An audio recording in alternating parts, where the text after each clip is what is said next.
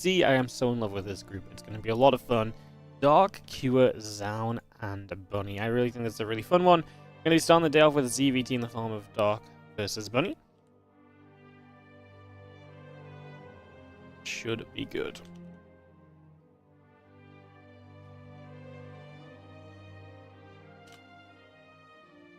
Alright, hello everyone. Again, good to see you all. Welcome, welcome. We are going to get started in just a few moments. We're live on YouTube, we're live on Twitch. I hope you're all feeling good. I hope you're all super excited to watch some games with us. Like I say, it should be a good time today. Like I say, this group seems very fun. Super into it, as I believe some videos are being made in the next few moments, and we'll get that ready to rumble in just a couple. We'll get that up and rolling. Hell yeah. Feeling good today. How you guys feeling? How's everyone doing?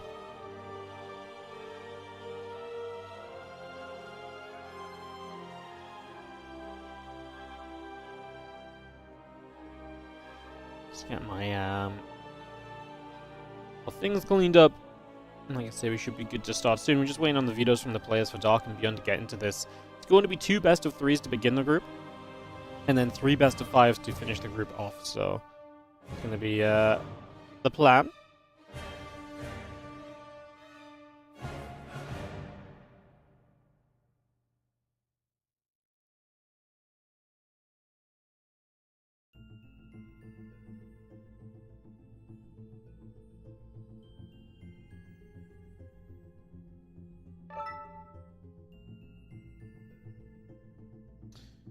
Get everyone into this lobby, guys. Like I say, shouldn't take us too long. Kick this off, get started, and get underway.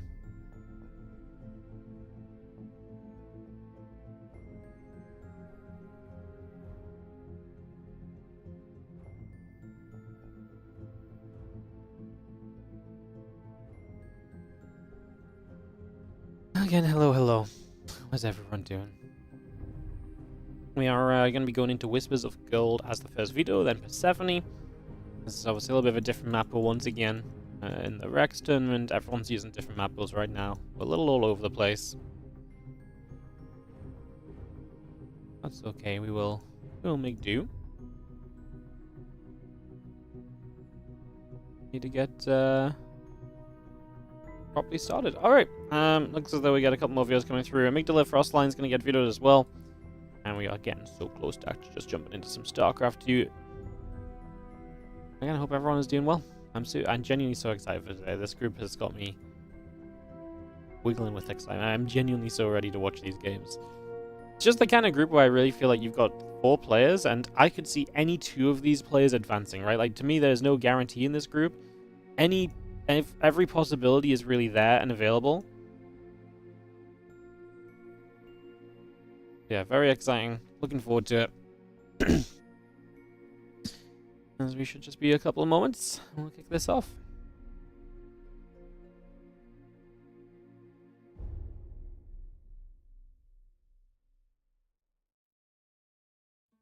We're home. Our final video from Dark. One more video from Bunny, then we'll have a map pick being made as well, so that should just be a second or 2. Get that underway. Like I say, we can get right back to it. Hell yeah. SC2 hype. Isn't it always SC2 hype? Isn't it always? Isn't it crazy as well? We're actually stayed above 700 subs overnight. I can't believe it. This literally never happens. We never actually reach the sub goal and then maintain the sub goal. This is absolutely baffling to me that this is actually taking place. I'm like genuinely low-key a little bit amazed that this is the situation. So fantastic situation. Love that. Just yeah, nice to see the sub count. Like I say, I feel like we usually work so hard to like push the subs, and we get all the way up to being like basically at the point of you know, the sub count or so, and then it's just like, oh, we have a day off or something, and it's like, oh, and we're gone.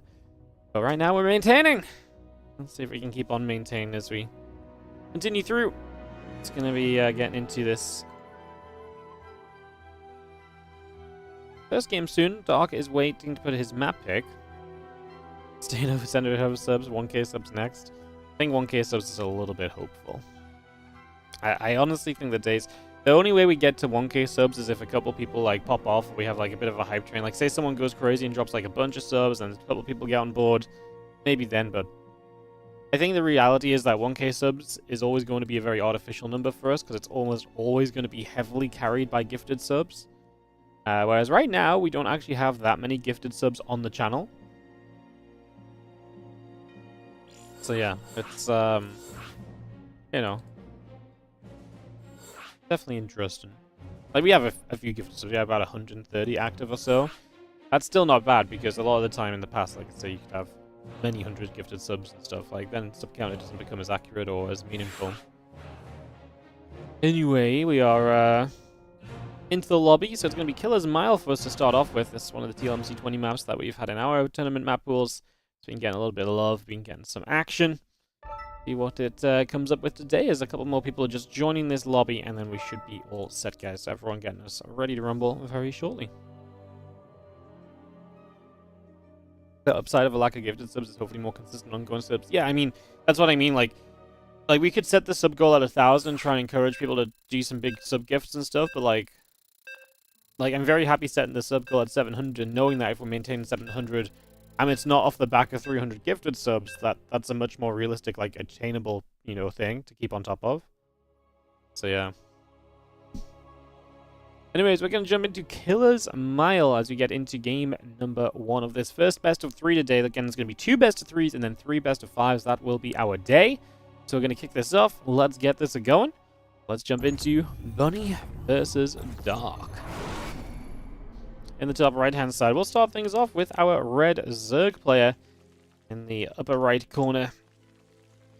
It is Dark, one of the champions of StarCraft 2. One of the all-time greats for sure. I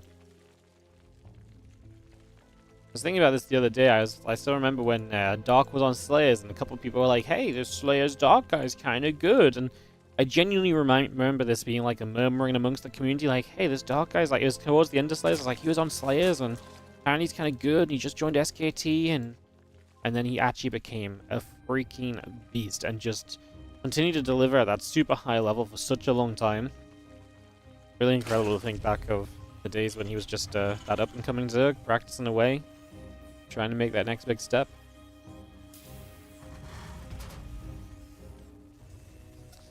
Bottom left-hand corner, we will have ourselves the blue Terran player. This is going to be Bunny. As we get into game number 1 of this best of 3. And we'll see what Dark and Bunny have in store for us. I do not know what to expect of this CVT. I thought Bunny played some great games the other day against Solar, but I think Dark's going to bring a very different vibe to Solar. I think Dark's going to bring a much more aggressive vibe and get things going a lot more, like I say, aggressively and quickly in this as well, so I guess we shall see how it all turns out. Again, Hatch, Gas, and Pool will be on the way up, so we get that as a starting point here. Have ourselves the Reaper and the Orbital Command coming up as well from Bunny right now, so getting all of that building early on as we get this settled into play.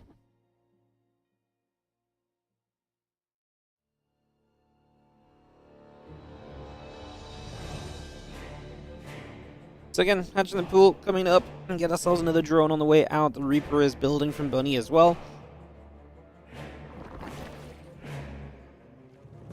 You just have the couple of Queens, the few Zerglings, all producing on through from Dark, so we get that underway. And that Overlord is heading down towards the natural here as well, going to get towards this command center for the next few moments.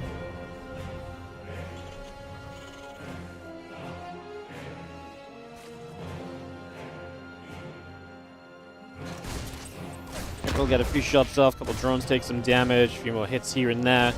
Who's going to be seeing the Reaper going to chase around and would like to get a hold of that Zergling and does get rid of a Zergling, so that is going to be a big win. But now coming back the other direction.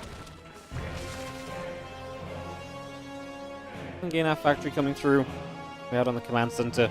Pretty peaceful, obviously no proxies, nothing super out of the ordinary. It is double gas, so we are going to be playing with the you know, a little bit of a later third CC. It's not going to be the super fast third CC. It's going to be a little bit more pressure from Bunny, so that's interesting because that's not always the case when it comes into this Terran versus Zerg matchup. Triple CC of single gas is actually very common a lot of the time, so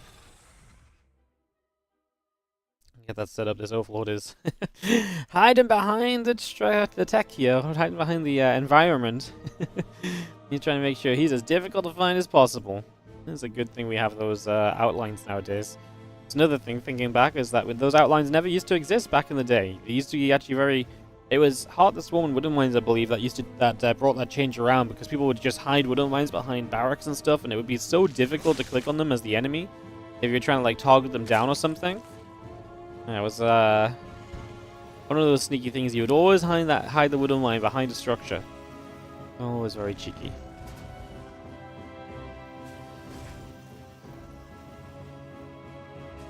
Because of Shell's building, a couple of Hellions still coming online. The Armory is coming through as well, so we got the Armory, we got ourselves the couple of Hellions, the Viking, and Marauder all continues to produce through for the moment. We are going to have a full-on committed Hellbat attack here from Bunny, one of the most committed you can go for, because it's going to be Hellbats plus the Concussive Shells Marauders.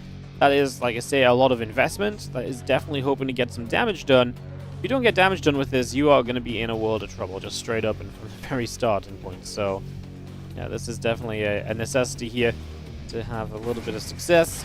As again, the Medivac, Hellions, Marauder, the Armory all continue to come on through, so all of that coming up, and now we're going to see the Viking down there is just about going to be able to get rid of this Overlord. We should be moving across the map right now as Bunny begins to launch this. Now, the Rotoron's on the way, but it's not ready yet, so that's going to be Dark's biggest issue. If you don't have the Roaches out, dealing with this is going to become a little bit more of a challenge already as well, so it's already one thing to think on.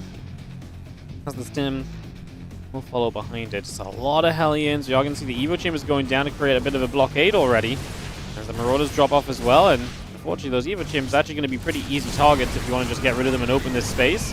I actually feel like you don't even hate the choke point in case Lings come in. You can use that choke point to your advantage. Concussive Shells do help to knock down some of the Queens. If they get trapped by the Concussive Shells, the Hellbats have a better chance of actually finishing off those Queens compared to what they usually might.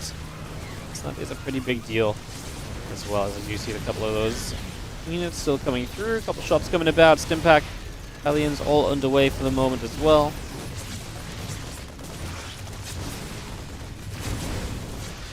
And 8 drones go down. I would say this is pretty okay for Bunny. Like 8 drones, a few of the Queens. Some of the first Roaches popping out are going down too, so this is continued damage at this point. I'd say this is very nice, to the point where even Darks are going to say it's actually so much that he's going to get out of here. So Bunny's actually going to just take the first game, sub 6 minutes. The Hellbat Marauder attack is actually successful to the point of winning the game. That doesn't always happen, right? Usually we have ourselves a meme about Hellbats. Oh, why would you have gone Hellbat? No, Hellbats actually won the game, guys. Hellbats actually won the game.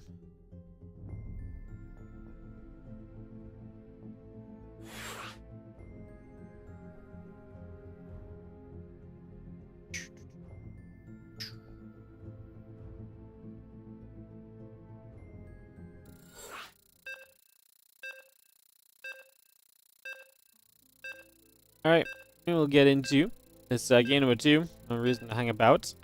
We get straight into Dog and Bunny's second game. Cast a Curse? Well, I cast a cursing because I was talking about how great his StarCraft career has been. Bunny has also had a great StarCraft career. I wasn't hyping up, Dog. I was just telling you guys his life story. You know, you don't need me to hype Dark up for you guys, do you? Unbelievable. Alright. In the bottom left-hand side, not surviving that first round of attacks, it is going to be the red Zerg player, Dark. Sorry, Dark, apparently this one was my bad.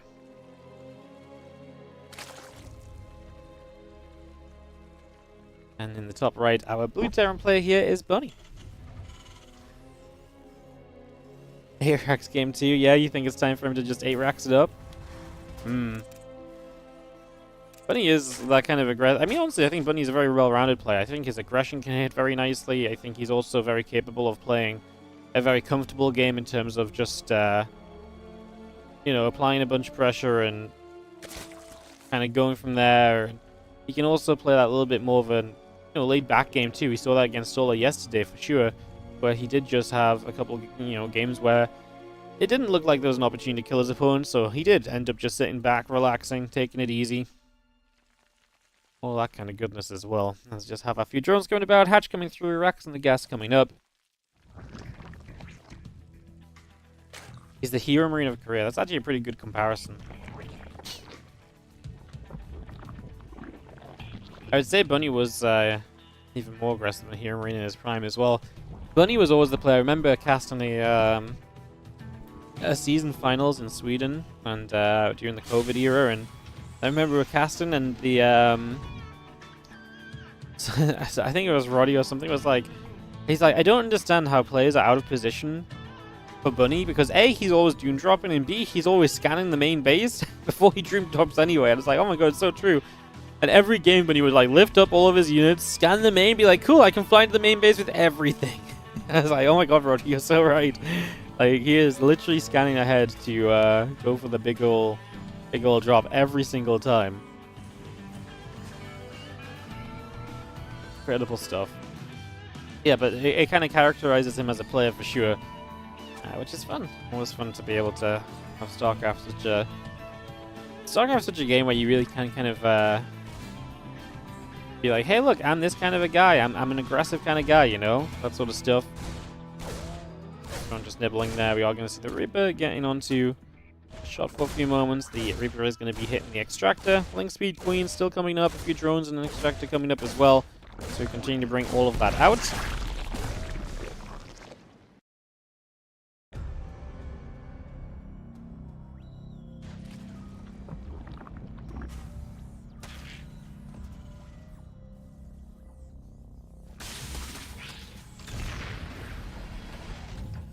Couple links coming over, SCV coming through.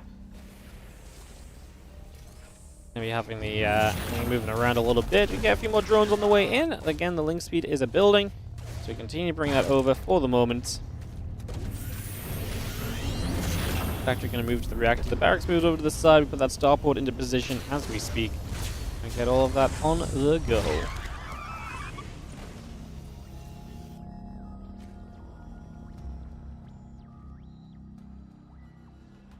And the Hellions, the link speed, the Rotron coming through. Add on a hatchery, add on a couple extractors.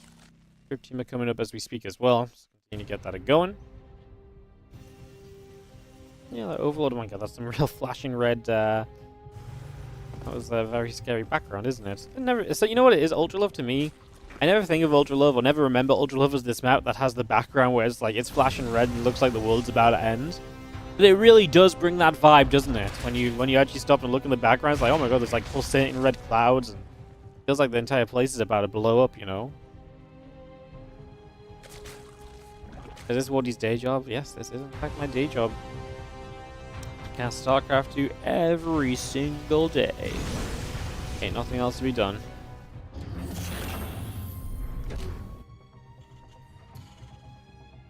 Hey, Roach is on the way up from Dark, as he will get those going early, so we'll get those to go out across the map.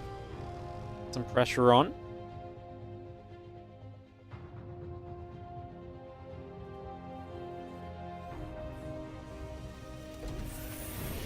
Couple Hellions is going to come about. Just going to be seeing them continue to move across there. Against Impact, Combat Shield coming up as well. Just going to have ourselves the Fuelings moving around as well for the moment. Got engineering bays in both the barracks. We'll also continue up into play.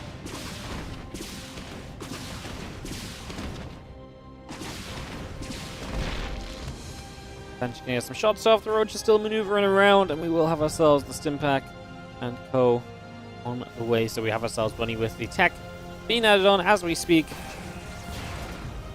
What's up, Danny LeVeteran? How you doing? GLHF to you. What's up over on the YouTube channel as well? If you're watching on the YouTube, just a quick mention.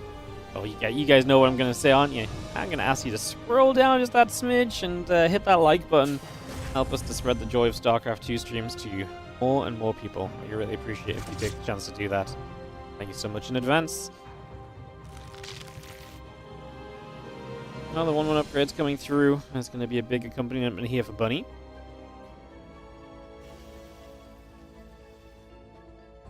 So he gets that prepped. Again, the 1-1 missiles coming about. The Stimpack, the 1-1. Say a bit of everything on the way through just for the moment. You stream on YouTube as well? How do you find the stream? I'll give you a link to the YouTube channel. It should just be on the YouTube channel. Or if you go to YouTube and then live streams or so.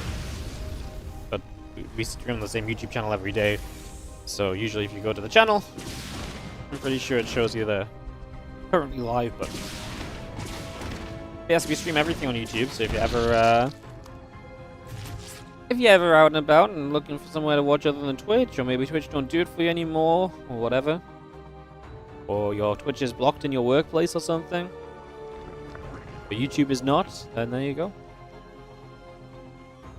And also, what the great thing about the YouTube streams are, obviously YouTube's a bit of a better VOD system, so it means that every single one of our live streams is getting archived, and so you guys can go and basically watch back any live stream you want very easily now on YouTube. That obviously is possible on Twitch, but it's definitely not as comfortable on Twitch. Like, I appreciate the Twitch VODs kind of suck. The YouTube ones really are much better, so those are all available. Pretty much every stream we've done for the last 6 months or so. I got better internet at some point. When I got better internet, we just started streaming everything to YouTube. So it's been about 6-7 months, I want to say. Since like September last year, I think I was able to do it a little bit before, but I didn't do it all the time because I was a bit afraid of oversaturating the YouTube, but now we just stream everything on YouTube.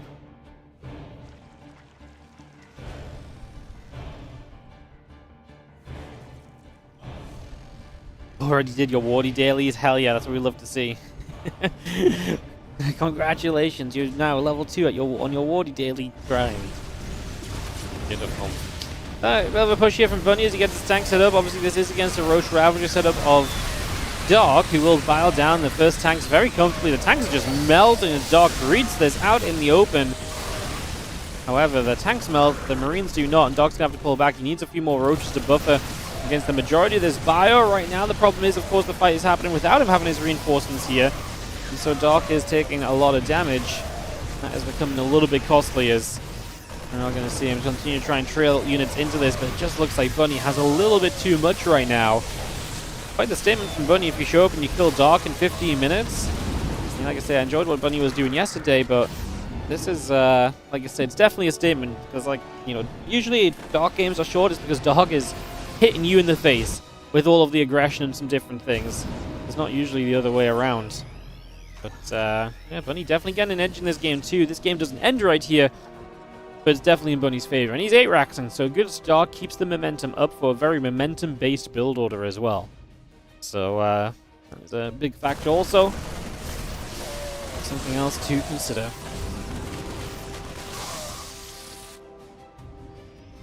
We have a siege tank coming up, those few Marines on the way, and a Liberator on. I can, in fact, just make it 2 Liberators, why not?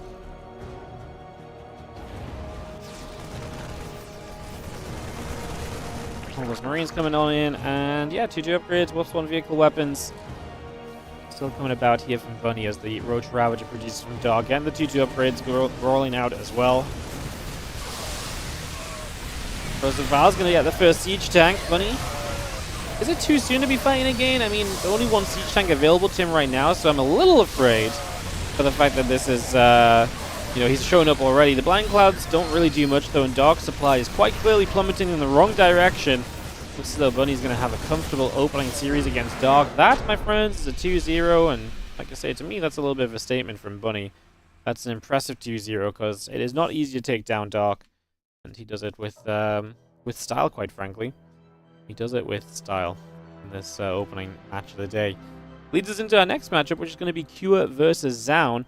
It's actually another one I was pretty excited for, because to me, Cure and ZOUN always give great matches. They match up well against one another. They tend to go into, you know, some pretty hefty macro games with each other. And it's one which I would not really like to predict a winner on. I think Cure usually gets the better of ZOUN, but it's not by a whole lot. So, yeah, I think this one coming up is also going to be pretty great. That's what's great about this group. I could honestly match any of the players up in this group, and I'm excited about everything. The only thing I'm less excited for is maybe a mirror matchup, you know? So I guess I'm Team ZOUN on this one to help us avoid the TVT in the winners match. So yeah, that's how things are looking. That's how we're doing. As we get the players into the lobby already, onto the party already, so vetoes will begin. Be able to get this rolling. Awesome. Cure's TVP is truly excellent to watch when he's in form. Never forget that period when we had Gamers 8 the first time we went to Saudi for an event. And he was truly just the best TVP in the world. Like, his TVP was next level. Like, the dominance he showed in the matchup in that period was... like, it was almost Maru levels of TVT and in Maru's prime as well, you know? It was pretty ridiculous. Very high level. Very awesome to watch. Players picking their vetoes right now, so again, we should hopefully not be too long. Both of them are here, so again, in theory, shouldn't be too long. Few back and forth map picks, and then we can go. Clean up glasses, help us see the games. Maru's Prime, nice wording. Why, because Maru used to be on Prime, or because I'm going to trigger a bunch of people for saying Maru's not good anymore? Yeah, I forgot about Maru Prime. Wasn't Prime such a wild team where it's like their team name was just at the end of the players? It was like Marine King Prime, Maru Prime. Those are the only players I really remember from Prime. Who else is on Prime? Creator? ZOUN? Oh, that's wild. Myungsik, Terra, Keen. Notable and former players. Boom Boom Prime. Yeah, that's the one I remember. Boom Boom. Billowy. Billowy was a wild player as well. He actually had a lot of success out of nowhere at one point, Billowy. He got really good. Bjorn, of course. Yeah, Bjorn Prime makes sense. He was also Ghost King Prime. Classic? I didn't even realize. Oh, it wasn't even the same classic, though. Classic. Maka Prime. Oh, yeah, Maka Prime is a good one. That's also a classic Prime name. Cold Prime? Oh yeah, because he was Optimus Prime. The Ace. Tang Tang! Oh my god, that's a throwback. Yoda. 12. A little bit of StarCraft history this morning, guys. Always good, always fun. Remember some of the greats of old. Does Maru not play weeklies? No, Maru's never really played smaller online events. Every now and then you'd sign up to the odd Kung Fu Cup here and there, which was like Korean server only or something, or like an Alimo League when he was encouraged by Frank or someone, but yeah, he doesn't typically come out to play the smaller. Same as Cyril, he doesn't really come out to play the smaller events at all. Him and Cyril are really kind of the only two players that don't really bother anymore, you know? Everyone else has accepted their fate of being online cup grinders. That's just how it is now. It's just how it is now.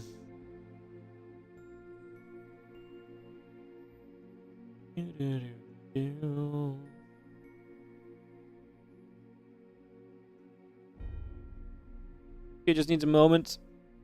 As we are waiting for Indy to accept the lobby invite though, so we also need that so we can get into the lobby and then maybe do some waiting. Miss GSL. Well, just hope some GSL comes back at some point somehow.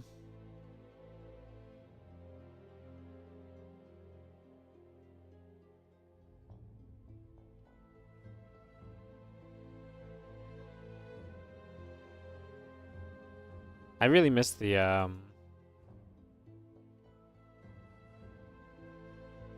don't think GSL ever caught my attention as much as I watched a lot of GSL, right? But like I don't think GSL ever caught my attention as much as like the as much as Pro League did. I didn't really think about just how much I loved Pro League.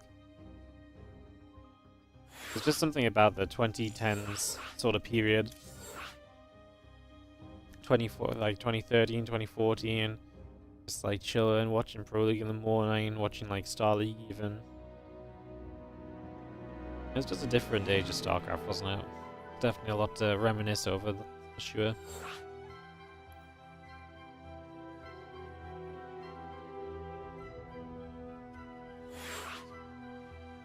Is it true you can start streaming on Twitch and you don't have to have any OnlyFans experience? But back in my day, we didn't even have OnlyFans, you know? Being a Wardy Twitch sub pretty much was the peak of the peak in terms of supporting people. That was before you got into SE2. Wow, that's really wild to me that some people are watching in this day and age haven't experienced that period of StarCraft, because it was such a good period of StarCraft. Like, you just had so many good games like every day of the week, basically. No wonder, by the way, that I didn't stream in this time zone until much later in life, because I actually like streaming at this time. But like, it was impossible to, because like you'd have 3 days a week Pro League, you'd have 2 days a week GSL or something, you'd have another tournament happening already. This wasn't possible to stream in this time zone. I actually don't know how I ran events at all. There's so much that used to happen in the past.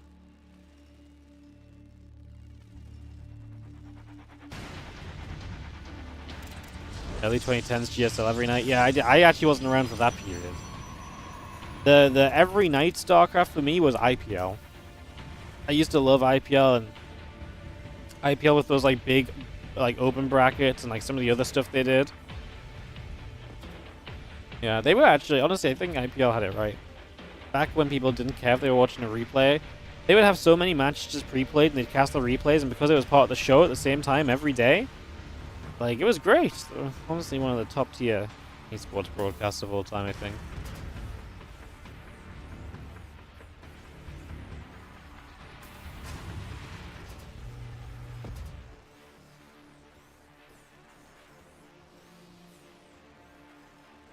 How did I develop relationships with the Korean players?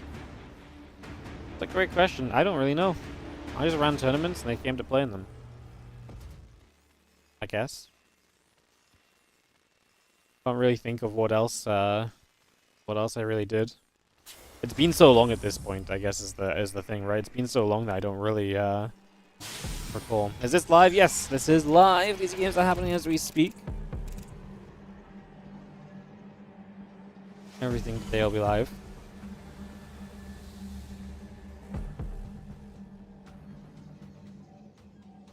We have to watch the matches on web browser players. There used to be an app for GSL. It was like the WardiTV app. So you would download this app and you'd be able to watch the GSL games, and it was in like the shittiest quality. This thing did not work half the time either. Yeah. Yeah, the GOM player. Yeah. The GOM player was definitely a thing.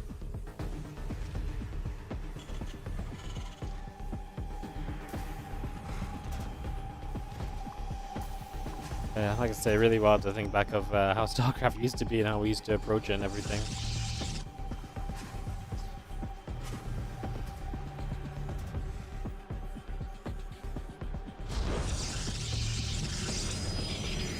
Well, the council will be coming in. We get ourselves a sentry and a warp gate continue to come up as well, so we keep that on the go for the moment. Hallucination gonna pop and we'll begin to fly up the left hand side, heading toward the main base of Cure.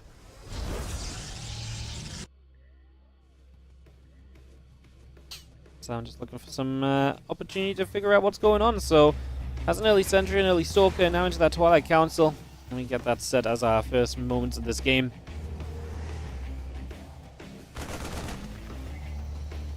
So yeah, really nice to obviously be able to get the hallucination. Again, that means you got to build the sentry. We're still getting Blink at a good time here, based on how ZOUN has set himself up, so this isn't really too bad. And information gathering with the hallucination is just so valuable. You can get so much done with that, basically, so that really is a pretty major positive in the grand scheme of things.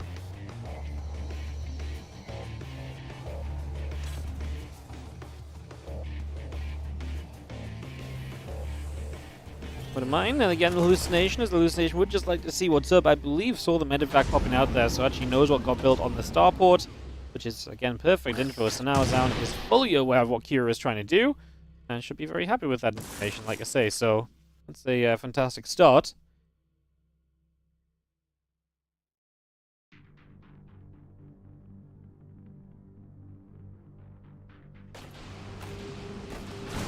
Marines just pop in. You have a few stalkers are going to be there. All those Marines continue to take some hits. Let's just have our Marines just loading back into those medevacs, pulling back over. Again, Blink coming through as well. Our Nexus and Probe continue to get produced. Stalker on the way. As ZOUN gets all of that set up.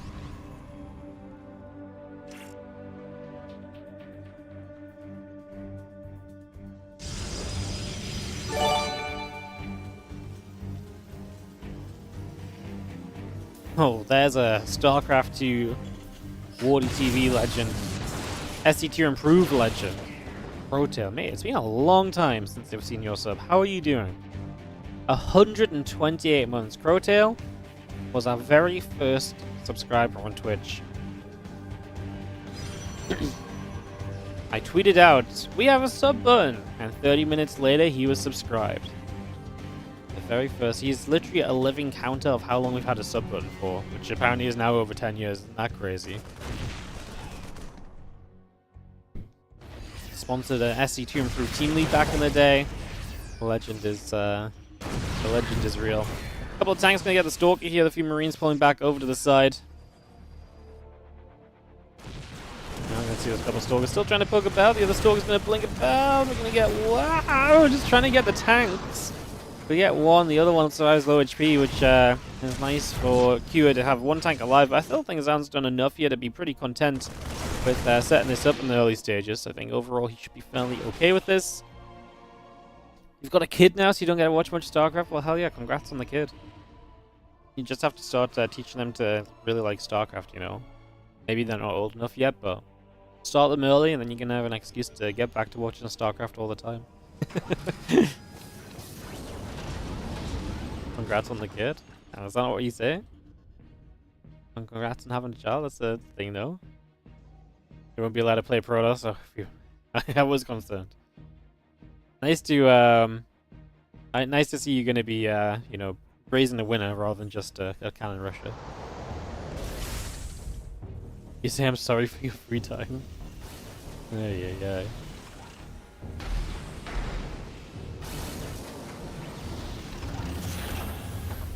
Police station flies up, factory. Gonna get over. Reactor is gonna get placed. As we have Stimpack combats, +1. All the upgrades continuing through. Here on the side of Kira, so we get that ready. The Immortal and a +1 attack upgrade on the side of ZOUN, plus the extra gateways going to be the choice here from ZOUN as well. So, yeah, dealing with that first push Kira very comfortably obviously puts you into a much better spot.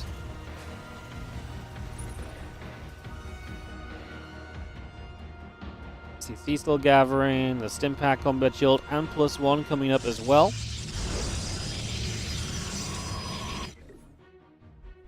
Robobay coming through, the extra gates coming about, still got the +1 weapons coming up from ZOUN. Continue to bring that through.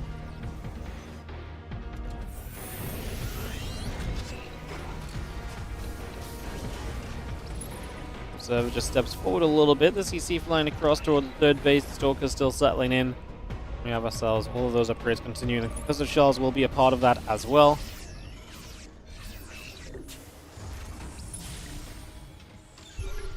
So yeah, just get those bio upgrades up, and that's going to be Kua's next time to really get out on the map and to try and maybe start doing something here. So we'll be trying to make some plays as we just have a little bit of bio stepping up, units gathering around.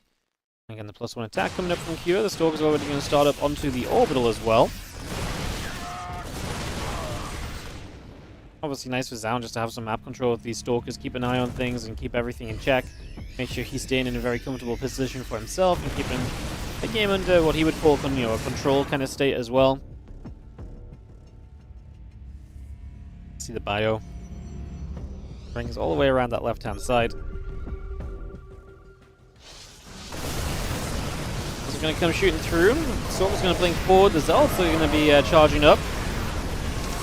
The bio will get to work, and a lot of those Zealots already going down. The siege tank falling, the other Zealots continue to hit as well. It's a nice pushback again from ZOUN, continue to push his opponent away and keep him at bay as best as possible.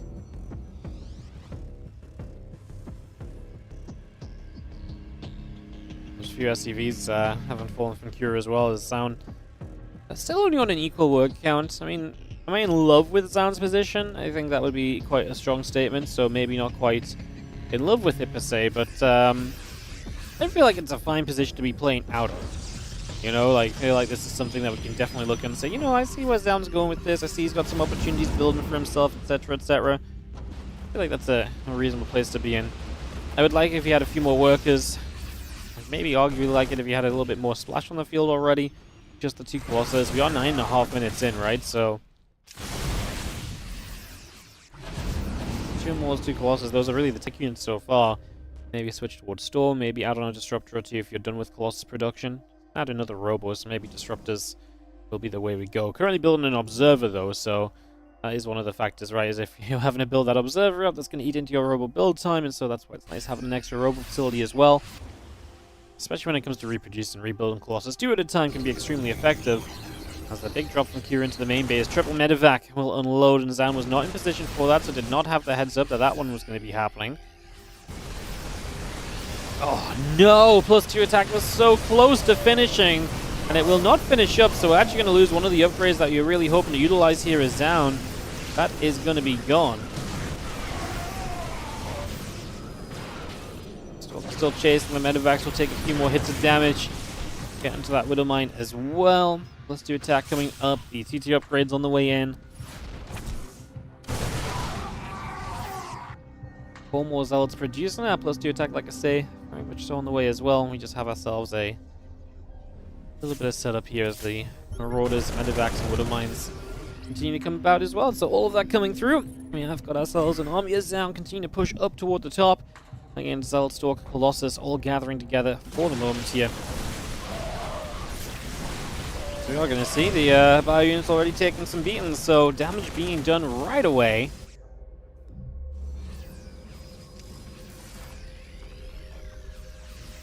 We have gone into disruptive reduction. I love the getting rid of the medevacs. We've seen really, I think for me, what's been one of the most noticeable things lately is just watching what has truly been an increase in denial of medevacs. Like, the Protoss players have gotten so good at shooting down medevacs, focus firing them.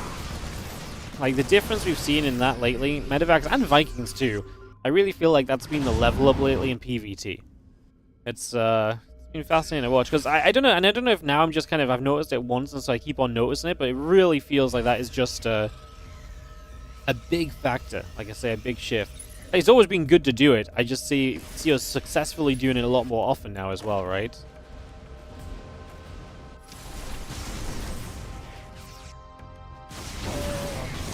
Gather up, Colossal Fire, the Fusils are going to charge in. There's a little bit of the army at first, it's not good enough, but there's a lot of bio coming in behind. We'll recall a bunch of units back to deal with the incoming force that was on the bottom right side, but you're already evacuated with that as well, so...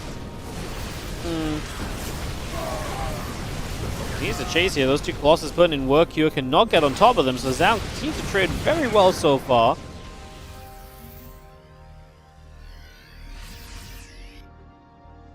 And the +2 armor coming up also as we speak.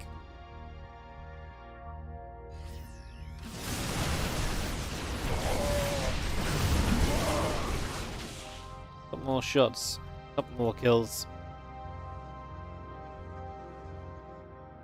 Again, the +3 attack upgrade very much so on its way through for the moment, so get ourselves Kira, who's already on the 2 armor upgrade advantage, is just going to try and maintain as much of the upgrade lead as possible. Obviously that makes sense, it's always good to have an upgrade lead.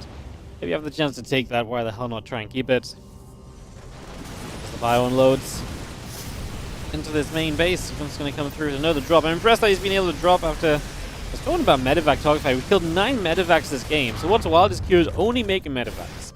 Usually by now you'd see the Terran player get to a point where it's like, well, actually I can't afford, you know, I can't make more medevacs because I got to build Vikings, but that's never happened. I wonder if ZOUN should actually step harder on Colossus production. Like, Kira has refused to make Vikings. He's consistently remaking medevacs. He's not letting you punish him by kind of killing his medevacs again and again. So my question is, should we not,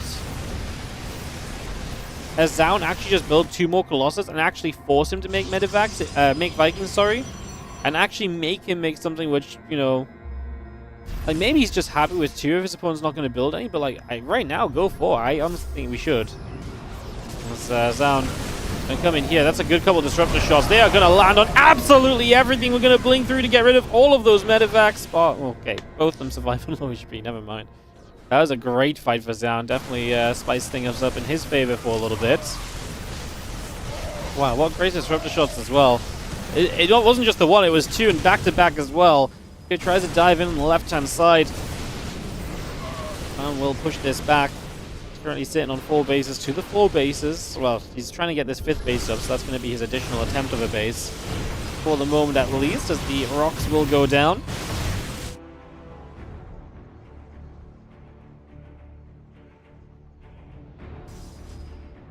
ZOUN's going to start going across the map. Disruptor's definitely a secret to victory so far in this. Does now get forwards those SCVs will begin to go down. We're just going to be seeing the bio actually going to come in from two sides. Disruptor shots are going to be pretty darn good once again on both sides. They're connecting once more. Disruptor's delivering. The Colossus staying safe for the moment. Another Disruptor shot. This one finally dodged away from effectively. We get some Zealots into the mix. The Immortals adding on damage in the background. The Colossus very much so still there and whacking away. And Q's supply is plummeting down. He's lost SCVs already. And he will be chased through as he did not get rid of the tech units here. The Immortal there does finally go down, but the two Colossus are still here to swing. And these Colossus have been very well preserved, right? 19 kills on one, 35 on the other. My goodness, these Colossus are monsters. Absolute Templar of the Protoss army. What the hell? They've had 55 kills or more between them. And I mean, that makes sense, right? Because they're the only two Colossus that have been out all game. They never died. Great preservation of those tech units, like I say, from ZOUN. Definitely felt like a priority from him. And it's a priority that pays off in a big, big way. That's the bio there. Need another Disruptor shot? Oh my god, Q, what are we doing? Do you ever guys put his glasses on or something? Like, he's having nice dreams, bathing in Disruptor shots. He is not having a good time against those Disruptors. He is letting them do way, way, way more than they should ever be allowed to be doing. Plain and simple. Going forward after the Vikings, we finally started to make those. This is a wild game for Q. He did not deal well with any of the tech. He didn't make any Vikings at any point, and he did not deal with the Disruptors very well at all. So both Colossus and Disruptors got a chance to just absolutely dominate, and those tech units carry ZOUN through in this opening game. Too afraid to check the Disruptor kill count, so I should have done. I didn't think of it. Where are those boys? 0 kills on this one, and 0 kills on this. These aren't the hero Disruptors. Disruptors so frequently die just as they fire, like I don't even think to check Disruptor kill shots. Unbelievable. Oh, hell of a game from ZOUN. There's definitely moments where it got a little bit scarier for him and everything as well, right? But kept his nerve, kept his cool, and kept it going. We're going to knock down this planter as well. Q now down to 2 bases. ZOUN obviously just has to deal with essentially one more army of the Terran here, but it is looking pretty darn good for him. It does feel as though he's probably going to succeed. Coming out of this opening game.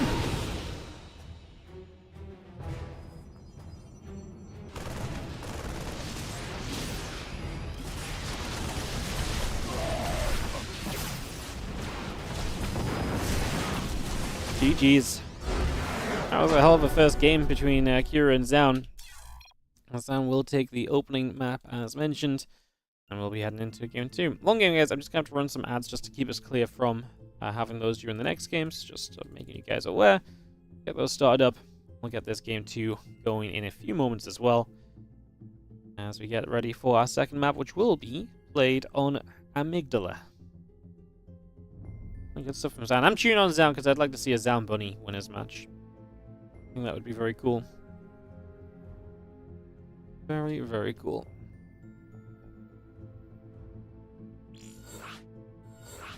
Right. Get the invite in. We'll get this started off.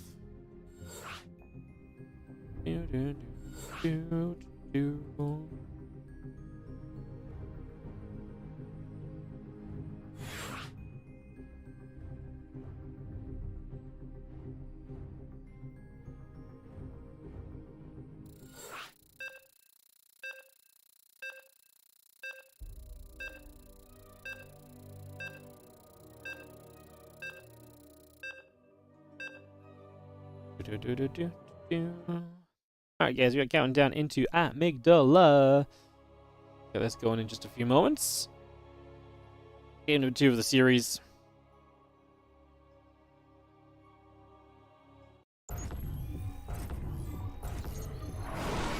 In the top right hand side, we're going to have ourselves down a game. The red 10 in the top right. He definitely had decent moments in that last game. This is going to be Cure. Up against the blue Protoss in the bottom left corner, we have ZOUN.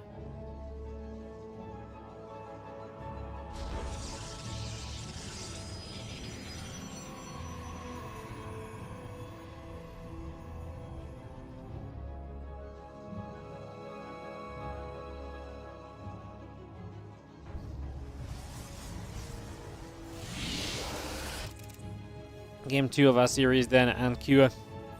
We'll have to bounce back here. Everyone's a shot at the winners match. Not a fun losers match to drop into. Play against Dark. I don't think anyone wants to be signed up for that, right? That definitely sounds a little miserable, to be honest, so hopefully we can, for Kira's sake, avoid that, but obviously ZOUN would love to avoid that as well, and so far has put himself in a position to do exactly that too, so very reasonable as we get underway.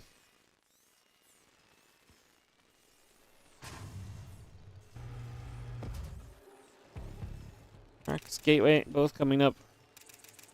And we just have ourselves no proxy the first few moments either, which is always a good little something to mention and to keep an eye on as well. Just do we have proxies coming up? Are they a factor, etc.? Obviously right now, we can see that they are not.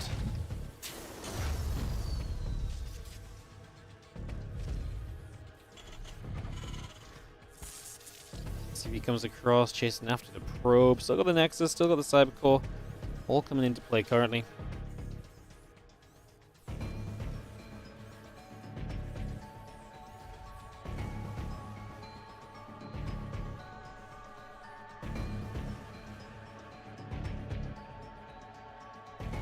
Nexus probe continue to come through.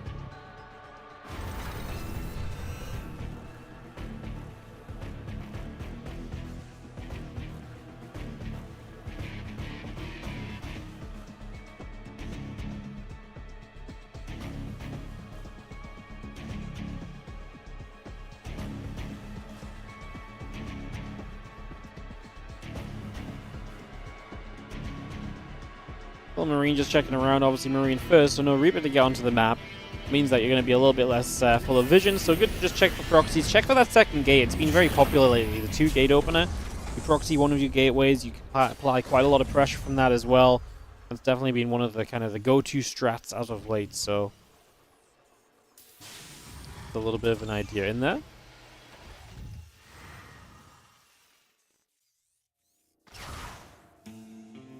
The Adept comes through, SCV will take damage, the Adept will continue to go toward the Marine for a couple of moments as well, so just going to get that set straight up here.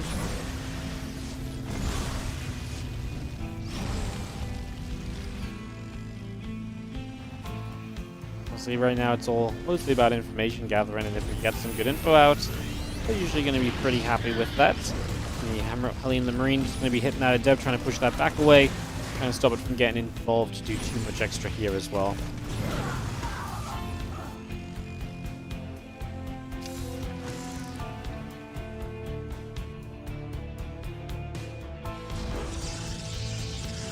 Again, Blink coming through. We had on the Woke Gate. We have the extra gates up in general. Probes coming about as well.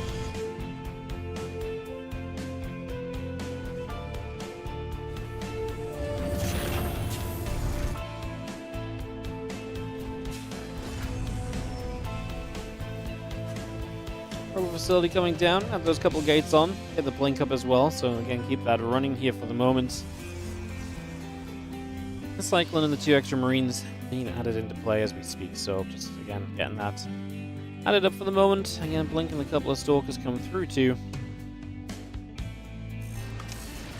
As that Widow Mine drop right into the back. All 4 Widow Mines will unload. We fire our first. Goes into the assimilator. Very well handled at the moment as we continue through this.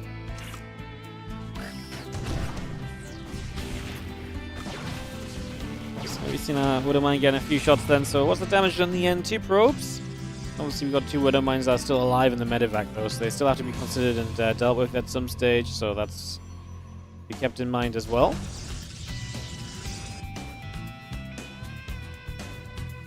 They can, of course, come back. And right now, the way it's positioned as well, that medevac can hit the main or the third, so you've really got a choice of where you bring that medevac and where you try and apply that pressure. So it's just a little bit extra to keep your eyes on as ZOUN, and that's where mistakes can happen. That's where you can come in and you don't just have a stalking position, or you don't just kind of realize it and pull the probes away in plenty of time, right? Those are the kind of moments and the reasons why those mistakes happen. So that's why that position is, in particular, very reasonable here.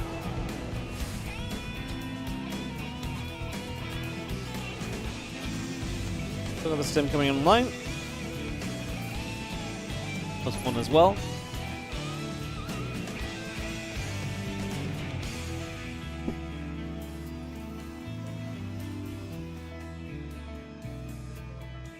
Two of mine's just in the medevac, just gonna go setting up for the moment. Gonna have ourselves the Stimpack Combat Shield and +1, all building for now.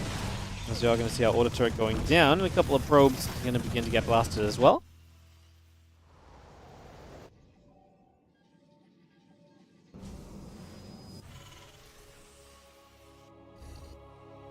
And Stim Combat and +1 all coming through. The Widow Mines will get set.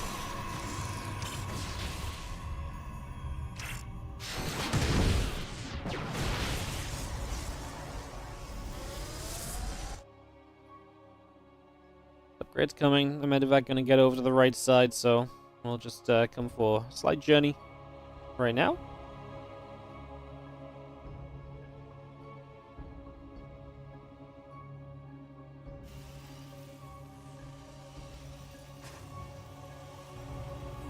And bring that Stim and the Combat Shield up, get that all underway.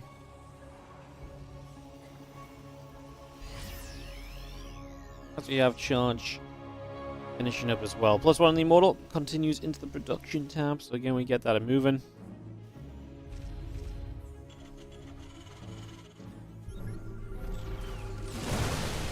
Of course, coming over, ready to apply some pressure. Cyclone going to be there, get some shots off as well. And cause some shells on that +1 finishing, so we really should be in a position here where we can get going as queue into more bio pressure if we do so wish, and typically that is the kind of direction that we take things in, so look to get that set up as we will have that one medevac already taking some damage.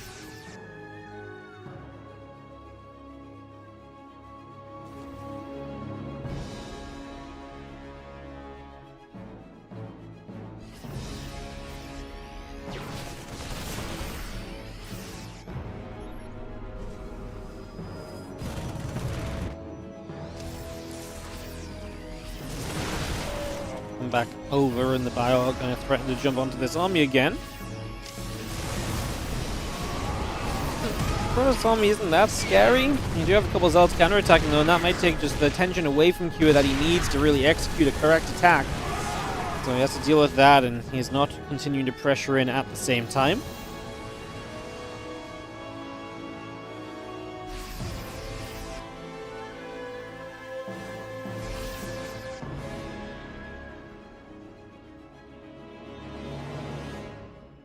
Close to attack coming up. The extended thermal lance coming in as well.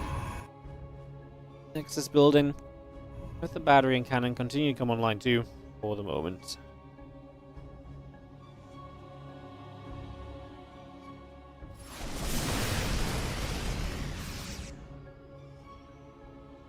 Bio down the bottom, a couple of Widow Mines get set up. Stalkers are going to get there. Both those Widow Mines going to get Barodas. Widow Mine will help to get rid of some of the Zealots. We targeted down a couple, but at least one got burrowed up. The Colossus taken down straight away. We've got to do something down, pull that back. At the same time, we've got Zealots having to play defense on the left side. The supply from Kira is just leading, and he is in a comfortable spot here to just keep applying, again, said pressure, and just keep ZOUN kind of pinned back. I mean, ZOUN is living on 4 bases right now, and as he gets another Colossus up, it definitely forces Kira into a bit more tech to be available on the map. Otherwise, we're just never going to realistically push into this army successfully, so that's where we currently stand.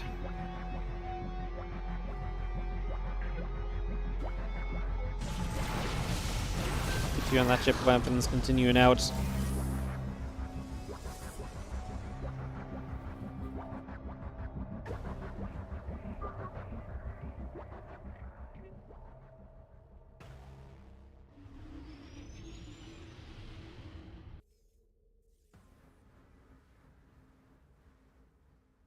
And all this bio just gathers around in the bottom right hand side currently. A couple of Vikings coming through, the ship weapons coming up, 2 upgrades coming about as well as we do knock ourselves onto this gold base. Let's take a position there straight away.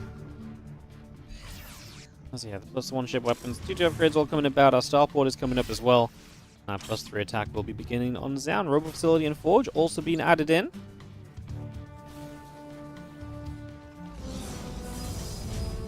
5 Vector Zealots coming through. Gonna cancel. Again, the Forge still building up as we speak.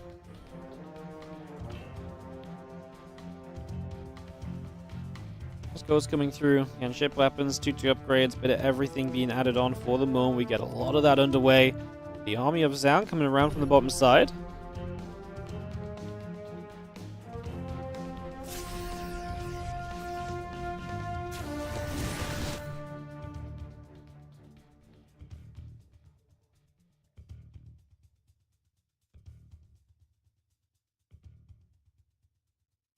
Folks still moving around again. The +3 is coming up as well.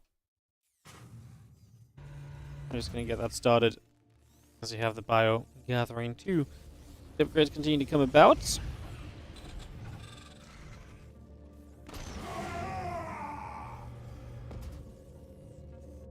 Like when gathering, the zealots coming through.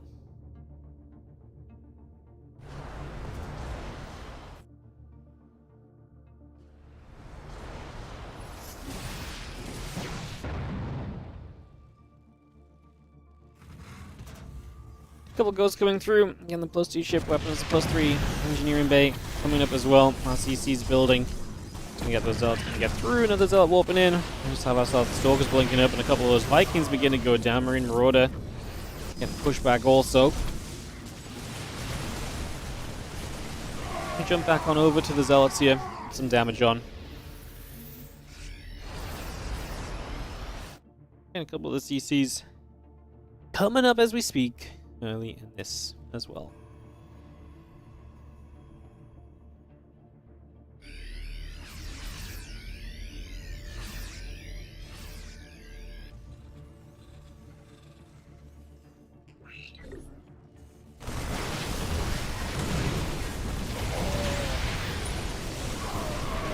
So there's whacking as we do have ourselves the couple of moments here. We're trying to push forwards. Kira now on the defensive. ZOUN actually getting the chance to be the aggressor, which is obviously great for him because he really was hanging on. I don't want to say by a thread, but he was having to hang on by just the smallest of margins in a lot of moments in this game so far. And he got to this point now where he actually gets to be much more of an aggressive personality on the map. A couple of Colossus in that army. Gonna have the Dark Shrine this game too, so gonna give himself the option here to begin applying some additional pressure with those DTs as that moves along, so that will be a factor here also as the 3-3 upgrades continue up. And cloaking coming online. All those ghosts, and we're actually just going to open up some rocks so we have different pathways to attack. You get down there and you can obviously attack upwards, right? Yeah, you kind of get options, so you need to make use of those. As you will see, our Zealots and Colossus and Stalkers just gathering up, knocking down a set of rocks. EMP is going to go across a bunch of the Zealots already.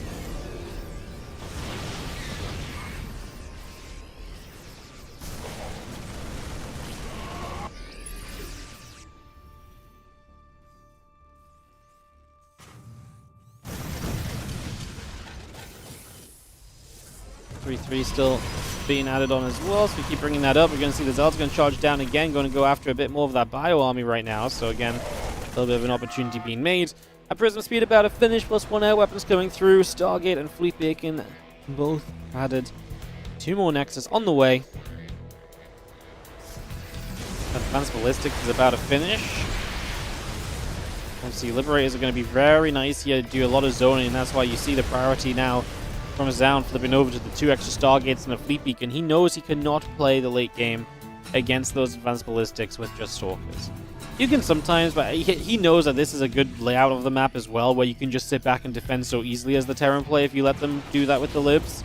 So he wants to start getting to an air army. He says, well, if I have you pinned back, let's take advantage. And as he starts to lose supply here, I imagine he rebuilds into either the Tempest to straight up fight the Libs. If he's feeling daring and feels like he has enough control, he could arguably go carriers. I think I prefer to see the Tempest just be able to have that option to kind of shoot Libs down from afar. I think is very powerful, so I think that would be my priority here for the moment. You just go Tectonic Destabilizers, so he gets the Tempest upgrade. It's only useful for Tempest against buildings, but still not a bad thing to have on your side.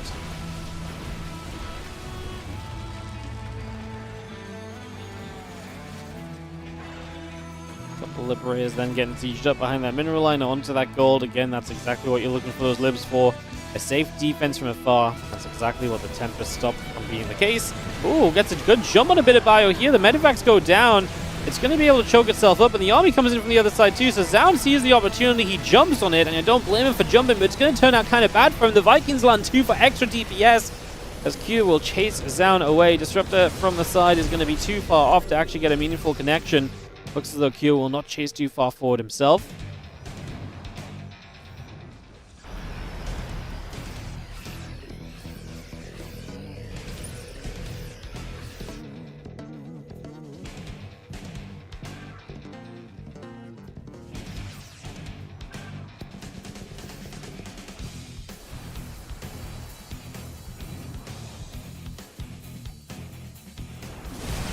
disruptors will step straight up, as we are going to see.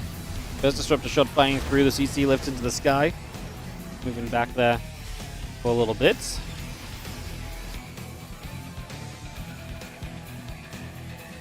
Three ship weapons continuing by as well. Bringing that up.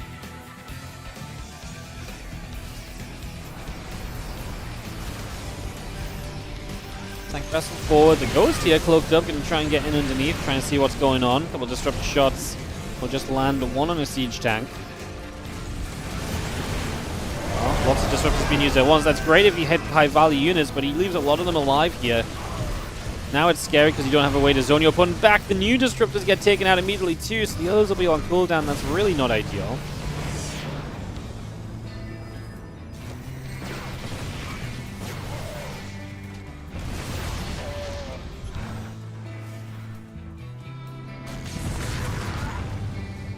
Nuke doesn't really go for much. As we do see the Ghost there. Actually does get delivered though. Whoa, we're going to send it. The Liberators were caught unsieged. So this is going to be ZOUN saying that this is his moment. A couple of the Vikings will get onto the Tempest. Obviously the Zealot's just being used to basically buff past the, or push back against the Bioforce. That's more or less how that plays out as the next disruptor shot comes through the orbitals. Oh, the planetary that was trying to morph in goes down. ZOUN successfully pushing around there for a little bit. But still chasing forward. Stalkers and the Tempest coming about.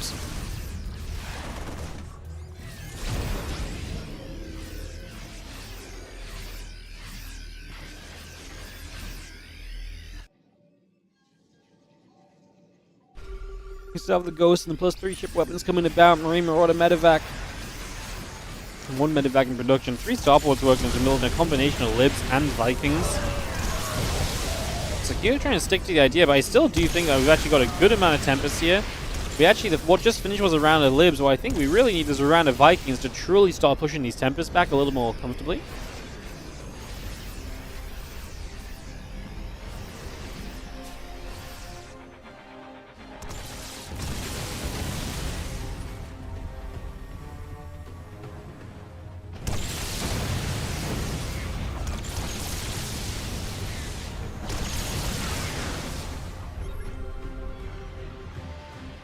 Again, those Ghosts still building, the Vikings coming up. Have ourselves the Guardian Shield going to pop, and we are going to have 1 Liberator already taken down. We've seen a couple of Vikings coming over, disruptor shots flying, man. ZOUN is 160 supply, has to go big on the rebuild here. Q's army supply is huge, and a retreating Protoss is never a good Protoss. Never a happy Protoss, at least. You can see it right now, this looks pretty dismal for ZOUN. He had some money to rebuild with, but that's fast disappear, and he's coming back to the Tempest, but he's just not had enough splash damage to truly get rid of the Bioforce. He's missing Storm, really, I think is what it comes down to, right? He tried to play this game without Storm, but this was a moment where he needed either Storm or better Disruptors. It's hard to have Colossus here because your opponent's going to build so many Vikings against the Tempest, but maybe Colossus even as well, because then the Tempest could last longer too. What you think ZOUN is burning out a little bit in this opening game too for him, as it will probably go to get tied up 1-1, and this opening series will go to a game 3. These two, like I say, ZOUN and Q to me, we're always going to give us a good series, and we're getting exactly what I thought of them from this so far as well.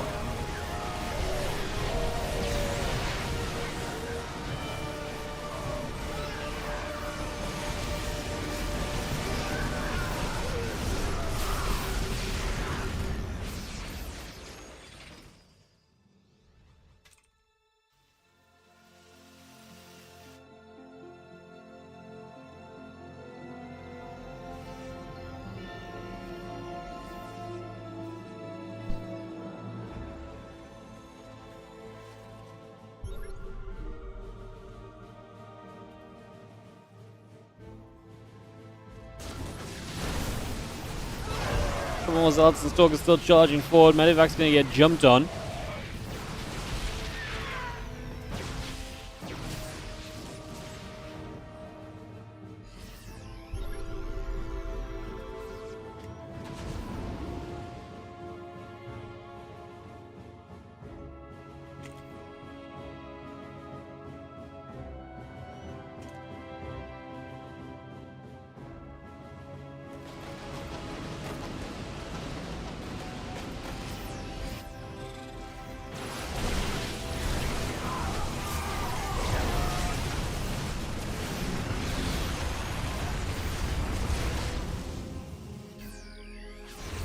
We're just going to come on over, just going to see the Nexus coming through.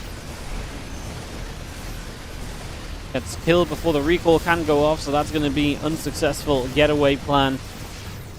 We now have ourselves the base going down that bottom side. The Disruptor still building. We have ourselves the Libs, Medivacs, and the Ghost continue to come through for the moment. This army of ZOUN continues to move over toward the top.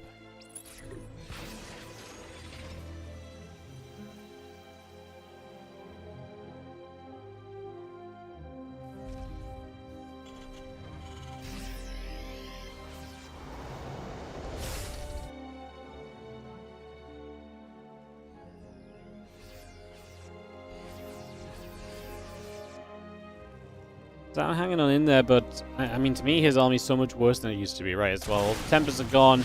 This now is the problem of, like, there's Liberators up, but you have no real way to fight the Liberators, so that kind of becomes an issue. There's a couple of disruptor shots fly through as well. They can get a couple connections here. Nothing too major just yet. As now the Stalkers continue to try and trade. Again, not enough from ZOUN. His army was pretty much the worst it's been in a long time, and so Cure will clean up. And we'll take us to a Game 3 here in the Cure ZOUN series. I'm going to throw some ads on, guys, because these have been long games. Just going to try and keep those ads from out of the game. So just let me pop those up, and we'll get ourselves ready for even more. Guys, we got, A, some great games, and B, we've got a lot of people in here as well. So if you are watching on the YouTube, hit that like and subscribe. If you are watching on Twitch, do consider following to help support the stream. And I come back and watch more StarCraft 2 here on WardiTV in the future as well. Just a couple things out, looking good, beautiful. All right, we'll head into our next map then, Game 3. I believe it's Killer's Mile for the third map, if I remember correctly. Yeah, Killers for Game 3. So we'll head into this map right now and get this underway.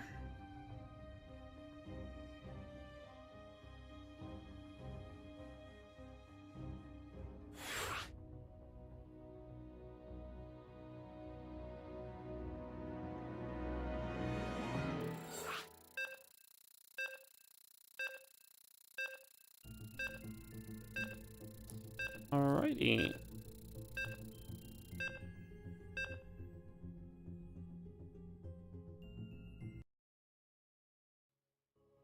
Get this set up, guys. Like I said, Killer's Mile going to be our map. And we'll get this into game right now.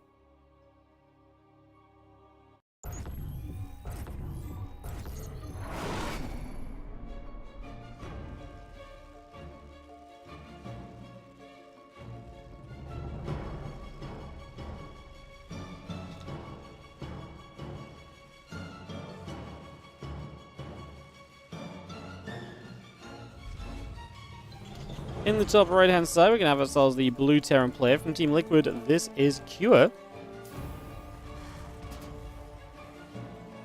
And in the bottom left, our red Protoss player is ZOUN, as we are tied up 1-1 in this series.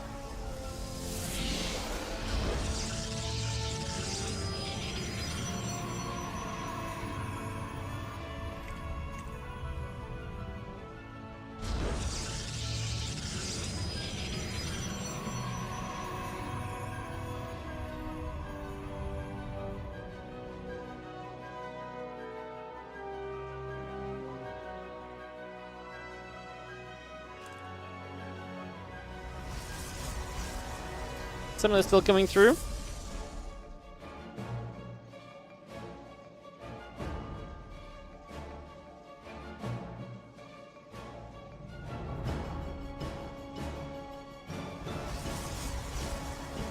Okay, coming about. Again, the SCV chasing for the probe.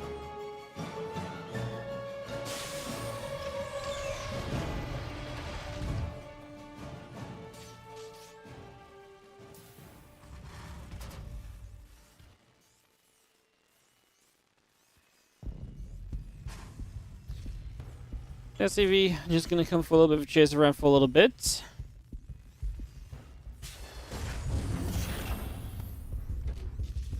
And the Factor coming down, the SCV and the Reaper coming through.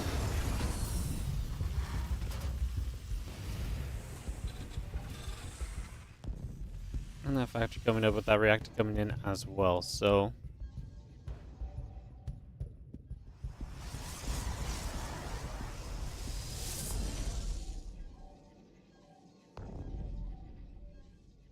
What's up, Dell? How you doing today? Hello, hello.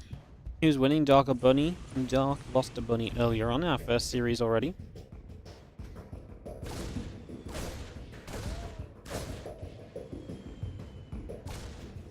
We're going about Stalker, gonna get there, chase that Reaper for a couple of moments. Just gonna push that back away. Over to the right hand side. Initially. And Widowmine coming through. CC coming up. I'll get this all ready.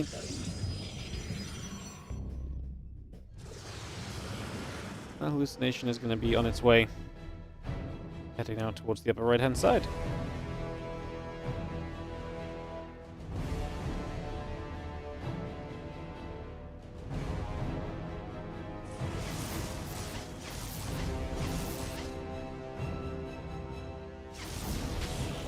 It's going to go down. Something in the Stalker going to gather up there.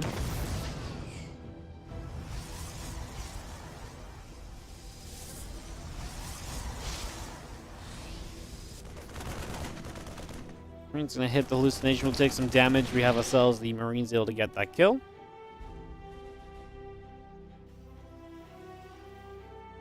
And again, the warp gate is about to complete. Still got the blink coming over.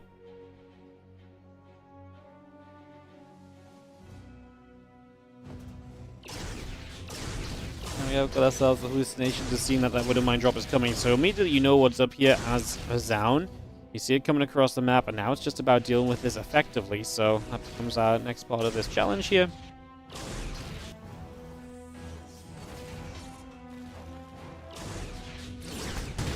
Hallucination is going to get popped by the Widowmine, so now a couple of Stalkers get there as well, though, so the medevac actually takes some legitimate damage, and this becomes much more of a factor. As you see, the Nexus continue to build up right here too. Getting that on the go.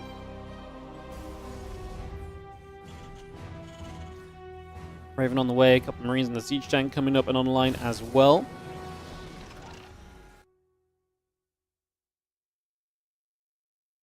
And Raven, not way done for the moment. Continue to bring that out and about.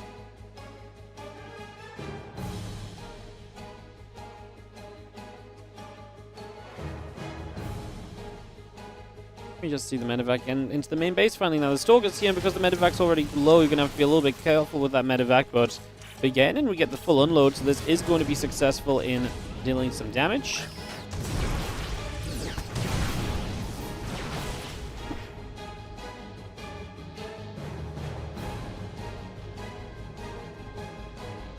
And tank and a couple of Marines both on the way up. We're just going to have ourselves the Rax SDVs coming over, the Charge and the Observer building also.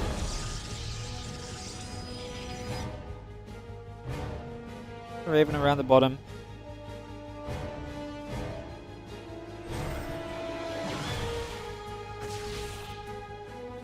Stalkers will be there. The Raven gets pushed back. We just have our Charge still coming up. The Immortal, Forge, and Probes all added on as well.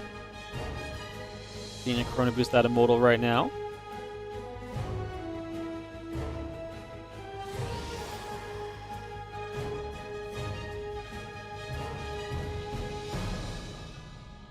And we get the stim, we get the +1. Bring all of that about here currently as we get this underway.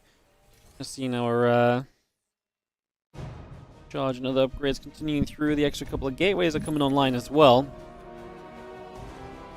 Continue to get that going right at the moment.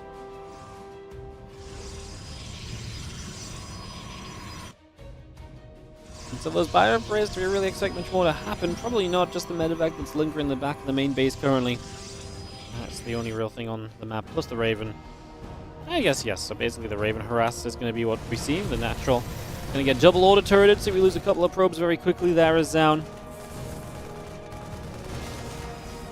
Still got the stim and combat shield building. The +1 attack upgrade coming through as well. The Marine gets rid of another probe.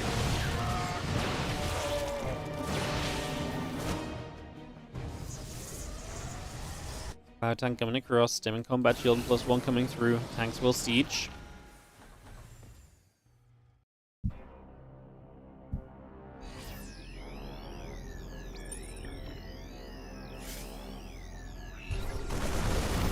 We're going to get there. We get rid of the Observer as well. Nice little catch. It's always good to get rid of that vision. Makes it so much more difficult for ZOUN to keep a track of what's going on, to keep an eye on everything taking place. So A little bit of a work, like I say, on that one. Let's just have ourselves concussive shells and the +1 attack upgrade coming through. Cure. Get those final touches to the initial bio shove ready, and then we'll be set to go. Sooner rather than later here, you would imagine. The bio just going to get straight through. The stalkers get chased off to the sides.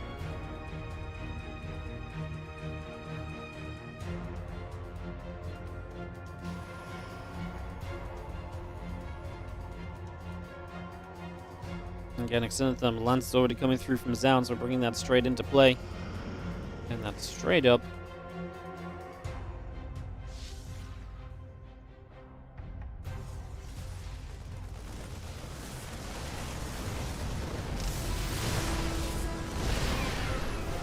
Just going to be seeing the Bio will fight. Couple of Zealots going down. The rest of the Immortals moving over. Just going to get this Nexus jumped on her straight away.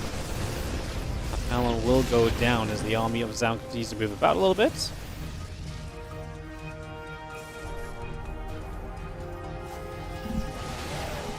Stalkers blink backward, just going to have the Bio still moving around.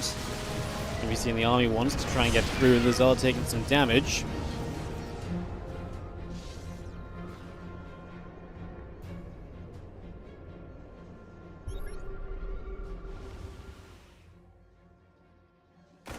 Main base we go, as the Bio will unload, those probes take damage, the cannon will fall. They have to just have a straight up dive on this Nexus, that's going to be the plan. Can we kill everything here on the follow? By killing the Nexus is nice. Is it worth this many units? These units get away, then obviously yes, because this was barely anything, and ZOUN is really struggling to kind of stay in this in terms of just, he can't seem to keep up with where Kira is going to with a lot of these units and where these drops are hitting and so on and so forth. ZOUN definitely struggling to just stay comfortable at the moment in this game.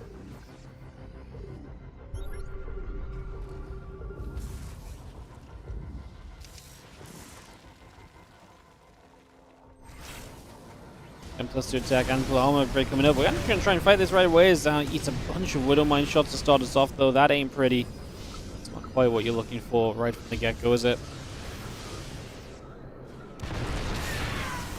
Re-engage again, the few Zealots charge in. I mean, this time we're actually going to get a cleanup, but there's going to be a base on the right side going down. So we're going to lose another Nexus, and this is just becoming to the point where you're almost, unable to replace those Nexus in time to before the next one goes down again. So definitely seeing issues with that.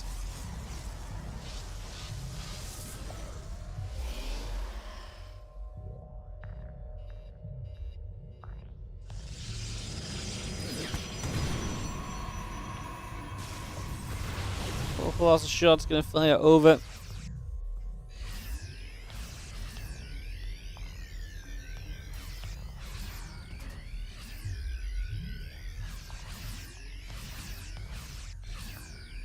We're comfortably 30 supply ahead now. We will get the main base Nexus back up and running. We're going to try and double expand otherwise as ZOUN, so wants to really get 4th and 5th base operational for himself, so that's going to be his next goal of this game. So we get that ready to roll. Move that out.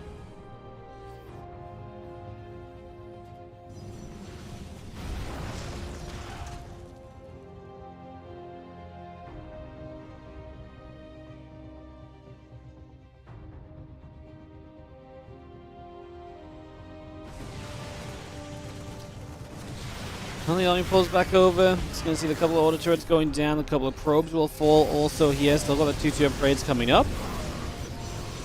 Fire will chase forward. A couple of Zealots are going to get jumped on. The Vikings going to get rid of a Colossus. Now the second Colossus taking a beating as well as good. Just kites back and just does damage while stepping against those Zealots. The Immortals are starting to close the gap, but we're running out of Zealots. We did at least keep one Colossus alive, so that's something. A little bit of the tech living through, although I'm not sure one Colossus is necessarily going to save your game or anything, but I think what you can get right now is chasing. We're actually going to get a few more units, and that might just be what ZOUN needs to maybe close the gap enough to justify this game getting to continue through. We'll see the Bio and the Medivacs pulling back into the top right side. Still just 3 bases here from Cure. And that is the biggest factor of all. 3 bases. We are also not on a +2 armor upgrade or anything. Like, this is a setup where realistically Cure needs to still get out there and take his 4th, and that's what's keeping ZOUN in this game. That's what's prolonging him from just dying, is that Cure is not 4 or 5 bases, tons of economy behind this either. ZOUN has been pinned down, but it has taken Kira a lot of commitment to be able to get to that stage.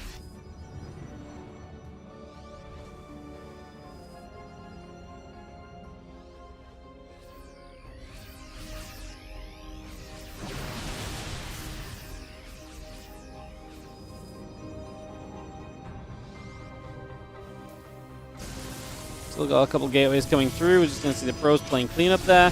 Oh, going to dive forward again. Immortal Stalkers going down. The Colossus also going down.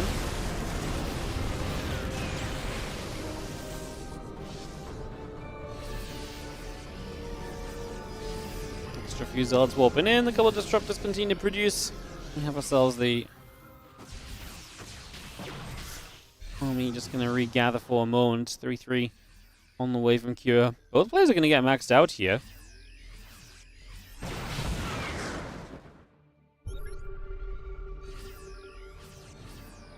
Fusion Core coming up. A couple of CCs coming in.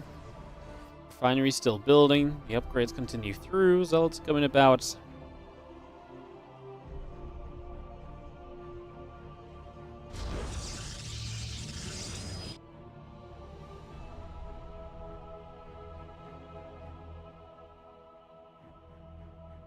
Army still gathers up in the middle at the moment.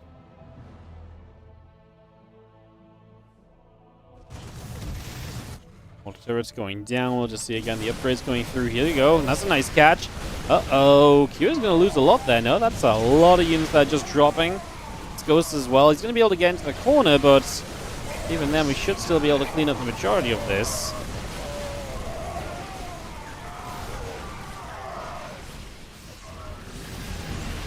You can see the couple of units going in from the other side, and ZOUN's going to lose some of his tech units before he's done with dealing with this whole situation, so he loses a lot. ZOUN bounces back though, and those Zealots are still going to be enough in the front lines to keep that bio army turned away and running.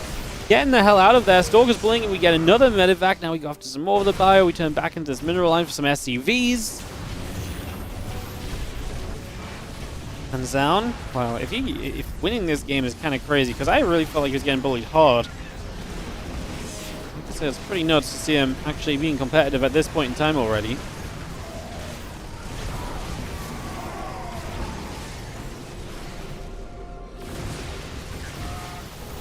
We'll keep on going through. The Liberator setting up, but going down. I mean, it's not done yet. Kira is going to hold on, I think, at the very end of this. But obviously he's, well, I guess that's his 5th base is flying around, so that's maybe not so bad either.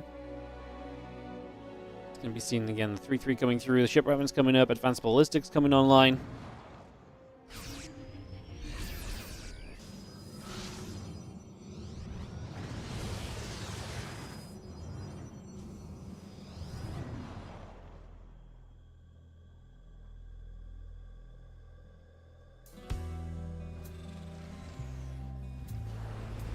And the +3 armor's about to finish. Still got the +2 ship weapons coming online as well, so we keep that up and running.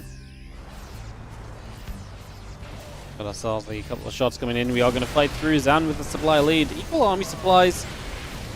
Eats a bunch of EMPs there. Doesn't feel like he's got enough Zealots to get in front just yet. Disruptor going the wrong side. Some few units with the disruptor shots that do manage to land and connect.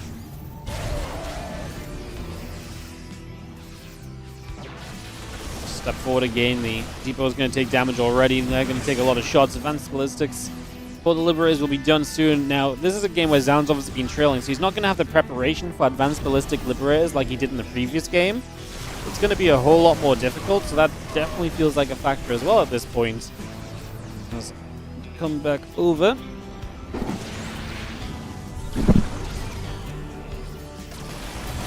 Clinging straight up, get rid of one more lib, though. Any lib you get rid of right now is nice. You're eating massive EMPs. Being choked up on this ram, trying to push through this position, though, so again, there's definitely something to be said about it. Sometimes it's just okay to, like, back it up and, you know, you've already done your thing. Is ZOUN giving up too much by continuing to pressure here, or is he right in continuing to believe and continue to put himself into some better spots? Like, we'll take some more damage, we just pull back a little further again. Marine, Marauder, Viking, Ghost, all being added on, a couple disruptor shots flying. This army of ZOUN gathers together. Step of this ram, Stalk's coming through, a couple shots coming off. See the Colossus going down as well. Everything else firing through. Disruptor Shot going to land to the bottom side. Marauders and Ghosts going down. ZOUN losing a lot of Disruptors as well, though. He did get a bunch of SCVs. Now just letting Zealots walk away. Notice the army's low enough that even just getting them to attack a couple of units might have gotten a kill or two. Fresh round of Mules and ZOUN's supply really plummeting. Now he's got money to rebuild with, but that does not really guarantee that this moves into a better position.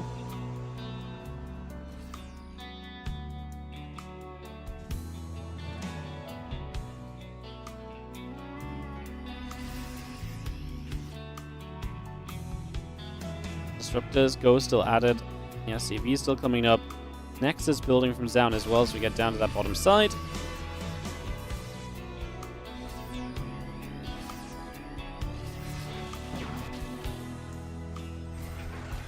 Roger sieges up a little bit of a way in the corner. Just going to hide there for a moment or two. 8 more Stalkers, 2 more Colossus. All of that still being brought on through. Well, so getting back up to tech right now is nice for ZOUN because it definitely puts some pressure on the Terran player to do more than just massive bio units, you know?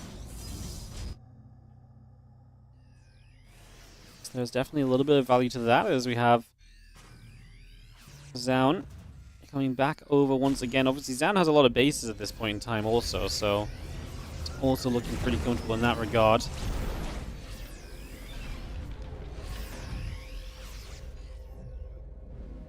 Marine Marauder Lib continues to come about.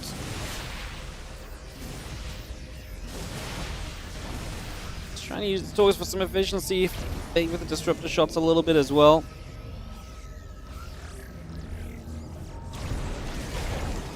Disruptors do whack away a couple times over. The big thing for ZOUN, he's got enough Disruptors to keep himself safe should his opponent try to approach him, so I do think that's more or less immediately kind of a big positive as well. That's always something you want to try and be ready to get in there and handle, you know. Is going down. We're going to try and charge up this round. Bio getting pushed away. The Ghost as well. Maybe going to get surrounded. Uh-oh. Disruptor shot flying. ZOUN gets away from the wraparound. That could have been dangerous. This is the kind of fight you lose and get destroyed in as a Protoss player, right? The kind of fight you really want to try and avoid from, you know, truly being a part of for any extended period at all.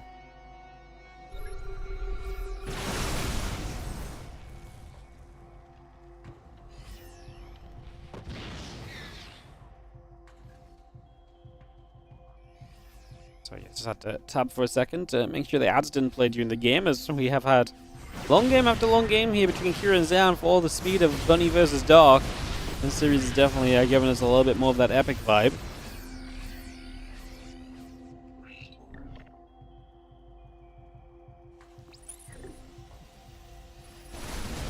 Dark trying about to finish. A couple Colossus will be coming through. We have ourselves a Zealot Stalker still pushing as the Medivacs go down.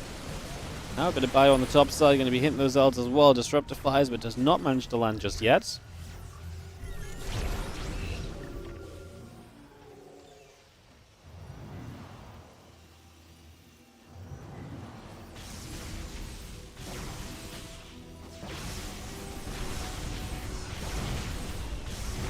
Is firing from afar, get rid of a refinery. Obviously, the central base a little bit more difficult to defend because of that.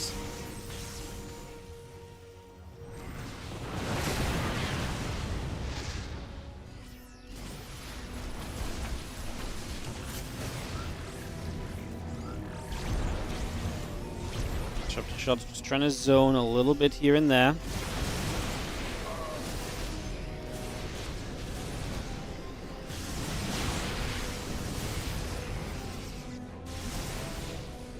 Guardian Shield pop in, just have ourselves the again Shadow Strike coming up, so we get ourselves the DTs as an option for ZOUN later in this game as well. Another big benefit for him.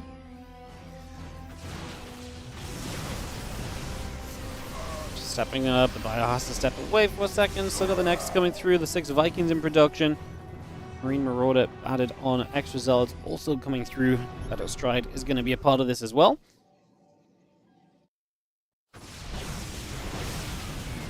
Again, all of this is ZOUN kind of standing in position, but you gotta be so careful because you can see that Kira is ready to pounce on the guy. At any moment, Kira is like, okay, let's go, let's have at it. He is so ready to take a trade.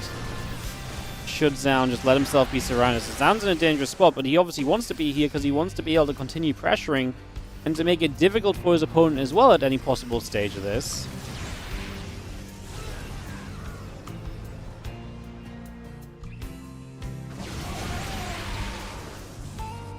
Couple disruptor shots, stepping over. Another disruptor there, going to land, goes to a bit of bio going down. The Colossus is getting chased. We're going to continue to be chased backward. One Colossus fallen already, second one in some trouble. Disruptor shots fire again. Bang, bang, and they do connect pretty reasonably. Still the Vikings chasing the Colossus down though, and Cure is still hanging in there because of his ability to just get value on the chase down. And his Vikings do deliver. However, as more Zealots show up, this bio army super low HP, so does it have a chance to survive in a fight? There's a lot of medevacs, they're not all full of energy. Obviously, the Zealots still trying to chase, the Stalkers blinking in after. There's just not any real range damage output at the moment, and that's what's keeping ZOUN from being able to really punish all of those units for having stims so much already.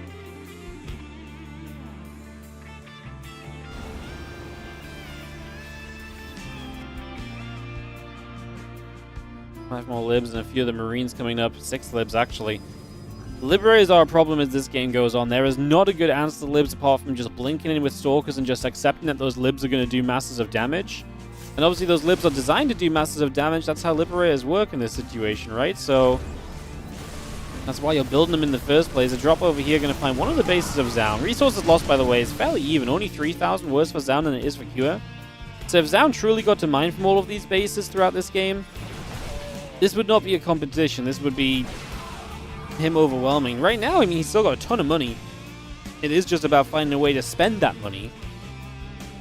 That which we've not been able to do just yet as, again, the +3 ship weapons continuing through. The Ghost Marine Marauder continues about.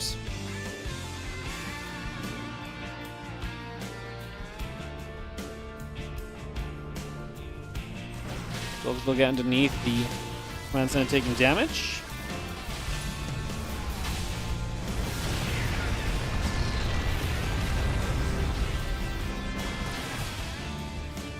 Still difficult to push into these positions to really justify making a lot of the moves here, which you kind of need to be making, really.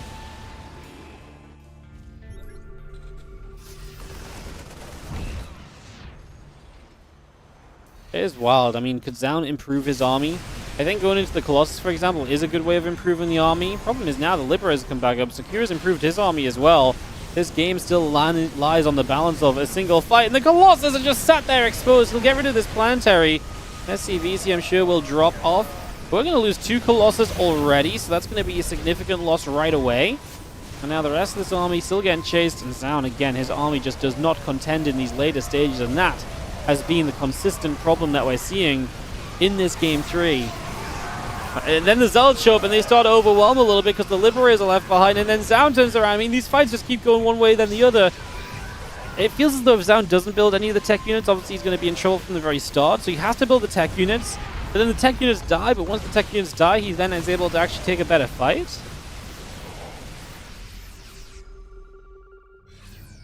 ZOUN pulls back down to the bottom right side. Zealot Disruptor coming up, Marine Marauder on the way. They'll turn around, one Liberator going down, make it a second, a third. We blink across for 4, 5, 6. So we are going to clean up all of those Liberators. Now get onto the medevacs as well, and ZOUN is finally going to get it done. That bank, at 5,000 minerals he's been selling, just keeps bringing enough units into play. ZOUN will get the victory, 2-1 over Cure in an epic display of this best of 3. And ZOUN, very tiredly, will move on through to play against Bunny in the winners match next for best of 5. Before we head to the elimination match, which will be Dark versus Cure. A couple of great best of 5s coming up here, guys, in the near future. I think I'm just going to go grab a drink. I will be right back. More StarCraft 2 on the way. So I'll see you guys very shortly from OSC2. We'll be right back with that. I'll see you in just a few moments, and we'll get right back into, this next series, guys. We'll be back in just a couple. Derby. Ooh, what a game.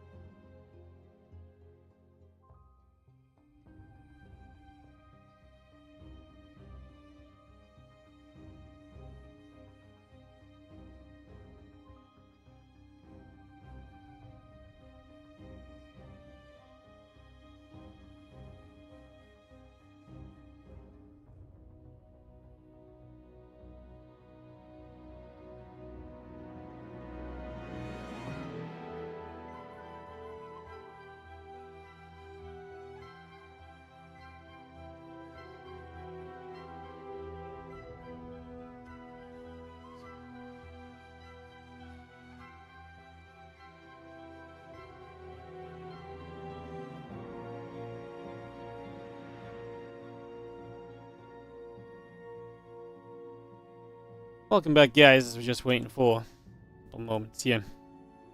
Get into the ZOUN Bunny best of 5, and then it'll be a Cure versus Dark best of 5 after that. So we've avoided the TVT mirror matchup for now. The first map of this TVP will be Amygdala. We'll be heading into this in a few moments. If you guys are enjoying the stream today, obviously if you're on the YouTube especially, hit that like and subscribe button.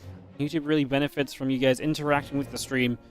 And like I said, it goes super well. We were on 40 likes when I checked it a little bit ago, but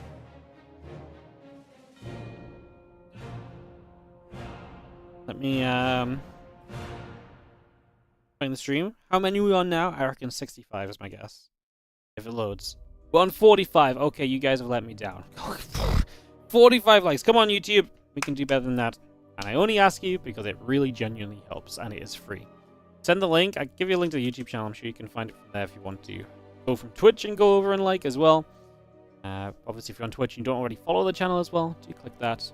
And if you're on Twitch and you're heading over to the YouTube and you don't subscribe on the YouTube, do consider subbing. It's just like following. Just, yeah, helps us out a whole bunch as well. Get the numbers up. Higher numbers, better things. Helps us do more StarCraft. It's a good little cycle, isn't it? Freddy and GLHF is getting called across the board.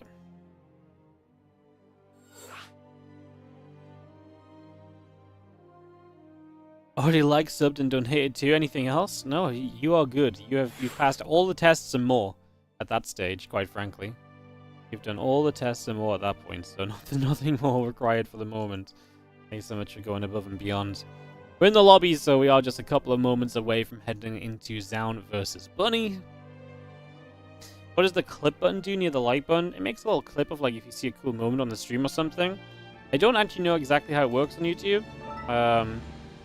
I presume it just makes a very cool, like, little clip or something, and you get to go from there. Very cool, huh? Alright, we're going down into ZOUN Bunny then. We get this on the go.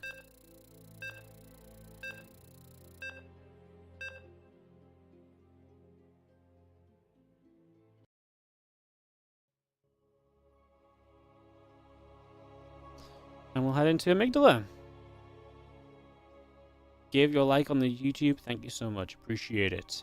Alright, let's get into this, as we are going to have ourselves in the bottom left-hand side. The red Protoss player here is ZOUN. Taking on in the top right, the blue Terran. We've got Bunny. Well, Bunny really steamed through Dark earlier on. ZOUN had a troubling, difficult series played against Cure just then. That was not easy, but he did come out on top. My concern is obviously that was a difficult series, and it may have drained him a little bit as well. So maybe Bunny coming in fresher. Let's see what happens. Bunny also has a little bit more killer instinct than Cure. So if ZOUN just about managed to live against Cure, maybe Bunny can get some much more dangerous pushes going as well.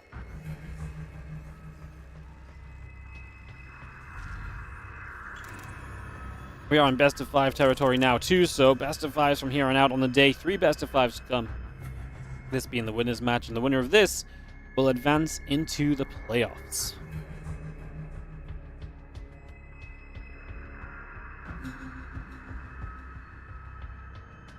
Awesome. That's coming up. SCV on the way in. Gateway being added also. Take a few moments here and get fully settled.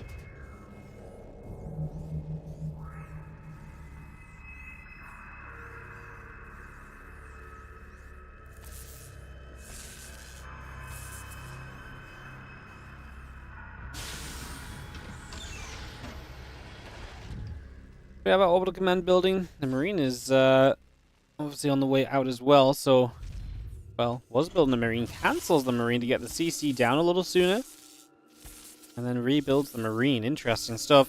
So there is going to be a Marine-based opening here on the side of Bunny, not going to go for the Reaper, and let that, you know, dictate our early game then, as it will not be any control across the map or anything. We'll see what Bunny can do. Obviously, Marine pops out. The probe is now long gone. Does not want to be around to greet this. And, yeah, when he gets his expansion to start building in location, obviously ZOUN's bases coming up on position as well. No surprises about that just yet for the moment.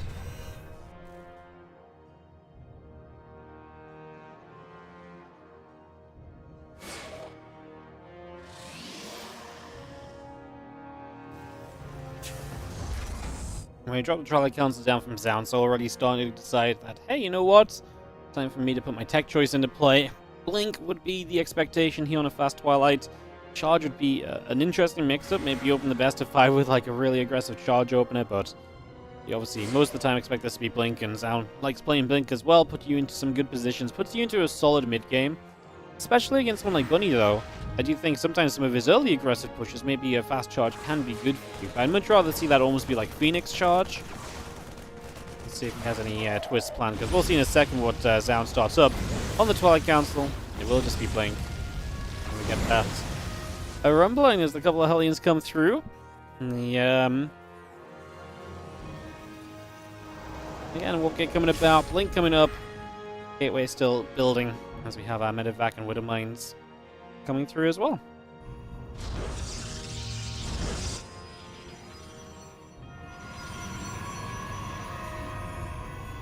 In the gates, Robo continue to build, the Blink and the Warp Gate continue to bounce, SCVs, Widow Mines, all on the way for the moment.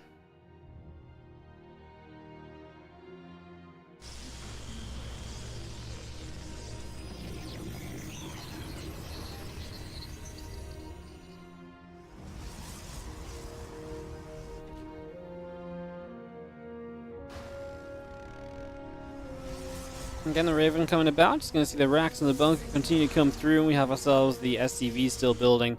Our Blink is over halfway. Getting the Robo facility still coming online. There's a couple of aliens will still try and put some damage in as well. Put some pressure onto that Adept. The Widow Mines will step forward now. Going to get burrowed up at the front. A few probes pulling away to the sides. We're going to have ourselves the moments of back and forth here as the Stalkers will chase, and we're going to have that Medevac just loading up and backing away. Another Widow Mine shot goes and a Stalker goes down.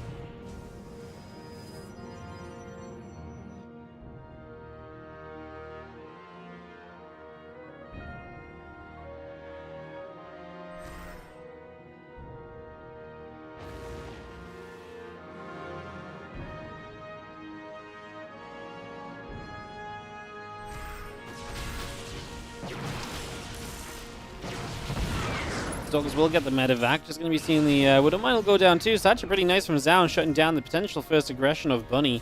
Medevac down, Widow Mine's down. It's a very good start because you don't have to worry about anything on your side of the map in this moment, which is obviously absolutely beautiful for the most part. So ZOUN definitely going to be enjoying that aspect of this as the couple of Forges come up and online as well on the side of ZOUN. So we get the Forges on the way. So yeah, double forging it up. I don't always see the double upgrades from the pros players, but it is a style you can play, especially if you're going to stick on mostly gateway units for a while. It makes those gateway units extremely powerful. And it does mean you can trade a little bit better with them than you might typically expect.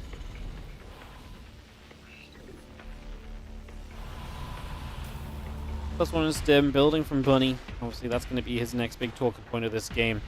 Before then, not much else to really look at or say.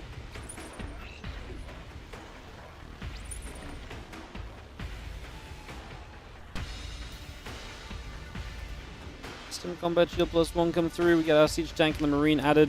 +1 +1 and the charge upgrade coming about also.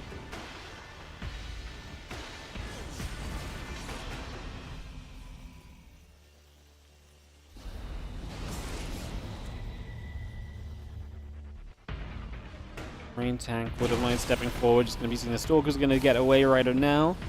Going to pull straight back away from this and get out of there. See that Observer is going to get pushed back also. Still got upgrades coming through for the moment. We'll have ourselves the Immortal 1-1 charge continuing about.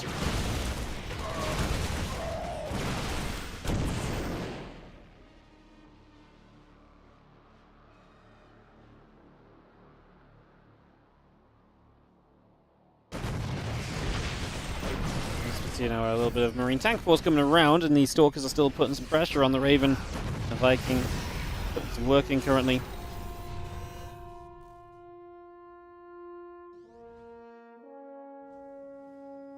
And the Drilling Claws are still coming up too. A couple of Marines are gathering together currently as well.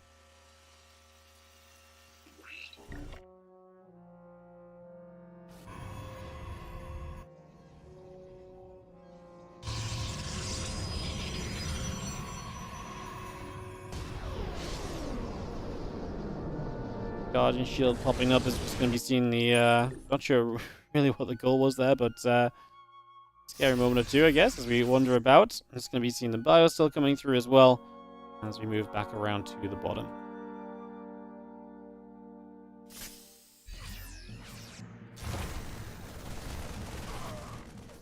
As that Stalker comes stepping across, moving straight over, as we mentioned, and just getting that fourth base going. And I do worry if Bunny doesn't start stopping bases coming up, I worry just how quickly ZOUN can take full control of this game as well. I do think that's a pretty reasonable thing to be concerned about here. As the bio gathers up once more, the Raven, the Viking going to be right there. Bunny just still sat back, has been, you know, pressured heavily, and that's why he's sitting back. There's a reason, you know, he didn't get any control early, and that's really seemingly just kind of stunted him and halted him the entire way through.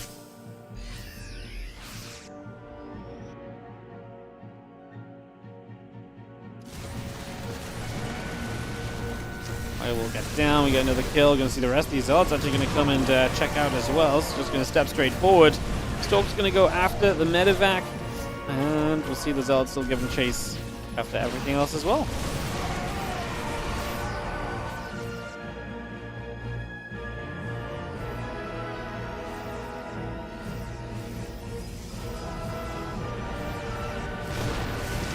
Stalk's playing forward, 1-2 medevacs going down immediately. Going to make that a third medevac, or at least we try to. Not quite going to happen. Big pushing power from ZOUN. It surprises me that he wants to go and attack into Bunny. To me, if Bunny's just sat back like this, just let him sit back like that, right? Attack him when he tries to take the fourth base. Attack him when he steps forward a little bit. Attacking him now when he's fully defended on the 3 bases, just, to me, that ain't it. That ain't going to do what you're looking for it to do, really. Not loving that for a couple of moments.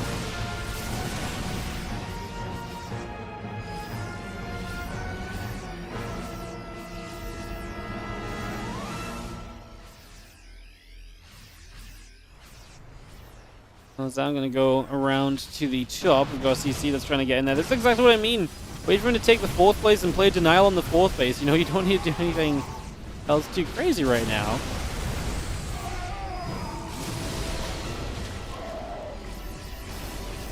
Having our few SCVs pulling back, the rest of this army gathering together as well.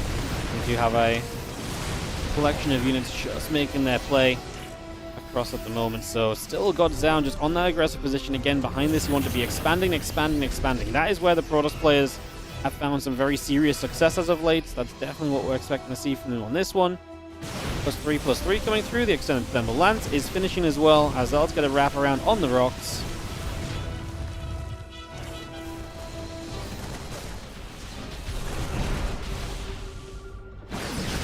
And a few Stalkers will be firing. The couple wouldn't mind shooting back.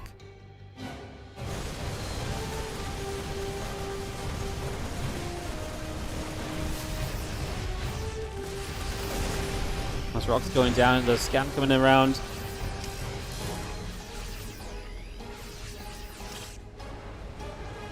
CC relocating. Still got our upgrades very much so on the way in as well, so again we bring that online. Got the +3, the +2.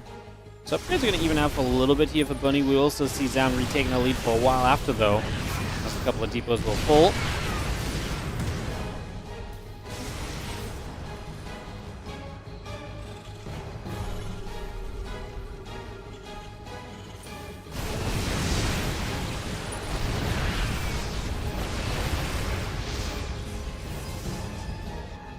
And ZOUN's still just sitting here.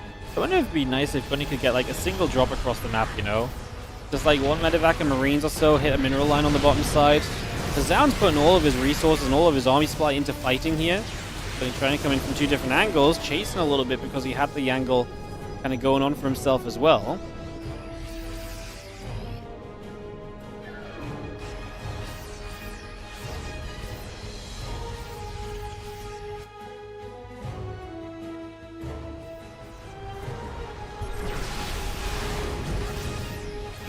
Needs to build. We are going to see the Stalkers and the Zealots coming about still.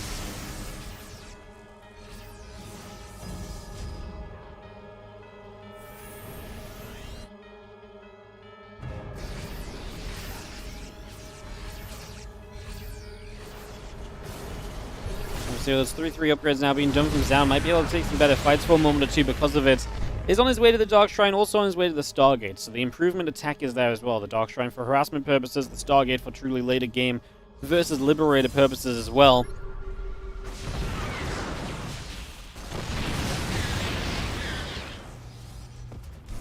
Couple of ghosts get pushed away. The Zealots are going to go swinging, hitting a few of those SCVs.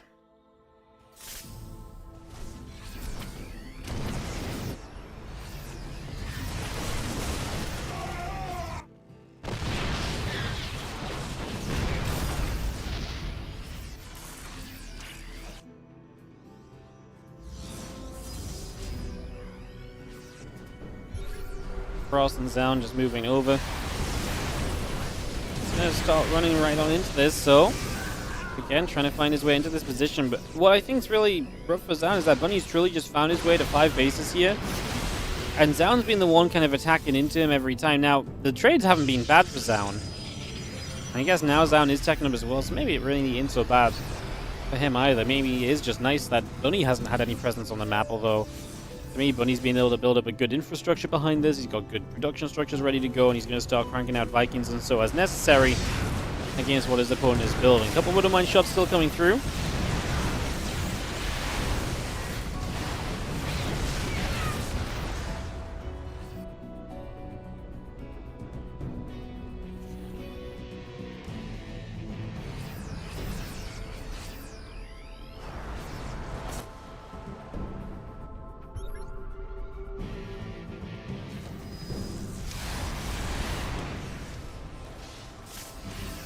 Gonna go down bottom, just gonna see a couple of those EMPs going down, Zealots getting struck. Bunny actually trying to get out on the map and take fights. The Zealots are all EMP'd. Can he keep his ghosts alive? Obviously a little concerned if you lose the ghosts. They're not easy replacements, they're a little bit more expensive. And they do drop quite quickly if you let them kind of sit in the front there as well.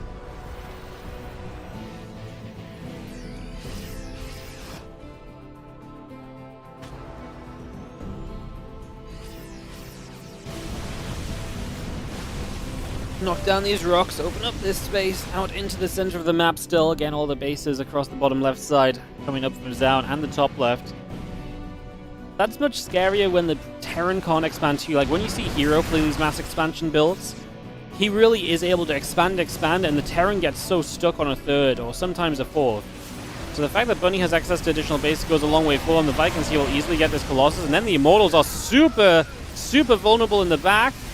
He didn't go for it. He's just going to let his Bio units hit whatever he's kind of near, which includes the Zealots. It's still not bad to get rid of the Zealots, but I thought he could have shot down a lot of the Immortals there. Funnily enough, a Widowmine gets an Immortal kind of on the tail end of this battle. Another Immortal dying now. This is mostly Zealots. I mean, Bunny starts to respect Zealots, and as he pulls back, he EMPs them once again. The Widowmines have been great, and the Widowmines, because there's no detection nearby, are surviving after firing. That's not always a guarantee, and it's going to give you a little bit more efficiency here as Bunny if those Widowmines live to fire a second time. It's just more than the Widowmine should be allowed to do. A couple of EMPs on the Tempest, and the Vikings going back fighting against those as well. I like the last few moments for Bunny. Now I'm going to go rebuild. ZOUN once again has a ton of minerals, same as in that last game against Kiri. A ton of minerals, but a little bit gas-starved at this point in time.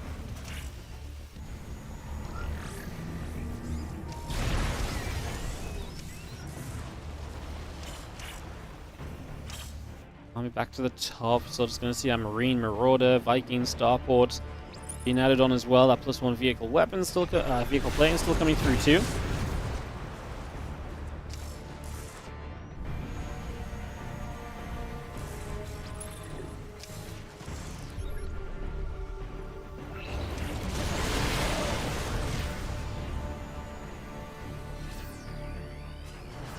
One more scan, still got the Tempest stepping forward.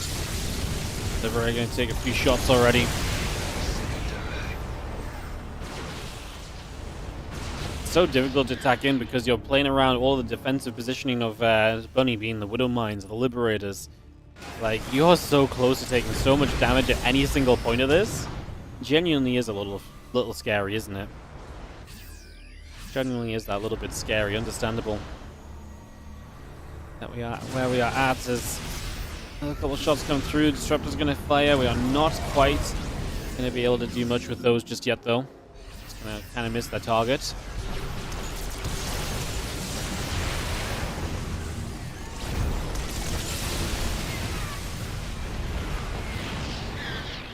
Stalkers get there. Viking goes down.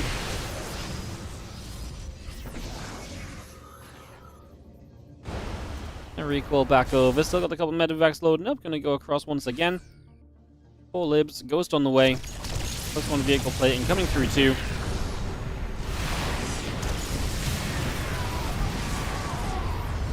Those Tempest going down immediately. Make it 3. Make it 4. We're gonna see all the Tempest dropping.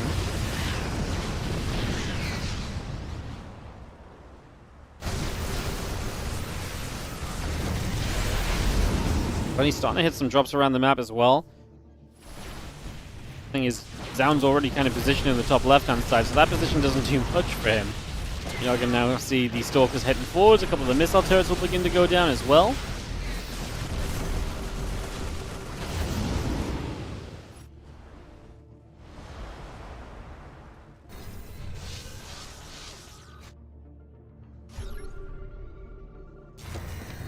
Void Ray still being brought into play. Interesting to go into a Void Ray at this point. I wonder if that's just for dealing with some of the libs getting behind mineral lines.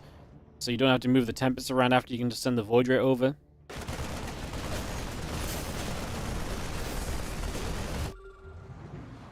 We re-unload, we retake position as we have the battle in this spot just being pretty darn continuous. Another disruptor shot flies straight on through.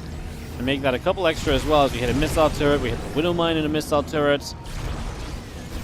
SCV trying to do some repairing. The battery going down now also.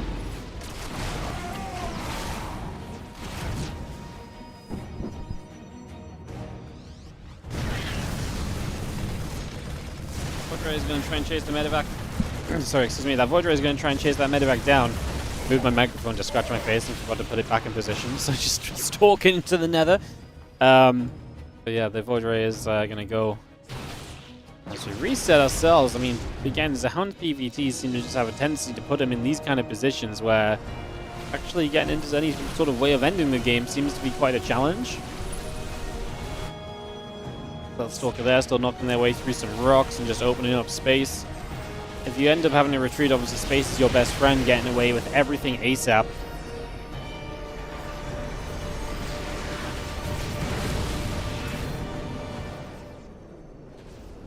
Tank shots there were good. The Viking Liberator still coming up. Marine Marauder plus 2 vehicle plating coming up as well.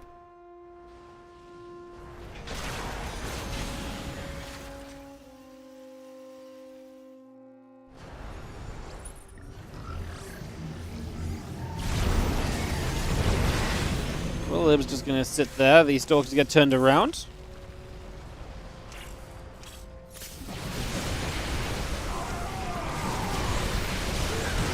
The MP's coming across, the Stalker's getting hit, Disruptor Shot going to hit an SCV, and a Widow Mine as well. Still got a couple Tempests coming through, and the 11 Zealots producing as well. Zealots will continue to go after the rest of that Bio Army, continue to just hunt this down for the moment. Marauders and Liberators being added up.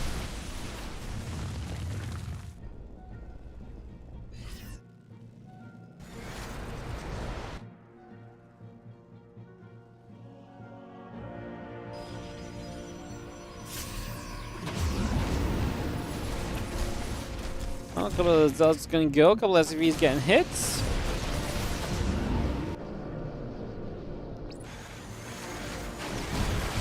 Just going to have the medevac still chilling out overhead, and we have ourselves the Bio able to unload and just keep on annoying these bases. So Bunny trying to keep ZOUN from, you know, basically controlling the entirety of the map is what this comes down to.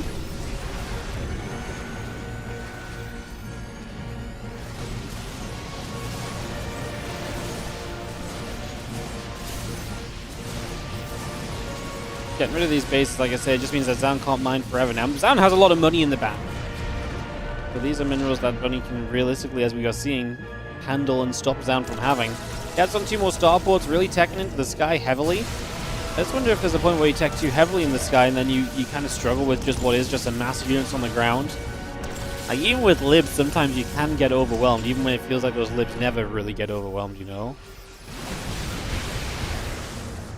I suppose we shall see.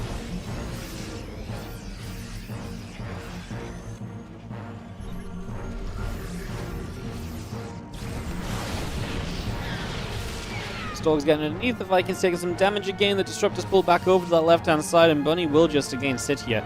The thing is, Bunny has not got an army anymore that is really justified in going across the map and making big plays or anything along that sort of line. So Bunny has no choice but to kind of just sit back and just sort of let things happen and then try and, you know, kill off bases with some drop play. His main army, if it gets in position, brilliant, but getting into position is not a guarantee. So he would much rather just let ZOUN, like I say, whack his head against the... I want to say the brick wall that is this defense, but I don't know how much of a brick wall it truly is. Because I feel like, honestly, overall, kind of still doing some okay-ish damage here and there. It's not like he's making zero progress.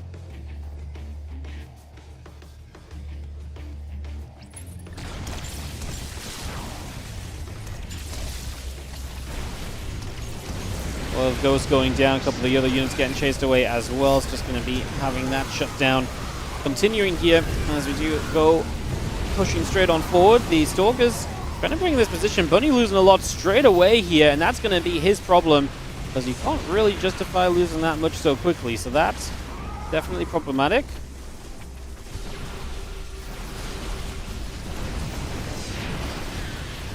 Just going to shoot down that medevac, and see a couple of Liberators coming up as well.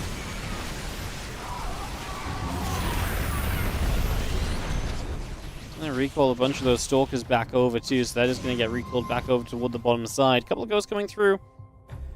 Those on the way.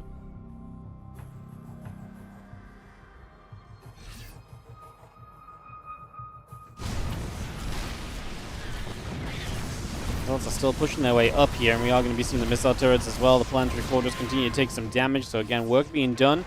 Bio gathering, Liberator sieges.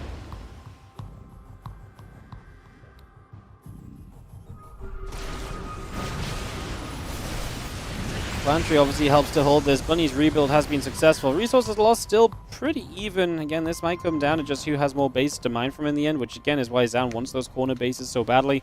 That's why Bunny put a lot of effort into defending against those.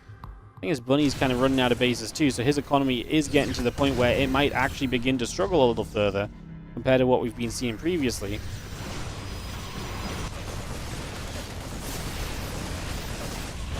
Goes from the upper left, the CC bottom right taking a lot of damage as well. A couple of disruptor shots will fly as this fights obviously get chaotic because we're very close, clumped up together at this point in time also.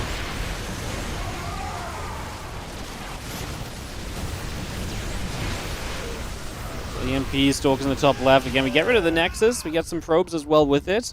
We're down to 34 versus 40 workers. There's not a lot of workers left on the map at any point in time here currently. Well, those carriers still coming through. We do have the Dark Templar building up as well. A couple more observers on the way out. The Nexus finishing shortly. Again, 10 probes in production. And there's Stalker Colossus gathering up here as well. So again, we continue to bring that through for the moment.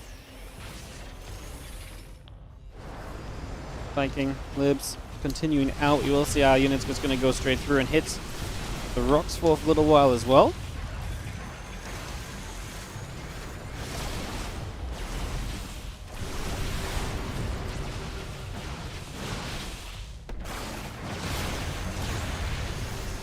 A lot of Liberators, and that's still going to be the challenge for ZOUN. Attacking into that Liberators like lineup is extremely tough at this point. We are 27 minutes here on Hold Amygdala. These guys are definitely taking the challenge of playing some big games today. I mean, especially ZOUN, like I say, he played just a grueling series against Kira already. I do think Amygdala is probably one of the bigger maps for this to have happened on. I do not think that this is going to continue to necessarily happen kind of on every single map. But this map does lend itself to the little bit more of a defensive setup we've been seeing as well.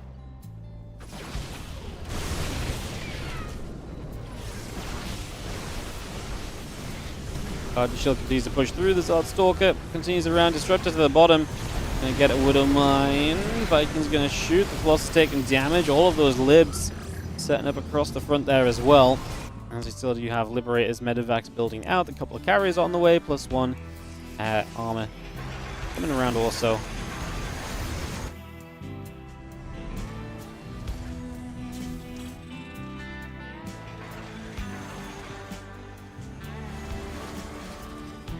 It's a lot of Libs we set up onto. Our Vikings will gather up as well. We can see a couple of Widowmine shots coming about. Our Vikings and Libs coming through.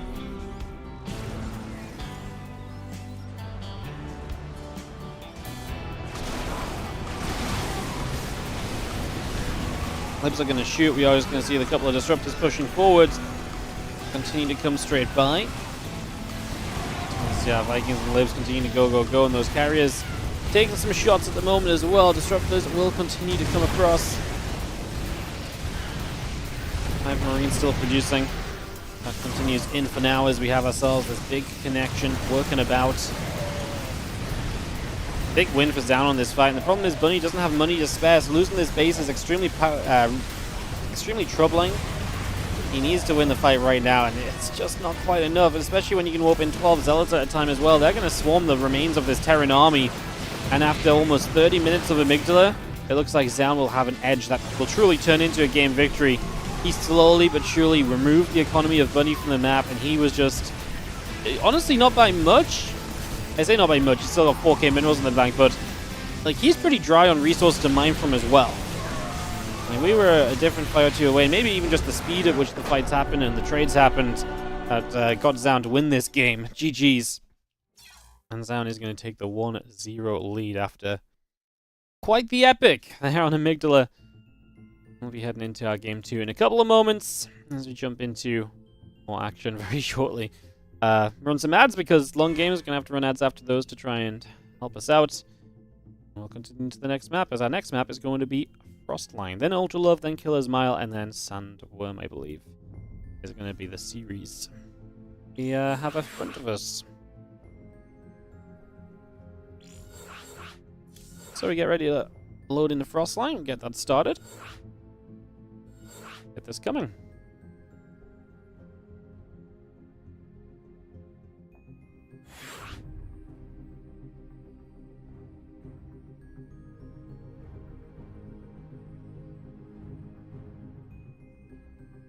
Players are ready. They don't need any break after a 30-minute game. They're ready to get straight back into it. So we are going to go into Frostline in just a moment or two. And we'll kick this off.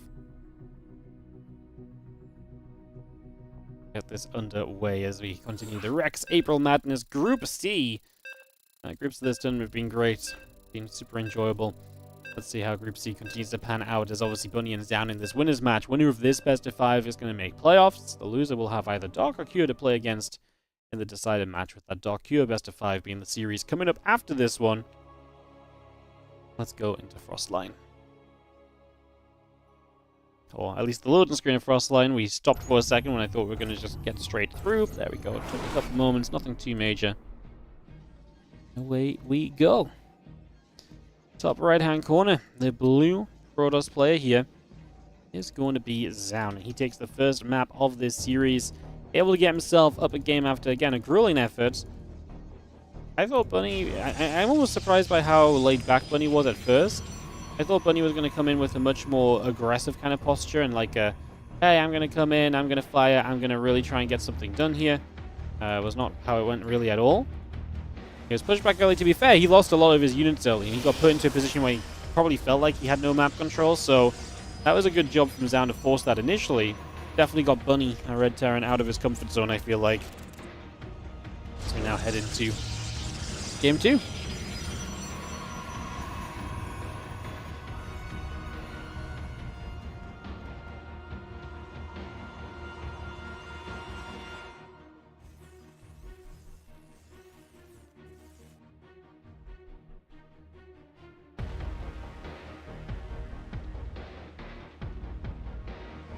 All calls are best of 5. All the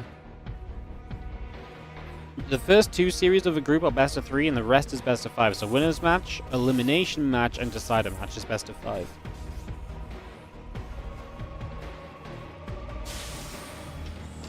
So the best of 3s are already over for the day.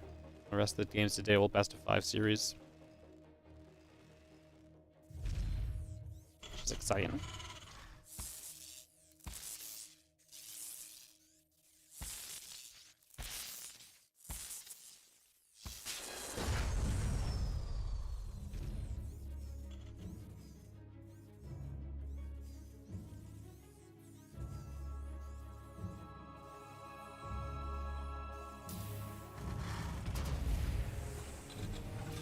Sissy going down, the bunker is placed as well, so Bunny just taking some precautions early. He is playing a Marine into Reactor, so does not have the Reaper to kind of have a little bit more kiting potential, or regen potential if you get away from a fight after and you can come back in.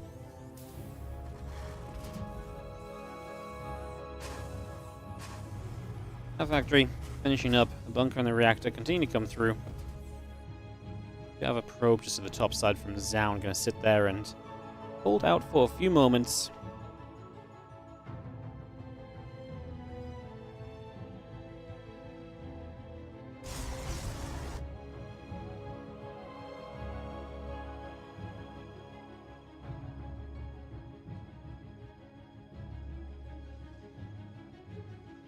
Stargate about to finish, the Adept coming through, the Warp Gate coming up as well. Just have the Stargate to mix things up here. We're going to go straight to the Phoenix. That's why I said I kind of liked the idea of kind of ZOUN doing in the last game, like maybe like Phoenix into charge or so, deal with the pressure bunny early. I actually dealt with the pressure bunny very early last time anyway. I wonder if, again, this might be kind of that this time, or it could also just be kind of Phoenix into Colossus. Phoenix Colossus is still a thing, it still exists. That's still something of a possibility too, so there's a couple things for us to think on. Some medevac, SCVs, Widow Mines, all coming up and about.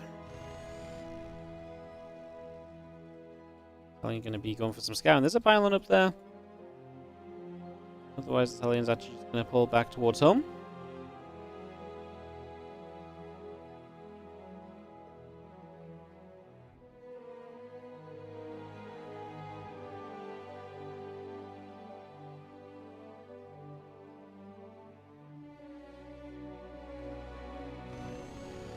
Couple of barracks are building, the engineering bay on the way out also at the moment. We just have ourselves the couple extra barracks building up, the assimilator and the Baroba facility.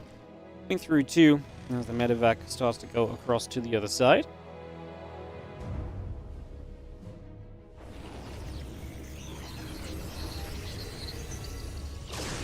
Jinx will just get that. Medevac takes a bunch of shots. Widow Mine's going to get lifted straight away. Not going to get a connection. That goes with 4 probes. So the Widow Mines actually do okay. 5 probes. The Hellions are in as well. 6 workers so far. We don't have energy to lift. Or we did, but it took us a moment. We lost a couple probes that I don't think we needed to. Those Phoenix are just lifted straight away. The first shot wouldn't have come around. So like I said, I don't think that needed to be as bad for you as it turned out to be, basically, as ZOUN. As Bunny will probably be pretty happy with his first bit of aggression there. Some success for him. As the medevac falls back to the bottom left-hand side. The Phoenix are going to come chasing. The Viking, medevac, and Cyclone still all joining up together.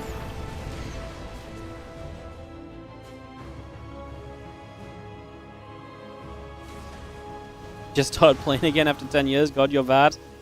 That's how anyone feels. That's how a lot of people feel after they don't play for a week. So, yep, it will take a little bit of time.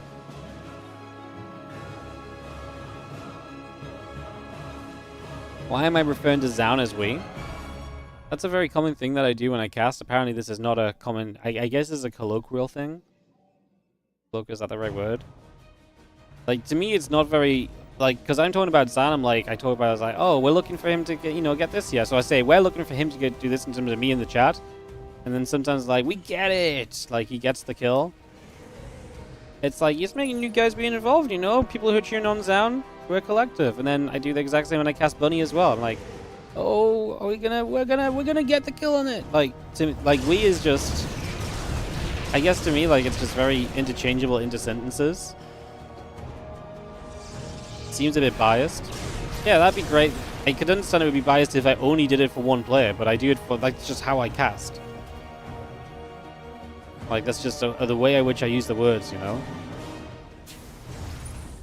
It's like people so I do this as well when I talk about WardiTV stuff. I'm like, oh, we're really hoping to run a big event this month, and people are like, oh, who's we? And I'm like, well, me, WardiTV, and they're like, well, who's we? And I'm like, to me, this is just one of the most normal things to say of all time, and some people are very abruptly kind of taken aback by it. So yeah, I do this all the time. I don't think there's any bias involved. In fact, especially, I would actually rather see Bunny win this series than ZOUN because I'm a big Bunny fan. I'd love to see him in the playoffs. I think he's a very fun player. There's my bias. I will just come straight out and say it. I'll just come straight out and say it. Io is going to dive him through. Bunny is actually going to succeed quite heavily here. He's going to get rid of a Colossus. Widowmine's burrowing up. Has he just hit with the pressure to break ZOUN down? ZOUN got a lot of damage across the map, but using that Phoenix energy meant he didn't have it to use back at home when it really counts, and now he's running into a little spot of bother because, yeah, the Phoenix were not back. They're going to pull back over and obviously be involved now in the more recent defense. Bunny is on 46 workers to the 50 probes.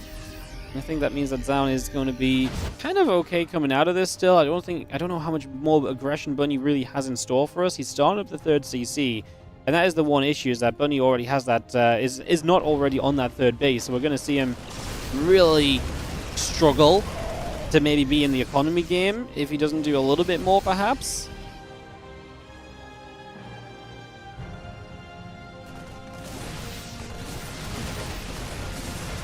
I find pylon up to the top side.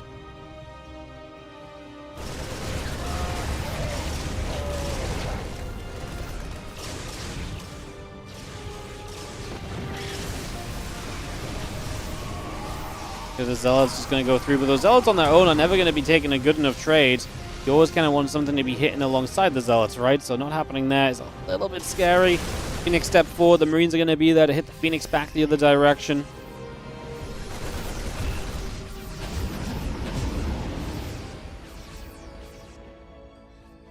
It must be an English thing because it makes sense to me, i.e. the we thing. Yeah, that's what I mean. To me, it's just like, this is a very normal thing to say. To me, it's very interchangeable. And some people are just like, completely, like I say, I could understand if some people are like, oh, that's a bit weird, but some people are like taking it back by as though I'm just like, yeah, I'm only cheering for ZOUN when I said this with him in mind. Like, no, it's not like that at all. It's super interesting. Language is always, once again, a big intriguer. The royalry, is that what it is? Yeah. The royal we. There you go. Marauder is going to get onto a couple of the Zealots. Yes, they will take some shots. A couple of Widowmines are going to come back over as well. Again, +1 and Blink both continuing up for the moment. As we are going to see the bio coming straight across. We're just going to see those Zealots going down.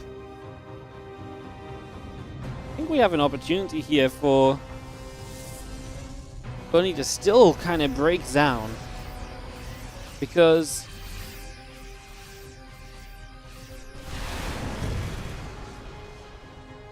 the Viking count's okay. The Phoenix count's obviously still okay as well. Oh, I don't know. Honestly, can Bunny just go now and kind of hit as ZOUN tries to take this bottom right base? To me, that feels like a very weak point to try and expand to, but obviously an understandable expansion at the same time. Yeah, I don't know. I guess he's maybe afraid of taking the triangular base for 4th, because then you are going to introduce more drop play, perhaps, but towards your main base. Well, going to knock down a cannon. And as we knock down the cannon, we also kill a battery as well. So cannon and battery both die. And without the stack defense there, Bunny has a better chance of maybe continuing to succeed onto that location. So opportunity there, perhaps.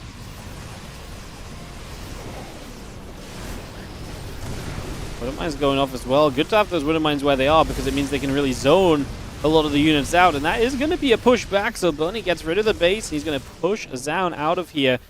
It's looking very good for Bunny here on Frostline in this game too. Not done yet, but denying the 4th, definitely a big deal, because it's not going to be easy for ZOUN to get back to the 4th anytime soon. And he is going to be having pylons to get out of a supply block currently that's been going on for a couple seconds already. So yeah, ZOUN's definitely got some digging to do to try and get out of trouble in the coming moments.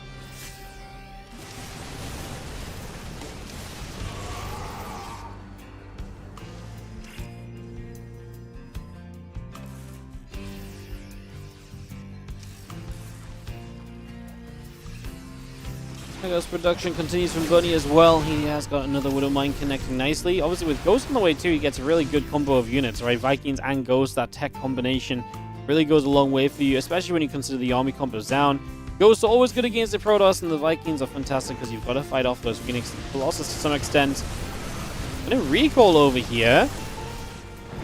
Recall a big portion of the army. If Bunny had stood his ground, he would have killed a Colossus or two.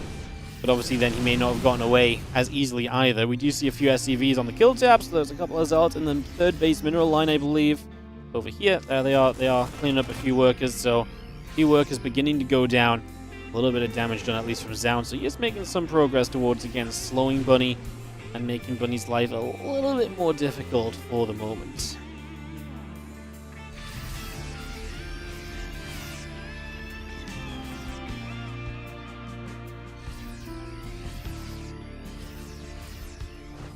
Marine Marauder still coming up, a few more Marines coming through, and the Widow Mine's coming about as well.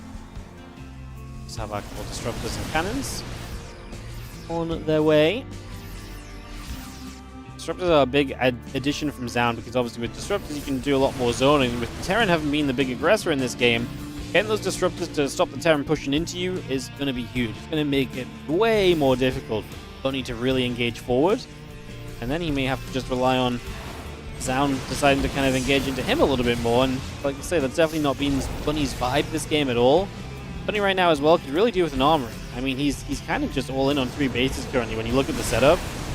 Like, it's weird to say all in 3 bases, but he's 36 SCVs. He does not have an armory. Like, he is looking to end this game in the next few moments. Like, he is not messing around. If he doesn't win it soon, this gets worse and worse for him. But like I say, with the Disruptors out, I actually don't know if Bunny can really get there very soon, right? I don't think if that's really a possibility anymore, so I don't know how much I love that. Drop in the bottom right, gets a base, but ZOUN's okay to give that up, and he should be. 4 bases is all he needs right now. The last thing he needs is to give up additional, units trying to defend a base that's not necessary right now. He's got the advantage, so he's pretty okay to kind of sit with that, I would say.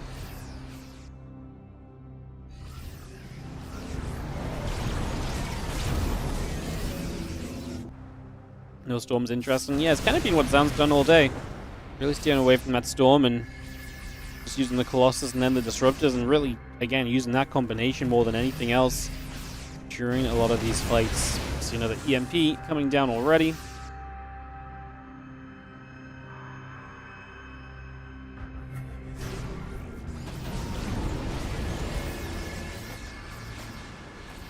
Next Disruptor shot will land just a little light.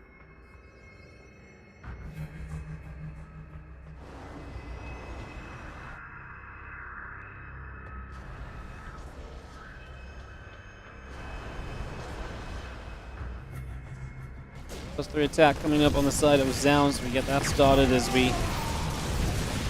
have that, well, I say started, we have that coming into play in a moment. Gives you an even further upgrade advantage over the Terran. It has been like +2 to 1-1, now it's going to be +3 to 1-1. And Bunny's made no plays towards upgrades for quite a reasonable amount of time now. He's going to get this base, so he actually bullies his way around the back of the mineral line, gets this base. Remember, he's still playing off 3 bases at the moment, so everything he does is with the need of getting, you know, probably more than he's going to get done. Colossus taking some shots. The Vikings find a good opportunity to shoot onto them as well, so that's a good bonus on top of everything else. Go back and forth. The extra couple Disruptor shots will fly on forward. They're going to try and land.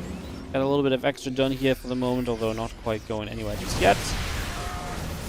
Another Disruptor shot still coming through. Disruptor shot after Disruptor shot flying forward. Bunny is ready to strike the top side, though. Remember, ZOUN just lost the base on the right, so if you lose this base on the top, yeah, that's going to be bad for you. You're going to drop the recall. Has to be a significant recall as well. It's a good chunk of ZOUN's army that comes back home. How much longer can Bunny do this for, though? Again, he's playing against amazing upgrades to the Protoss player. He's playing against a very decent economy, and his own economy is going to be just getting lower and lower here. Like, it's going to be getting into a worse and worse spot. How much longer can you really do this for right now as Bunny?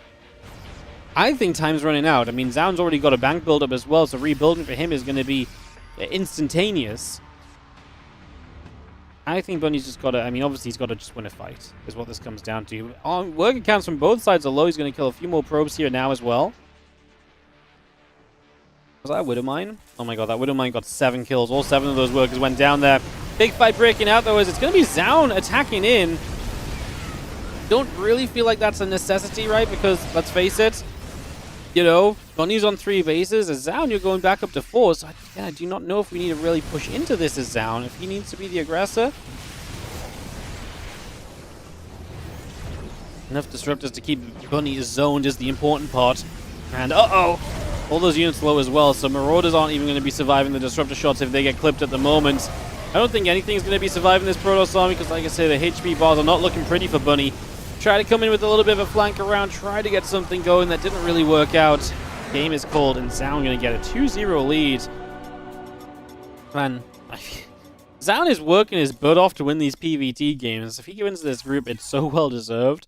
Each and every one of these games has been an absolute challenge of events for him to get to the winning score screen. None of this has been gifted to him. It's been an absolute grueling affair. First against Cure, now up against Bunny. Now, of course, it's only a 2-0 lead against Bunny, so it's not like Bunny's been winning games. Still pretty darn impressive to see the way that ZOUN has to go to win them, though, you know? Jesus, we get ourselves ready for game number 3. Bunny down 0-2. Might end up in that decider match to face off against a Cure or a Dark. Again, Cure versus Dark will be following this Bunny versus ZOUN series where we are continuing to have fantastic games, continue to have some great action. It's definitely been some bangers thus far, as we get a couple more people just joining lobbies and preparing to join us here as well, guys. So a couple of moments, and then we'll be off and away into this game 3 with the ZOUN leading 2-0.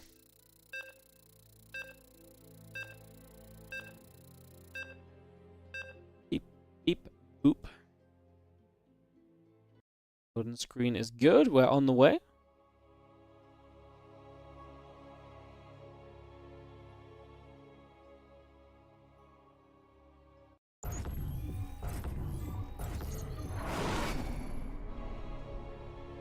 In the top right hand side, we are going to have ourselves the red Protoss player up 2-0 in the series. And again, all credit to him because he's playing very difficult games. Like I say, nothing has been simple for him today. It is ZOUN, our red Protoss player. I would say almost that last game was the easiest he's played, or the most comfortable, because Bunny was just constantly on a 3-base all-in, so it felt as though, in theory at least, Bunny should be done soon at any point. But Bunny obviously still continuing to make that scary until the bitter end as well. So he is down 0-2 and trying to back it up.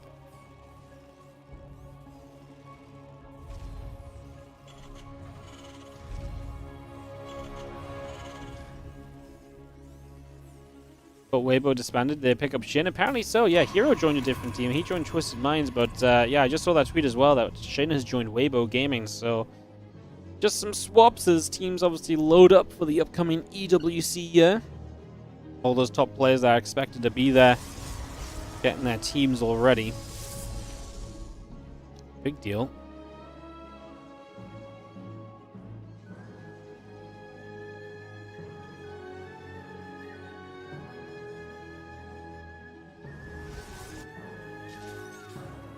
As he chases across, the probe will take some nibbles. We have our Cyber Core coming through, add on the orbital command as well, so we bring all of that about just for now.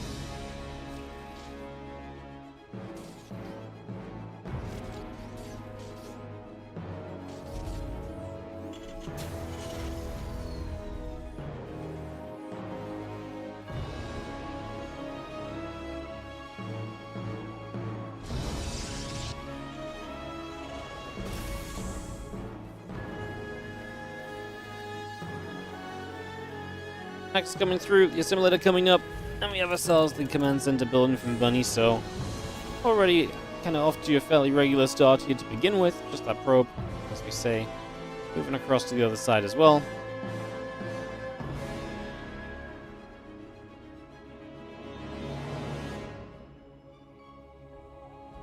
Okay, building, the adept on the way through. Next is coming up as well. Have ourselves the factory and bunker coming up also.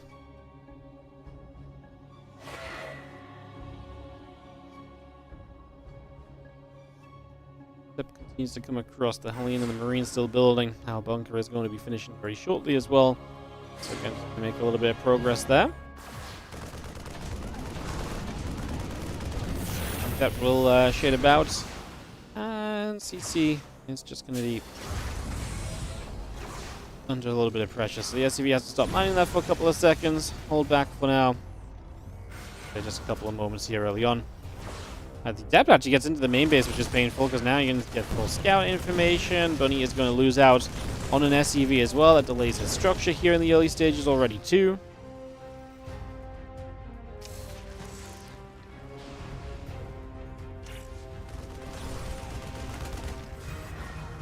Close Marines early.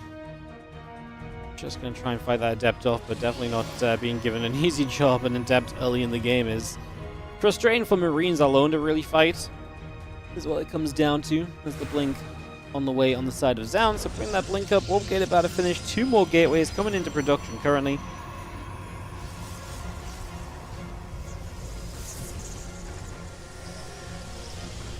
But with facilities already halfway done. Medevac and Marines continuing out as well.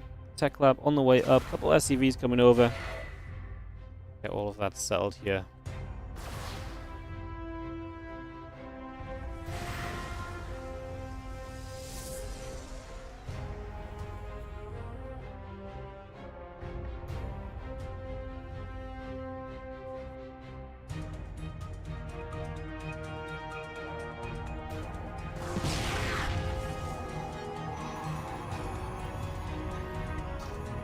The bank will build. The Raven is coming up as well, so Bunny is just going to have that Raven to try and provide some pressure for himself, and again, no surprises there. The Raven is seen frequently, very frequently even in the TVP. Really is just so good. Order turret here and there, just continue to harass, really can do so much. That's the Raven coming through. Need to get settled down. Siege tank, +1 attack upgrade, both of those it's needing to play at the moment.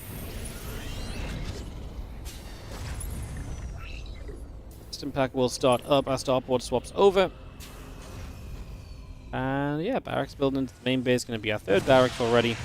As the Raven drops down an order turret, and that will get rid of the Observer, so Observer will fall.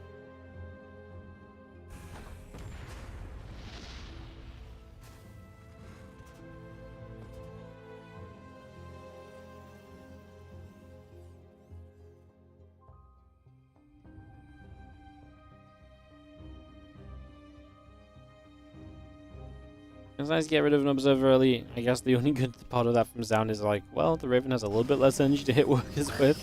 But I mind drop goes for only 2. I thought he was going to get 3, but one of the probes into the assimilator going to save it. That in fact will be actually dead. I thought it was going to be very low and getting away. That's unfortunate. I really felt like actually Bunny was going to be okay there. At first I was like, oh, this is great. He's going to get out with both the Widow Mines, but no, didn't have the speed to get away with that medevac. So he was right to only pick up the first mine. That was already my mistake, but in what I saw. But not just that. The fact he actually still lost the medevac. That part I was genuinely surprised by. So many more shots coming through. It is obviously not the first Widow Mine stage of the game, so it is a bit later on. It's not super terrible to lose it right away. It's nice that you got to stick it around already. Just, it felt like he almost had it away, so it would have been really nice just to see him be able to contain that and maintain that as well. Would have been, like I say, just a nice little bonus. Now pushing this Bunny, so he's going to start coming across the map. We got charge finishing soon. That'll be a vital part of this, along with that Immortal to bulk up the army a little as well, you'd imagine. Going to be some important factors right from the get-go. Does Bunny actually want to unsiege and keep going, or is he kind of just done already? He might just be a little afraid to truly kind of pick it up and send this right here, so might be holding back a little. Unload. Oh, unsiege, sorry. And he's going to pull the SCV, so he's absolutely going to send it. My goodness. All right, big SCV pull then. As Bunny down 0-2, looking to put a close on this series. And get a bio hit and a few of those Stalkers. They're going to take some pretty mega damage. As the SCV show up, do we have enough to play defense here? And as it's down, the SCV show up, and suddenly you're like, oh wait, I actually need to start using everything. Force fields, you know, batteries, and everything else I have available. But he was out of position because he wasn't expecting the SCV, so as he retreats, he's going to lose quite a lot. Robo Facility will go down. He's already lost one of his Immortals as well. Obviously, the SCV started to fall, but this is all about giving Bunny an edge in this fight, which will then be very difficult to ever overcome again, because that Bio Army is going to remain so powerful, killing units as they warp in. Zell's got a decent charge toward the siege tanks, but I mean, we even get there to clean it up in time that Bunny lifts the Widow Mines, doesn't let those fire, would rather just deal with it with the Bio units. Protecting those tanks still. I mean, there's been a great start from Bunny, but we're not done yet. As this Nexus takes some damage for ZOUN, can ZOUN find a defense? He blinks forward, gets rid of one tank. Second tank as well now. That's much more nicely done. The auto turret going down. The Immortal is actually surviving a bit longer than I thought. Looks as though the target fire was elsewhere for a bit. And ZOUN's supply is 24 to the 50 army-wise. A few more Zealots showing up too. Obviously, the ability to instantly warp in and just join the fight is going to help ZOUN as well to maybe offset this into a defense, but it's still going to be tough as Bunny stims up toward the third base. ZOUN could have really done getting rid of some of these medevacs at some point. I don't know if you could have realistically targeted them in the way that this game was playing out before now, but maybe that would have been something we could have done. Stalker's still very much so going after said Marines, the medevacs as well, taking a bunch of damage.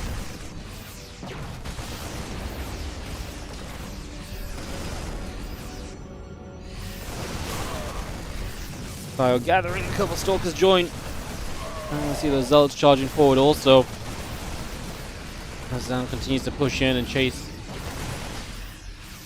Bunny back a little, but I feel like we're only really chasing him back until he gets himself towards some reinforcements. I do not think this is a long-term scenario which is going to be beneficial to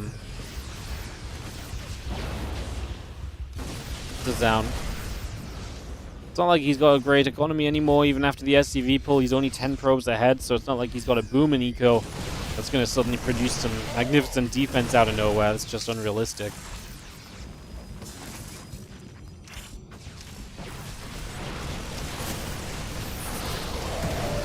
SCV's pull for a second time as Bunny just says, I really want you out of this game. I want to be done with this one. And with that second SCV pull, I think you will just have the momentum to probably carry through. Let's just see it. I mean, even the SCVs haven't completely fallen here, so it definitely looks as though Bunny will get himself a game 3, and he fights back in this best of 5, so we will go back and forth a little bit now between these players at least, and ZOUN will have to try and find a way to fire back after a loss. Get that back on into play in just a few moments, guys.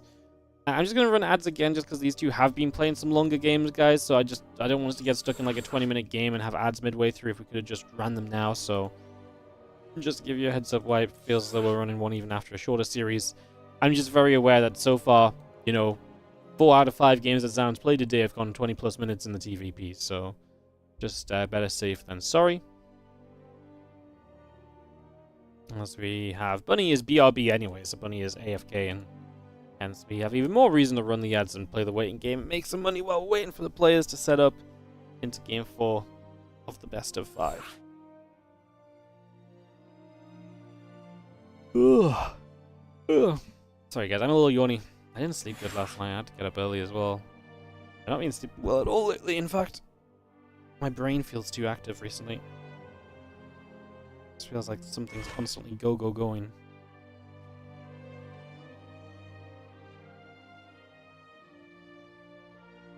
Anyways, we'll be into this in a few moments, I believe. Shouldn't take us too much longer.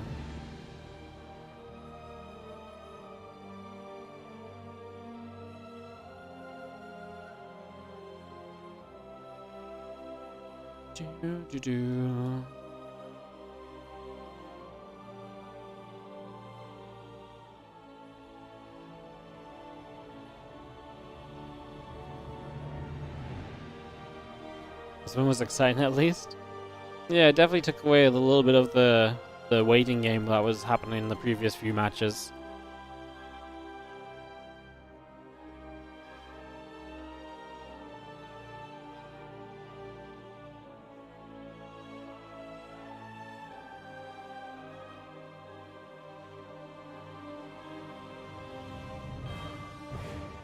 Alright, just waiting for us to begin. Bunny was BRB. Looks as though he's back now, though, so brilliant. Get this started up. Now I've got something in my eye. Ay.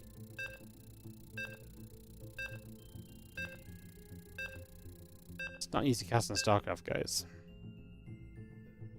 Am I a coffee enjoyer? No, I've never drunk coffee in my life.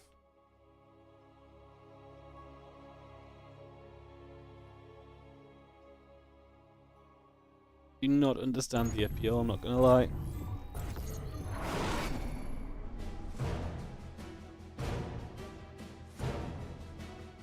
Never?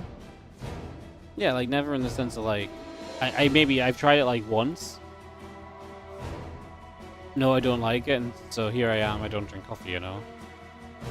I've never like when I say never, I mean like I've never enjoyed having coffee. I guess. Am I a tea drinker? Not really. I mean I drink some cups of tea when like if Helen makes me a cup of tea, I'll drink it, but she'll often have a cup of tea. I'm like, no, I don't want one. Not really a tea drinker either. Crazy, right? I know. I gotta be careful saying this stuff because, you know, they might kick me out of England.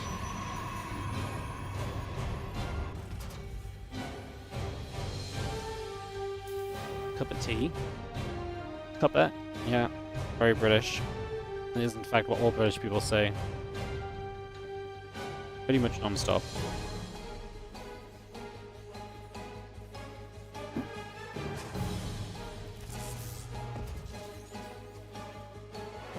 That's why none of the British guys were really ever that good at StarCraft. They had to stop, you know, stop playing every 2 seconds to have a sip of their cuppa. It just doesn't work in SC2, you know.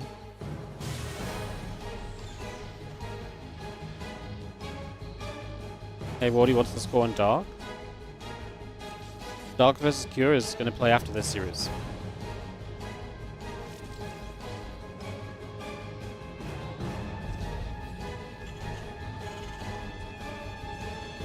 It's not played yet.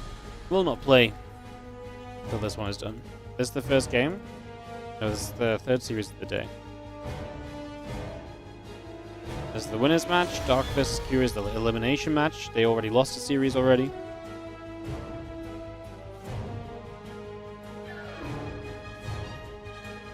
Bunny beat Dark 2-0. It's pretty darn fast. Sorry, I thought you meant what was the score for Dark's current series, not the one he played earlier.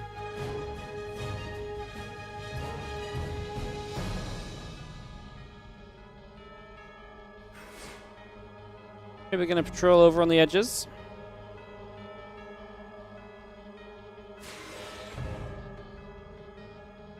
You only drink gaming power drinks?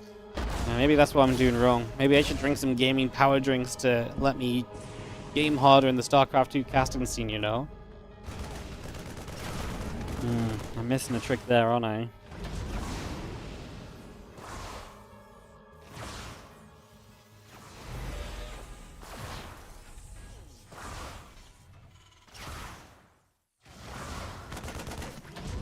Just being annoying. Typical early game. The Adept just trying to poke around. The Reaper's here though, so we will have a little bit of a better way to fight against the Adept because the Reaper has a little bit more sustain against it. Has to go back into the bunker for now though. And now we have ourselves...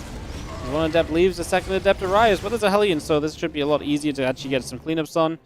The Adept's not going to successfully... Nope, that one did... The Adept did die. I don't know what that observer was. India was like, I'm going to show you the Adept shades and not whether the Adept is about to die or not. But yeah, obviously you saw the Shade die, so the Shade did die, and the Adept died. And the other Adept makes it back home, so when he gets a little bit of a better cleanup in the end. He only lost a Marine, killed an Adept, obviously a little bit of a delay on a CC here and there as well, a little bit of annoyance. And he did build the bunker too, so he made an investment into that also. That did not quite pay off because he was still in trouble. But he could have been even more trouble if he didn't have... I could have been in even more trouble if he didn't have the bunker there to fall back to. Sometimes just having a moment or two to be able to jump your units into a bunker, and so it's very powerful.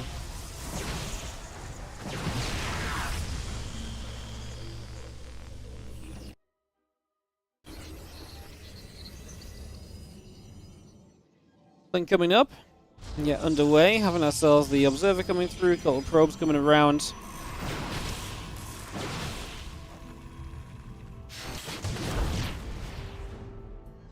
Smoke's going to be there, the Observer coming about as well. Having ourselves the Raven, the Marines, and the Siege Tank continue to build on through, and extra barracks coming up as well.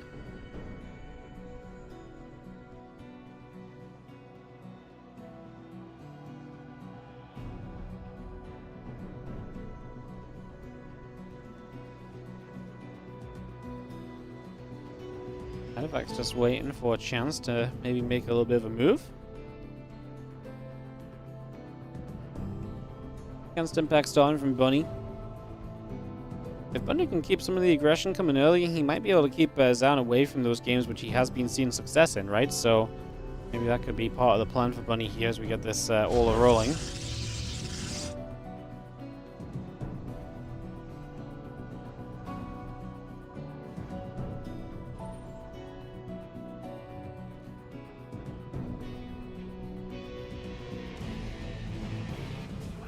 Storm building charge coming through the few stalkers. There's the Marine step back and away, so they're just going to go hiding out of there.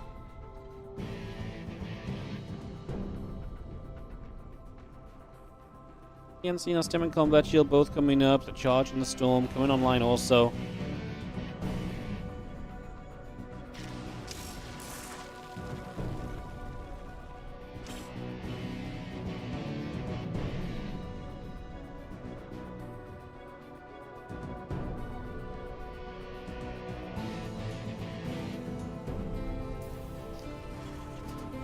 ZOUN actually getting Storm as well, which is obviously very different from the previous game, so you know, he's been a big Colossus Disruptor man, but Storm has not really been on his play sheet all day, so kind of interesting he's going to go Storm now in a game number 4 against Bunny. Obviously there is some power to mixing up, and I don't, you know, it's not like ZOUN has never played Storm before. It's not like this, like, oh my god, he's breaking his own meta.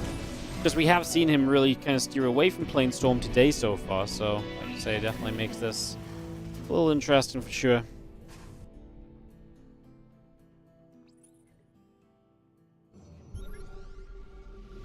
Combat shield because of shells +1. Drop on the back of this natural though, those stalkers immediately in trouble. They blink away, but not really far enough to actually get out of there. So a few stalkers go down, kill a couple of probes. There's a push at the front. Wouldn't mind killing the stalker there as well. And so, kind of annoying because now we should just lift up here, and as Bunny, you just run away and you just relocate everything to the rest of your army. Now, a couple of storms just came down, but you've got your tank siege out the front. That Archon in a little bit of trouble. Widowmines are going to get burrowed here as well. The Zealots can't get out of the natural because it's very choked, although actually we can go around the left side, it seems. Alright, well, Bunny pushes himself right up into a nice aggressive spot. His secret, apparently, in this series right now is to not make more than 2 bases. 2 bases seems to be the magic number for him. Like I say, just trying to hit the early aggression seems to be the plan as the Zealots charge in from 2 sides. I do not think this works for ZOUN. Let's see if the Archons can maybe carry you. There is an Immortal mixed in as well, so, you know, bigger tanky units obviously do go a long way.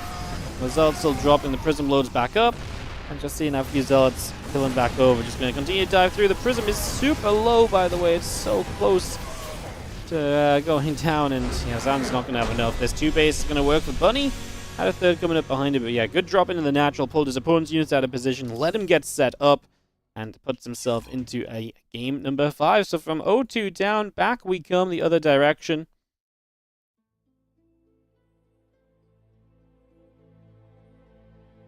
So far, so very good. Alright, we will head into game number 5. A 5th map here in our winners match. The winner gets to the playoffs. The loser is going to be down to that decided match later on.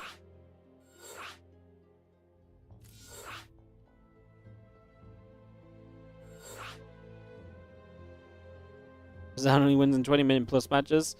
Well, yeah, because if ZOUN gets the lead, he then doesn't manage to close the game out for another 20 minutes, so yeah, pretty much. Like, he was in a very good position in some of those earlier games much earlier, but he definitely has not had a good time pushing into the Terrans today, that's for sure.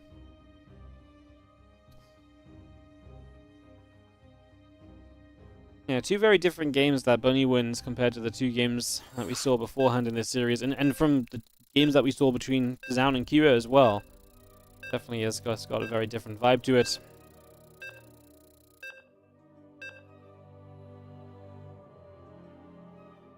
As we go into Sandworm for Game 3, it's a decided map here on Sandworm. One of the TLMC 20 maps that a few tournaments have been utilizing.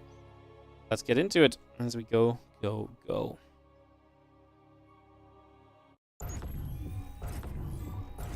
In the bottom left-hand side, we are going to have ourselves the blue Terran player. This is Bunny.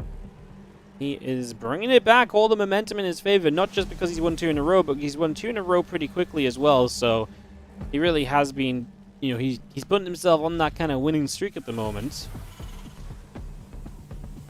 Putting himself in some good positions. Can he get it going? Fast games as well. Winning streak. Like I said, I feel like all the momentum is built in his favor. ZOUN now. Gotta try and break that Hyun Sandwon for this 5th and final game between the two. Again, you win and you're through the group. If you lose this, you gotta go and reset. And play that decider match after the elimination match comes around. And that will be Kua versus Dark in the elimination match. That TVZ best of 5 is coming up after this.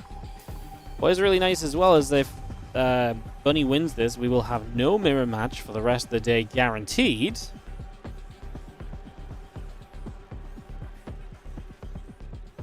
That's also a nice little positive. As the SCV chasing, probe taking damage. And yeah, gate coming up, barracks on the way through, we add on an SCV.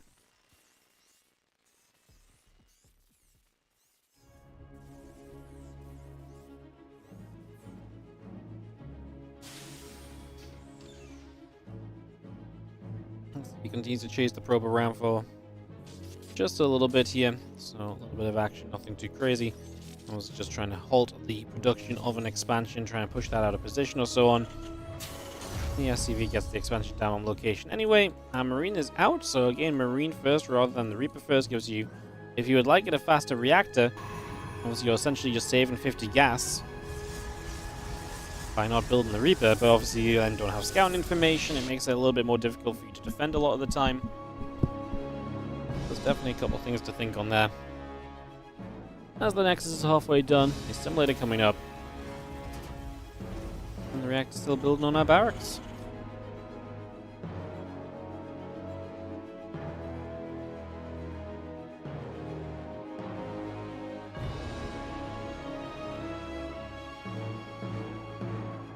TVT mirror match is fine, but not PvP. Well, we can't have PvP. Not in this group, but I honestly, I would actually like to see either a Kua ZOUN rematch. I would love to see how ZOUN Dark plays out if Dark beats Kua. I think both those matches are more exciting to me than Kua Bunny. But Kua Bunny would be great as well. I mean, I don't think we can really go wrong. Overall, maybe a Bunny Dark rematch would maybe not be so exciting unless Dark turns it around from earlier. I always want to try and steer away from matches we've already seen. Like, when we have those double elim groups, I always like it when we get a different final series than one of the first two series. So I like it if we can avoid that a lot of the time. As the Adept is gonna go shading about.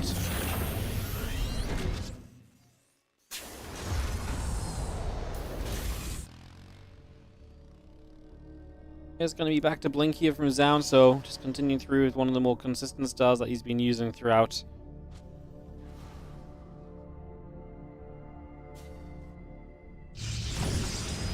We're just going to get there. Probe will fall. A little bit more damage being done. Probe facility coming around, and again, a couple of gateways coming up from ZOUN as well. Add on some probes on top of everything else. We still have Stalker and Blink play coming through on the side of ZOUN at the moment.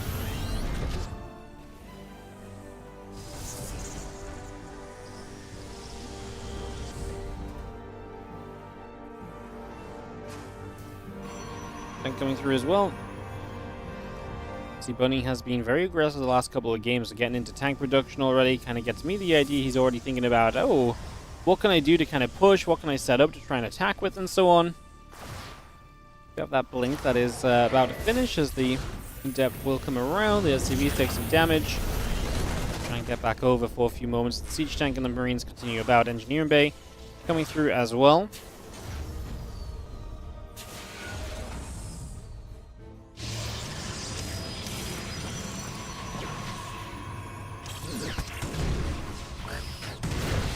Stalkers get over. A couple probes go down. The medevac will also drop.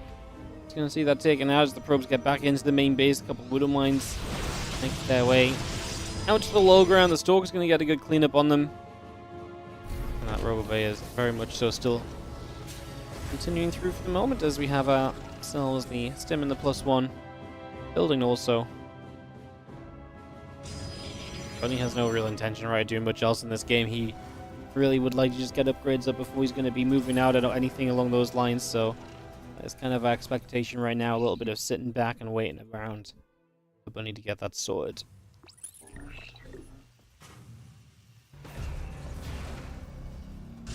Marines still gather, and the, again, upgrades continue through.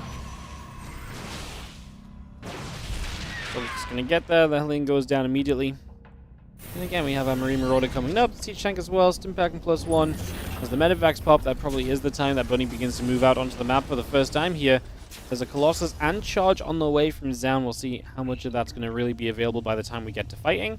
Because you would imagine that some of it will be ready. Depends how well you can maybe slow this army down as well with these Stalkers as they come through. Tank already taking some shots. Marines taking some hits as well.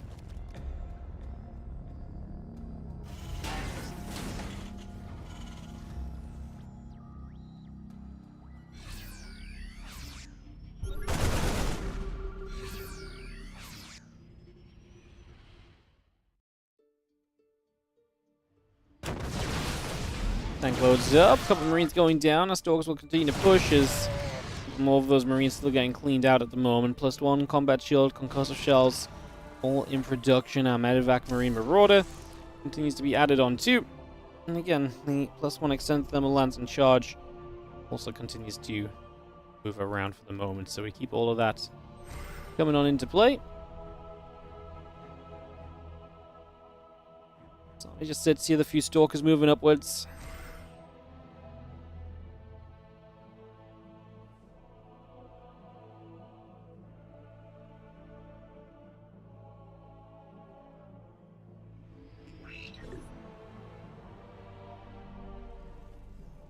A little bit of that army from Bunny already up to the top side. Going to be gathering around. We get the other units moving about as well. Is he just going to pull SCVs again?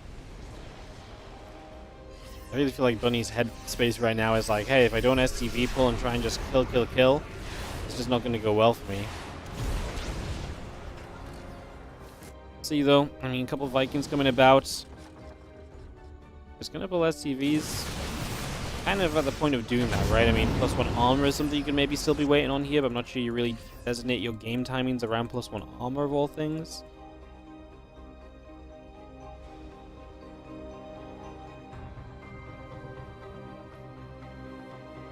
Fire stepping through, a couple of Medivacs going to go jumping in toward the main base, and those few probes already taking some damage, so there we have it. Worker's going to go down.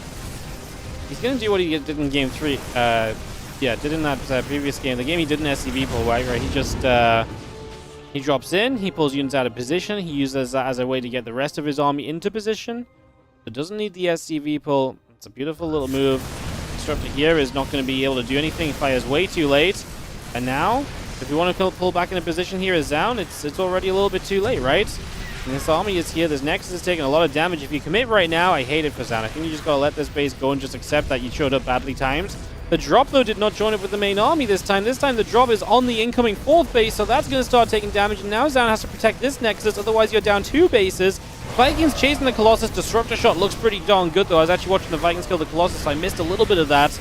The Vikings trying to get the last Colossus here. Vikings now all dead, but because we stopped the fight, ZOUN loses this base as well, so he's knocked down to be in a 2-base Protoss, and Bunny's going to go diving. The Colossus low, the Disruptor dies. He will get both of those tech units. Tanks at the front are not sieging just yet. They are going to stand strong and continue to trade for a little bit. Now they're going to pull back with the Medivac, as we might just have to fall back here as Bunny and let reinforcements do their thing for a little bit. Regather, regroup, and go again. You have done a lot to slow down the Protoss setup in this game. I think it's absolutely fine for you to take a couple moments and say, you know what? Let's, like I say, let's slow it on down. Let's turn this around as the bio loads up again. Tank goes down once more. The Medivac still being chased. Marauders taking a lot of damage. Zealot's still charging up. Stalker's still coming through. Widowmine's dropping. Over in the main, the bio coming through again. About 8 probes going down. The Medivacs load back up again.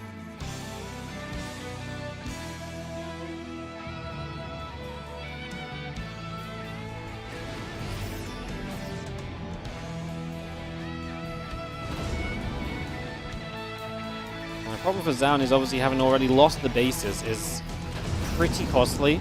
And it really hinders you in terms of getting set up in the future as well. Like, it really slows you down for the next few moments of this as well. So that definitely feels pretty rough.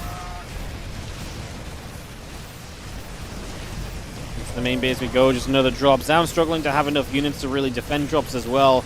A lot of his defense right now is based on disruptors, so if you can just, you know, make plays like this, which kind of pull away from where the disruptors are starting out being, then great. Although even better if you then actually dodge the disruptors when they do show up, because, believe it or not, they're still going to connect rather well. And dive back in over on this right-hand side, so again, just showing up Bunny. Complete turnaround in this best of 5, a couple of games. I mean, to be fair, I do stand by the fact that I think he played a good couple of games to begin with. Just ZOUN was very good at not letting him kind of finish them off. That first game especially was, you know, the longest and was very close. And then Bunny just brings the aggression to win this in the end with a 3-2 turnaround series. And Bunny is going to be your victor and the first player advancing through to the playoffs. Winning this group is actually kind of huge because this group is the group that doesn't have one of the big three. Big three in it, right? Which is Hero, Clem, and Max Packs. So in theory, winning this group gives you a very good chance to not see one of those guys in the playoffs because it's very likely those guys win their group. So that's actually a kind of an interesting part of this as well, because Clem and Hero won their group, and generally in the playoffs, first places play second places of groups. So yeah, I actually think that's a very interesting point where it's like, actually, this is really good for Bunny because now he gets a much more winnable next round matchup. You know, he's absolutely going to be in a way better position to potentially do something there than he would have been otherwise against one of those guys. He's had a good record against Hero lately, but the other guys are just difficult to beat altogether. So, guys, I'm going to nip BRB for a moment. I'll be right back. More StarCraft 2 coming your way after this with Dark versus Cure.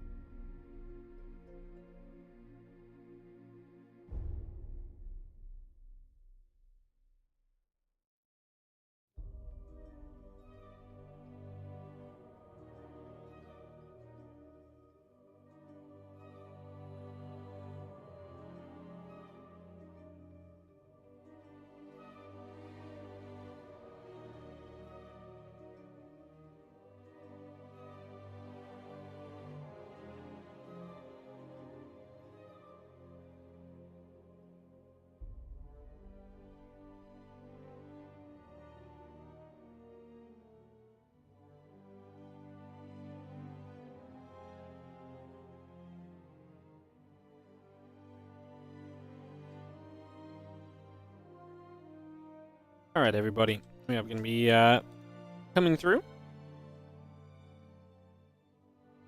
And Killer's Mile, Ultra Love, Starchild, Amygdala, and Persephone will be our map order. So we just got those videos finished. We're heading into Dark versus Cure TVZ, coming in just a couple of moments. Accepting that invite into the first lobby now, so we really are not too far away from kicking this off and getting this underway for you guys. Thank you for joining us for the Rex April Madness group D today. Another week full of StarCraft 2, WardiTV Spring Championship today on Wednesday, Friday, and Saturday. And then also we have the Rex April Madness on Thursday as well. I will be taking Sunday off, but otherwise a full week of SC2. And if you're enjoying, don't forget you can support the channel, help support WardiTV events, and obviously us just casting other people's events, such as this Rex tournament. By all of the usual means, you can hit that Prime sub. If you've got a Prime sub available, goes a long way. And obviously you can do the usual subscribing stuff as well. And if nothing else, like, subscribe, and follow. I need to record a new thing where it's just like, subscribe, and follow. It's like, because I feel like I just say it all the time lately. But it's so good because when I say it, the things actually go better. So you kind of gotta say it, you know? Unbelievable. Alright, we are counting down. Is this the first match of the day? No, we are 3.5 hours into the stream. This is our 4th series of the day coming up.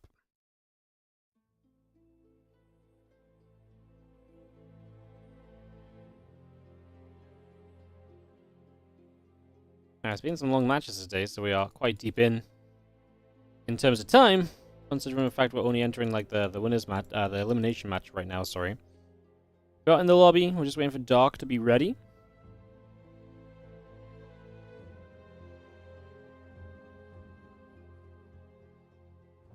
Ready and go. I'm not allowed a day off. And Ellie didn't have a day off because I got a sponsorship offer that was like, we're doing a sponsor on Friday, or we were going to do a sponsor on Friday, and then we're like, hey, would you also like to do the sponsorship on Saturday and Sunday as well? And I was like, oh, Friday and Sunday as well as Saturday? Whatever day I was already doing it, we were like, hey, do you want to do it the 2 other days on the weekend as well? And I was like, that's very tempting. I was like, I can definitely do it on this day. I was like, no, I really need the day off. So, unfortunately, we're not going to do it on every day, but, yeah. You guys nearly got me on Sunday. I don't know what we would have streamed, but we could have probably put a tournament together with the sponsorship money, so last minute. But it's also, you know, it's meant to be me and Helen's day, you know? Like, we're meant to spend time together and stuff. It's this weird thing that people in a relationship do. I don't quite understand it, but if I don't do it, then I get in trouble, you know? No, I'm having a day off on Sunday. And then, yeah. We'll be back on Monday with WardiTV Mondays, and the week after is full of the Rex April Madness playoffs and the WardiTV Spring Championship playoffs. So we really do have a pretty darn full couple of weeks still coming up. As we have in the bottom left-hand side, the red Zerg player here is Dark, while in the top right, our blue Terran is going to be Team Liquid's Cure.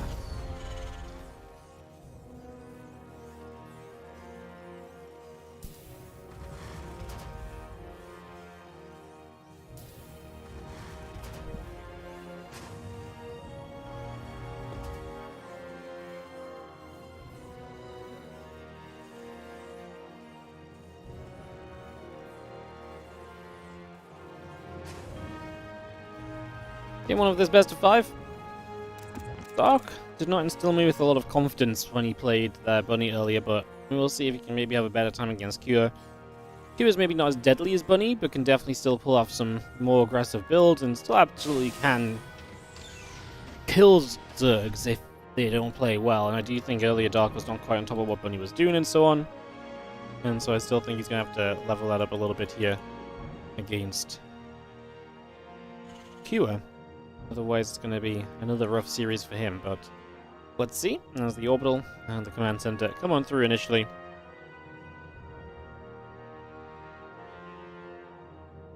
Started up. As yeah, CC coming in. Reaper is on the way out. Bring that all through. It's going to get a little bit of a patrol coming over as well.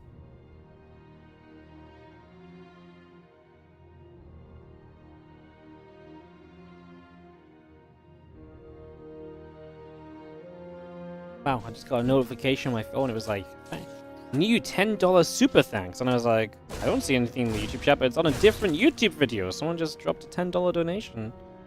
In case you end up over here, Mark Rogers 9376 watching this video at some point, thank you for that super thanks. Appreciate it. Is our Reaper gonna show up and hit a couple of lings? Some pressure onto those early. As I just push those back, get them out the way.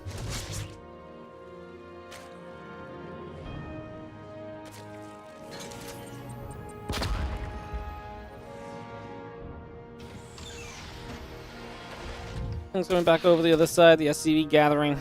It's going to be seeing the Marines going to fight, and a couple of SCVs are going to be there to fight against those couple of lings.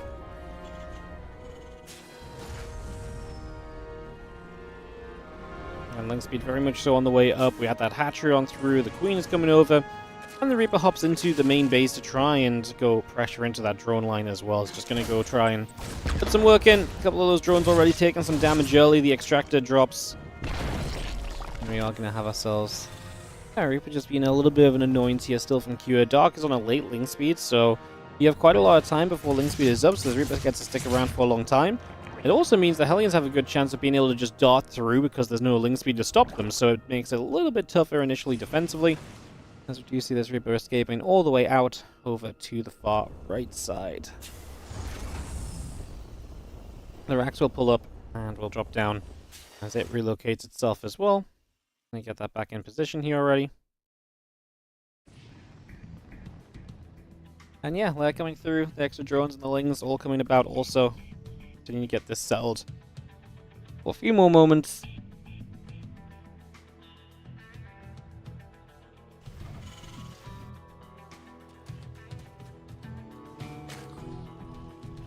Obviously with the Banshee and the Cloak here, we'll have a direct pathway to show us exactly what he plans to do in this game, which is a little bit more aggression, no doubt, coming through. A couple of Queens are going to be there to push the Reaper Hellion back the other way as well. It's just going to push that straight back across to the other side.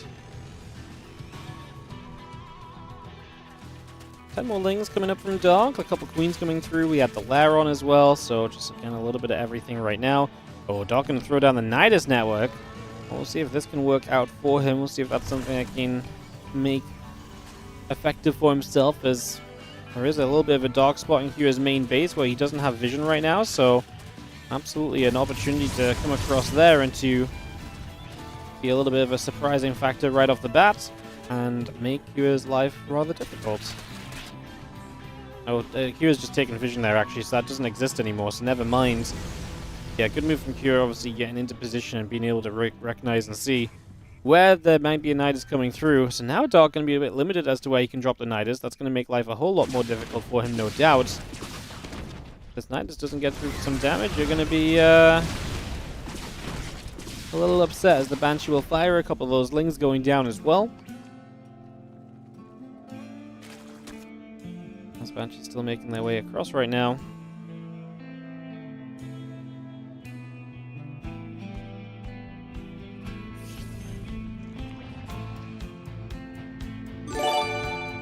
Hey, what's up, Dohi? Thank you so much for the 41-month resub.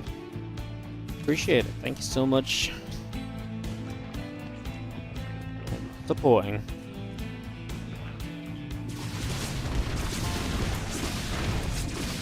Banshee's gonna fight, and a few of those drones already going down, so 7 workers getting picked away. Sport's gonna finish. We're gonna finish off a Banshee with 7 drones is serious. Obviously, this is not a good game for Dark. This is all going very wrong for him very quickly. You're taking a lot of damage. You have invested into a Nidus that has not ended up doing anything at all, so that was a disaster as well. Like, through and through, this is just not your game right now if you're Dark. This one has definitely fallen away from you a little bit already.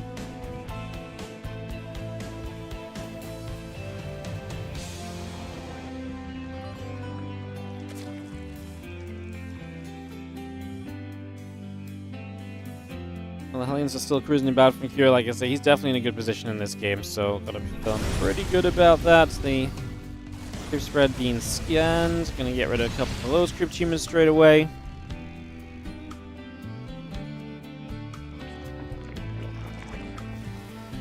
Again, 1-1 upgrades, combat shield all coming through. The Marines, the medevacs, and the tank and the armory coming up as well. And now the upgrades and bailing speed. coming about. The Nidus attempt, I mean, you may as well try and use the Nidus because you've already built into it, so you may as well get something from this whole thing at the end of the day. Again, just going to be seeing upgrades coming through. The melee upgrades coming about.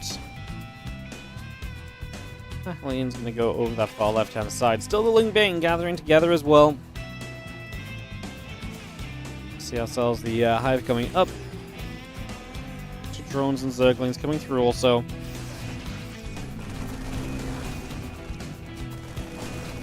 Pull back over to the left-hand side. Just have ourselves the Crypt Tumors beginning to go down.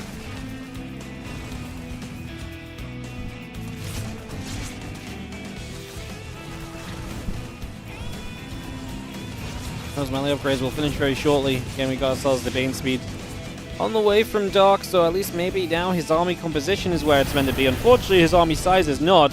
He turns away from that attempted run by because he just feels as though Q is going to have the defense, which I think was probably the right call. Problem is, Q is sieged up across the map as well, so Dark's going to begin taking some hits very shortly.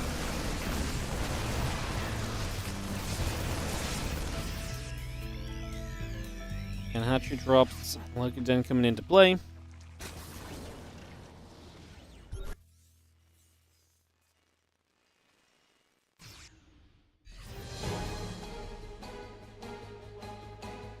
Still got the missiles and the Musco Augments coming through. The Locaden coming up also, so bring that through, bring that over. Marines, Hellbats, tanks coming back across as well. Just seeing the army stepping over right now. A couple of those Crypt Tumors beginning to go down. And the Locaden going to be done soon. If there's a way for Dog to turn this game around, it probably does become with the Lurkers very soon, right? I mean, gets a nice run by here, 10 SCVs. But yeah, Lurkers at least could maybe hold you, keep you in this game long enough to actually make an impact again and to actually, make a difference. So, right calls. Still not convinced it's going to be enough to stop Q from just overwhelming you.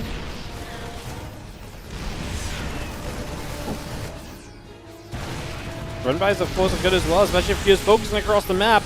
Q is pressing forward here as he loses 15 SCVs. So the run-by is very good, but it will get cleaned up. It will not go forever. That's important. Having some kind of endpoint to that run-by does a lot for Q to know that it's okay. Like, I am still okay to keep on pushing across the map. And now there's nothing else coming from Dark anytime soon. We did siege those Lurkers up a bit further forward. Do we have a way to get rid of those Lurkers? Yes, we do, because we just killed everything else. And so we can just surge forward with the bio, and it is going to be good enough to kill those Lurkers off. Not the most efficient of fights, but given the situation, it's absolutely fine. And Cure is going to win a game number 1, as this was just obviously disaster from the start from Dark, unfortunately. You don't really usually get away with a game opening up and, ending up in a position like that one, where you build a Nidus, it doesn't go anywhere for you, and everything else afterwards.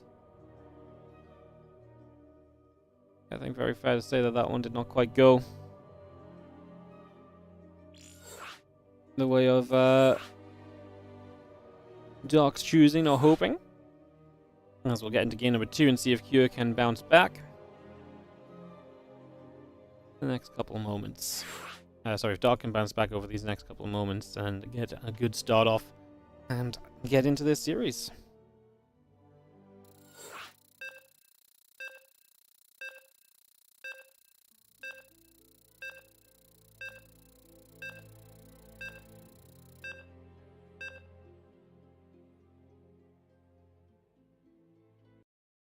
Ultra Love coming through. Get this started up.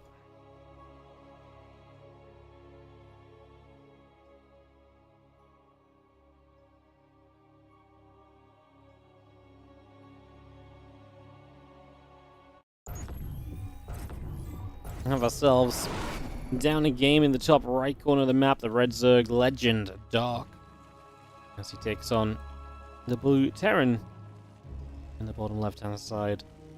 There's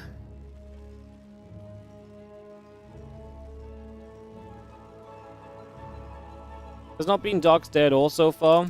Really hoping he can turn it around because I think Dark deserves to turn it around. I mean, it's always fun to watch Dark play. I want to see him give up a little bit more of a fight, right? Like, these games have just not been great for him.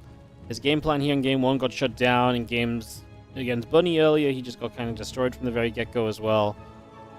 And it just feels like we haven't gotten to see Dark play so much. Like that last game, we got to see it a little bit more because we started to see the run-bys and some success, and that's kind of how Dark can play well. But it was very abbreviated because we already had Dark in such a terrible position off of the starting point, and hence it was really not all that ideal overall.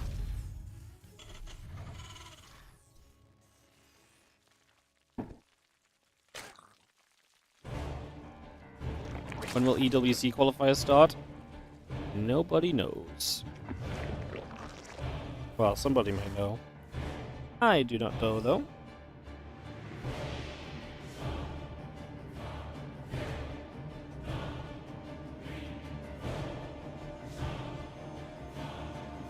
Just take a couple moments here. Getting settled in.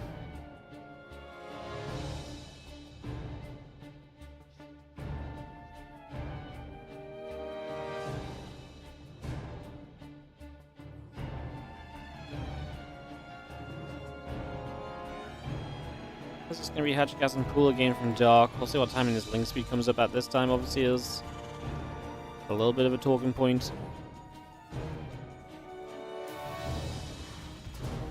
Reaper moves out. We actually got multiple racks from Cure, so he's going to be going into 3 racks Reaper to set this up, get that underway.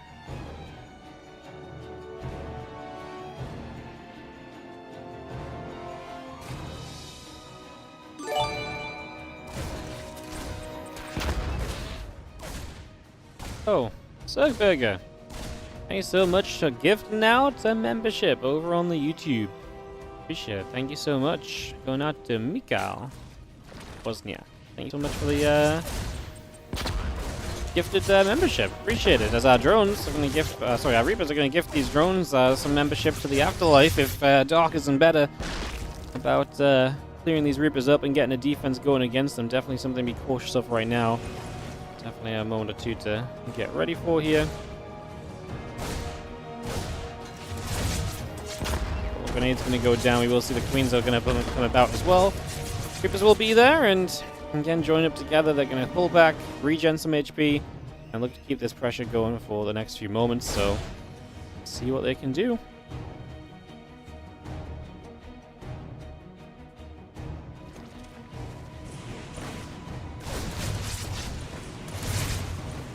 Queen's going to come about. We are going to see the Reapers just gathering together still. As we have a couple of reactors coming through as well. Still got ourselves the Tech Lab also on the way up. So Kira getting ready to go fully into the bioplay after this. With the link speed out, obviously we do begin to chase those Reapers down a little. They begin to make their way through. The Ling's going to come across and the Reapers will continue to run, but the Ling's actually going to start getting us around. The Reapers get into a little bit of a dead space and actually make an extremely good getaway. Oh my goodness. 24 dead Zerglings and not a dead Reaper in sight. Pure got surrounded and said, I don't care. Well, that felt like the win was there for Dark. And not the win, but like the win in this moment was there for Dark. And he was going to be like, this is it. Okay, cleaned up the Reapers. Good position to play from. Let's go. And instead it could not have actually turned out to be much worse in the end. As, yeah, that's kind of a wild one for sure. Jeez, that's, I can't believe all of the Reapers, like, he didn't even lose one is the crazy part of that, right? Like, if you lose one, I'm like, okay, fair enough, like, you know, that's still pretty nuts. Losing none of them? Yeah, maybe today is just not meant to be Dark's day of playing StarCraft 2, because I feel like the games are just not seemingly meant to be won by him the way that we're seeing them play out at the moment, right? Like, even the little things that have a little bit of RNG to them are not ticking over in his favor.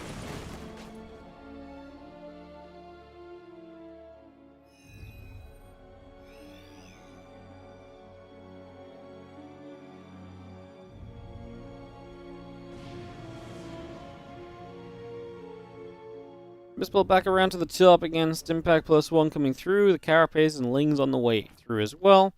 And the Reapers will begin to trade with a few of those Zerglings as we continue by. So again, Stimpack and +1 all continuing up. Get those upgrades going. Get this underway.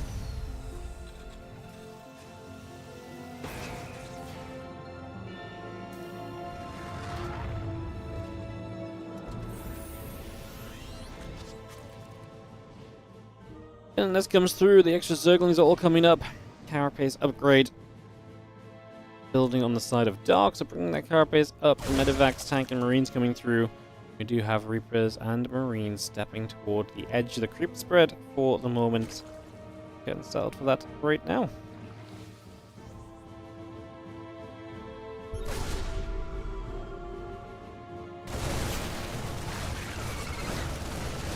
Slings will just wrap around. The Marines and the Reapers continue to pull back.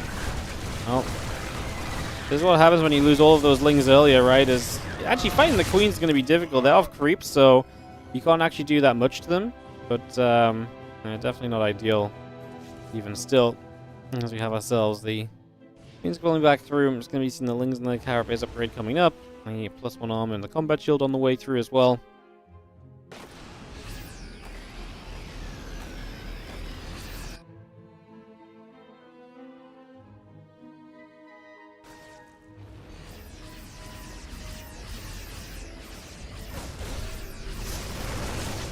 Marines come gathering together again. This Zergling's still going to be there. A couple of Queens taking a couple of shots. Just have ourselves the Marines continue to come about. 8 drones going down. A little bit of damage right away. And it's just going to be seeing the Marines continue to fight. And Doc's just going to say GG. There's just no saving yourself here. The upgrades are there. The Marines are too good. And Cure really just did so much with the Reapers initially that being in any sort of playable position is absolutely going to be a challenge. GG's. Gonna go to a game 3, man. All the games have been great today, apart from Doc's TVZs, which is such a weird thing to say. Like, it doesn't feel as though that's typically the case at all, as we will go into. Starchild. This map is only really in the Rex map pool, but it's been it hasn't really been played that much either, so we haven't really seen this too frequently. Let's see what happens as we get into this one. We'll get this set up and ready to roll. Roll. Countdown begins, and we're going to be into Starchild here in just a second. Dog, please reverse rip. I'm going to be a sad boy. Yeah. You can't have all the epic games in one day, I guess, guys. You know, gotta spread it out a little bit. It's been even if Dog flops, it's still been a very good group because the TVPs have truly been pretty fantastic. So can't really complain there. Yes. And that finishes. Let's get in game. So we have got ourselves in the top right hand side, the red Zerg player. This is going to be Dark. And he is up against Cure in the bottom left. He's got a 2-0 lead and is absolutely swinging his way toward that rematch against ZOUN. And that will be what we have next if Cure wins this. ZOUN versus Cure. Was a 2-1 victory for ZOUN early in some pretty hectic games. Arguably, I think he probably should have won that series, I think he did throw that final game a little bit. So, yeah, I think that is a consideration to have going into that again. It'll be fun to talk about.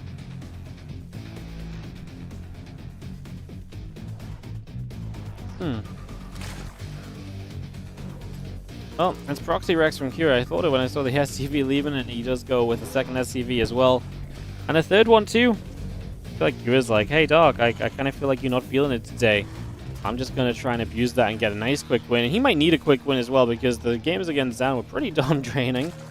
Like I say, they were all long 20+ minute games that Cure played against him. Obviously ZOUN played an even longer one against Bunny after.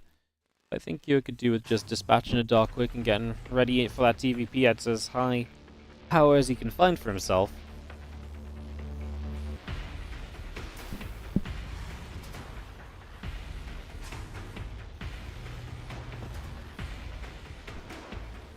Overlord is coming down this right-hand side, but I don't think it's going to get a scout unless it turns left. Whoa, it turns left! Oh my god!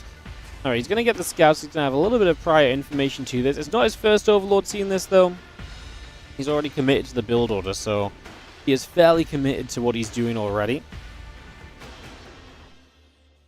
So here we go. We're going to send those Marines forward. Obviously, Dog doesn't know it's a 3 racks yet. That's one thing he did not spot. So that's one thing he's still in the dark about, is because that what his defense looks like. He is going to finish that hatchery, starts a Queen and Lings. No Spine Crawler on the way to start off with. Major drone pull. Just says that's fine, because if you're not mine with all of those drones, that's okay, because I'm making 3 Marines at a time. That's going to overwhelm you at some point. if you're not gonna, continue with your economy effectively, as those drones are gonna try and drill through. That ain't it. This is not it at all. No. This is already game over. You can't lose 4 drones chasing like this when you're up against 3 racks. It's just way too many. Queen's not even done. We'll actually start up a bunker again. That's going to force units to fight here sooner rather than later. Dark's not even being able to spend all of his money because he hasn't had... Well, sorry, he's not being able to build all of his lava because he doesn't have the money because he pulled so many drones away. That's another part of this issue, right? As the single queen is going to be joined by a second, so 2 queens together will help as we get rid of a few lings already. Obviously, the goal here from Dark is to stop the bunker coming up, which he will do. But it costs you another 5 drones. I mean, queens will have transfusions sooner rather than later. But, you're down to 13 workers, so Dark is really, again, just not in any sort of pretty position right now. Hatchery taking damage. Basically, Q is trying to force Dark into pulling a drone or 2 to try and come and deal with this, but... yeah, really not ideal as the Marines continue to fight and trade very well against these Zerglings. Kill after kill continue to come through. Gonna turn around, a couple of queens gonna go down. Dark says GG's. And Kira is gonna take game 3 of this series. The 3 racks is good to finish it off. Today was just not Dark's day. But we do get a Kira ZOUN rematch, which is obviously kind of exciting, considering their games earlier were very good. We do get to go back into that TVP and see how they do in the rematch. See if Kira adjusts at all, because I actually think Kira might look at that bunny series and be like, you know what, I feel like I can also kill ZOUN if I just don't let the games go like this. I don't feel like Kira needs to let the games go like that, I guess is what we're kind of getting at.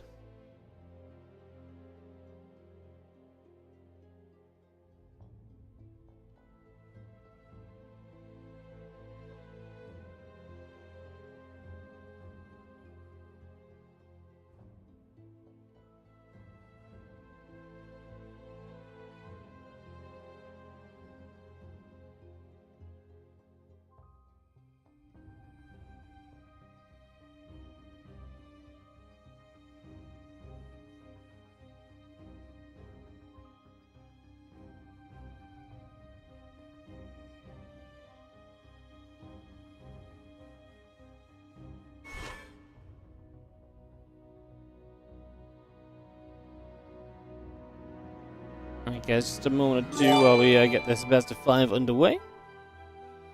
Obviously last best of 5 of the day coming up for us here. Appreciate you all tuning in and hanging around. Thank you so much GrimK for the 2-month resub on the Prime. Appreciate it. This was a gold. Frostline gonna get vetoed. Obviously it was a best of 3 earlier, now a best of 5, so less vetoes. Can maybe make some of the maps they play a bit different as well. That should also be kind of intriguing.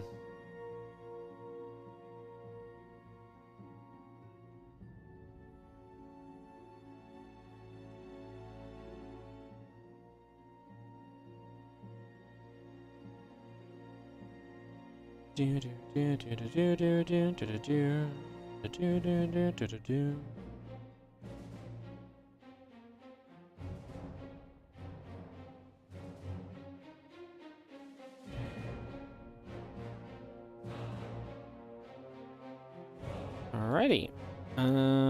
Just sort a couple things out over here before we tap forwards.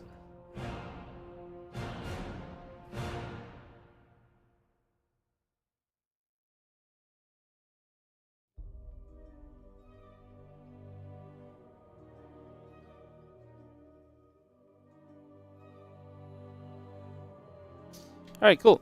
So videos are coming up. Arrow Home and Killers videoed as well, so we'll be into map picks here already. We'll get this ready to rumble. Dark ran down like a bag of rocks. It was not Dark's day. There's no. I do wonder how much Dark's playing lately. I do feel like his level has dipped a little bit recently, if I have to be honest. But yeah, I mean, like I say, it's he's a great player. Just, I still feel like Dark has that potential to show up one day and still look freaking amazing. Some days just aren't your day in StarCraft 2 as well. Like, this is very easily a game where some days you're just not quite feeling it, you're not 100%, and it's very easy to look and so it's like, oh my god, what's going on? You know what I mean? Like, it's so easy for that to kind of come around. As we get ready to go. We will kick this off.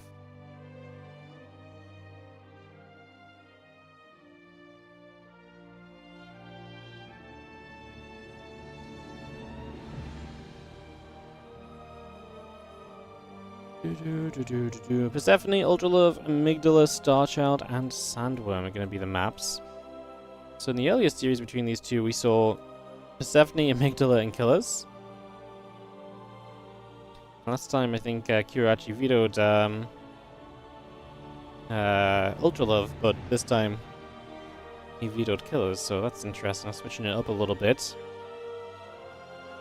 First map should be hosted in just a couple moments, guys. Get this underway. We'll get this ready to go.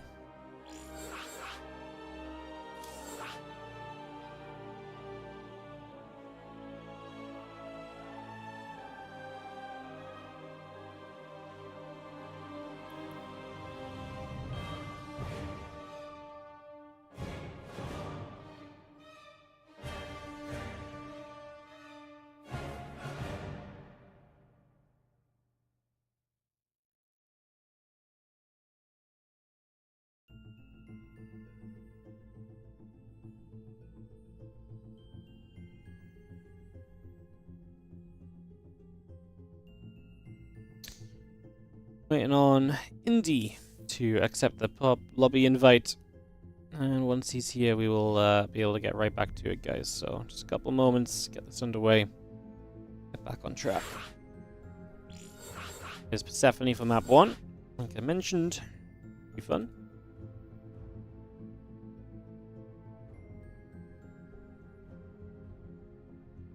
He's compete on 40 Mondays, yeah. Stay in shape a little bit. That's the Dark one out of 05. I think one would be one of the worst group stage performances of Dark of all time.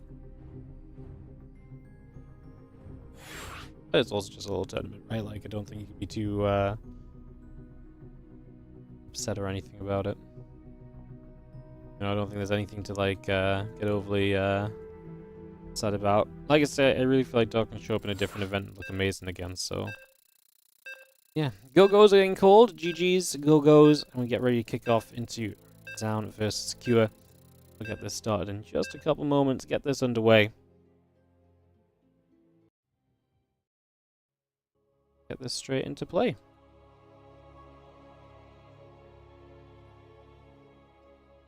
Persephone, as mentioned, the same opening map we had last time between these two. Get this underway and get into it. We're going to have ourselves in the top left-hand corner, the red Terran player from Team Liquid. This is Cure. Here in this best of 5. Now a rematch. Obviously, they played a best of 3 earlier. Cure lost 1-2 against ZOUN, who has only played long, grueling TVPs today, apart from the PVTs, which he lost against Bunny, which were much faster, and definitely didn't go in his favor.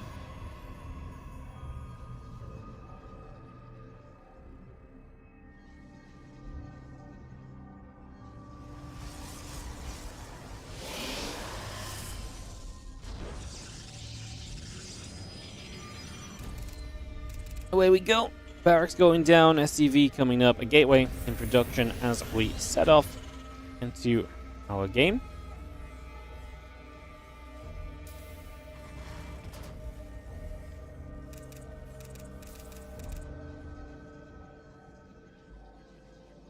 I'd say, I'm really curious if Hero does things heavily differently to earlier, because I feel like he got in okay positions in that match early and then kind of lost it a bit later on.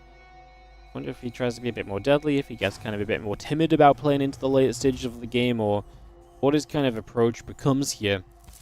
As we kick this off, we're going to see that probe nibbling at the SCV for a couple of moments, so a little bit of work done there.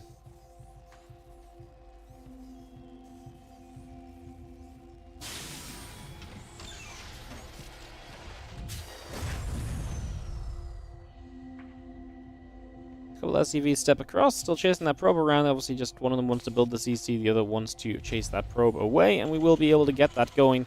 So the command center places into position. The Reaper still coming through. We add the orbital. Nexus and Cybercore both building from ZOUN. Why aren't Cyril and Reno in this? Cyril and Reno don't typically play smaller online tournaments.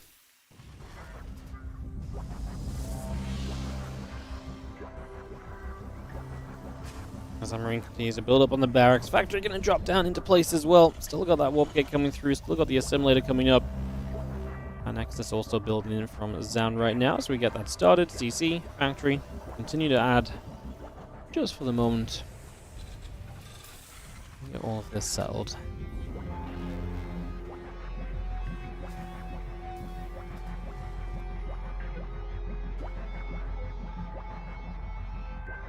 Yeah, that Twilight Council building straight through from ZOUN here. That Nexus coming up as well.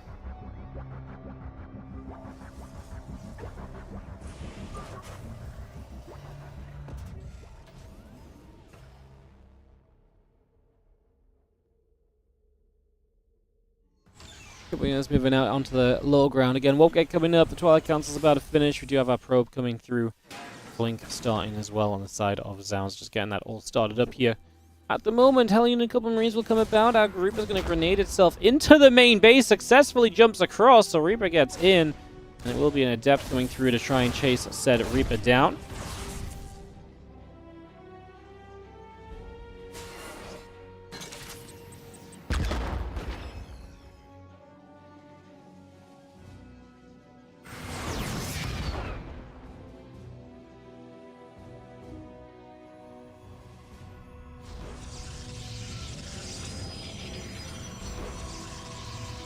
And then the Blink coming up, the Warp Gate coming through. Probe facility and a couple more gateways in production as well. We still see the Hellion being chased away off to the side. The Stalker and Adept will come and try and play a cleanup on it, but we will have our Hellion getting rid of the Probe. The Probe obviously was trying to build the third Nexus up, it seems, so... Or at least putting the pylon in place. Don't know if he was super ready to go to the third straight away. It's not too crazy of a timing for it. Oftentimes I think that Probe would stick around there and get the Nexus going soon. As we send the Widow Mine drop over from Cure, so he's going to bring that down across here. Over these next couple of moments, again, the Blink is coming online. Oh, we actually have a fourth gateway, so we're actually going to see 4-gate Blink here from ZOUN. That's interesting. Was not expecting that. Don't know if that was necessarily the initial plan either, to be completely honest with you. Widow Mines are going to burrow, unburrow. One Widow Mine going down. The Stalker's going to go after the Medevac. The Medevac will be chased away. A couple of barracks continue to come about as well, so they will chase over to this side. And yeah, Raven coming through, siege tanks and Marines continue to produce. Just for some early stages.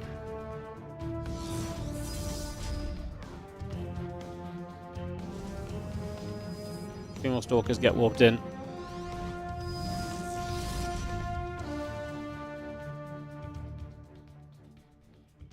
First, I'm going to move toward the main base here for a couple of seconds. We are going to be seeing the couple of Stalkers obviously already ready to fire.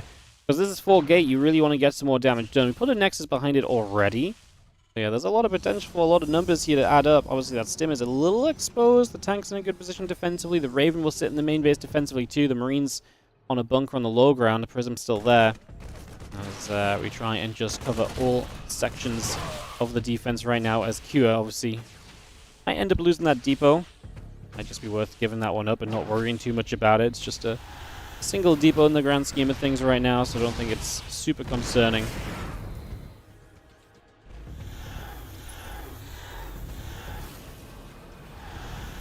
Impact on the Medevac building through. CC's on the way up as we speak as well.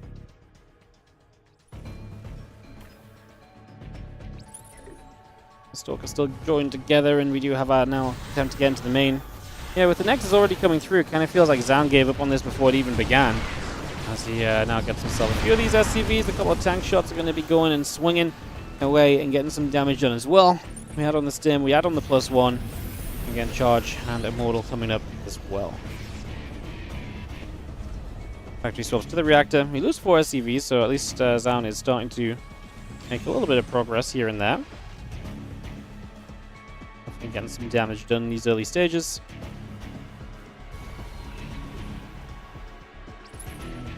And the Immortal, the +1, the Charge, all coming online. The eye upgrades continue on the side of the Terran.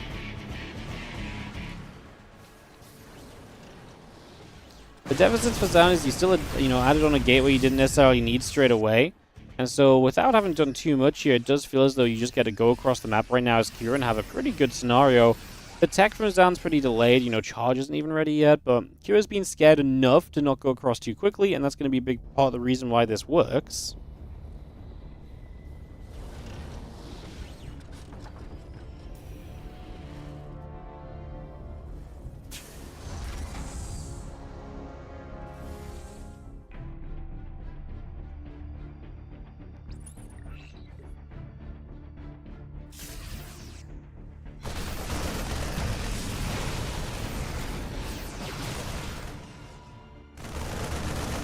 Lyra gathering together. They're going to shut down the prisms. It's really nice because now Kyo doesn't have to worry anywhere near as much about counterattacks or anything of the sort there. He can fully focus on pushing across the map, which is exactly what he's trying to do.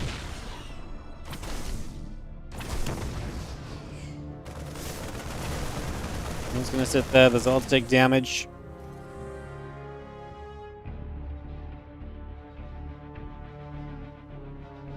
So that Marine Marauder Viking continue to come up into play at the moment.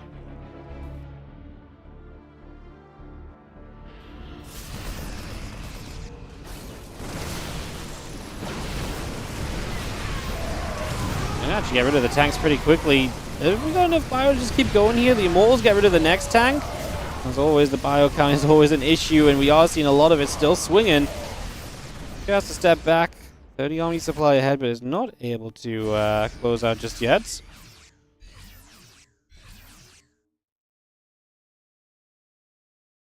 Just the bio over to that far right side.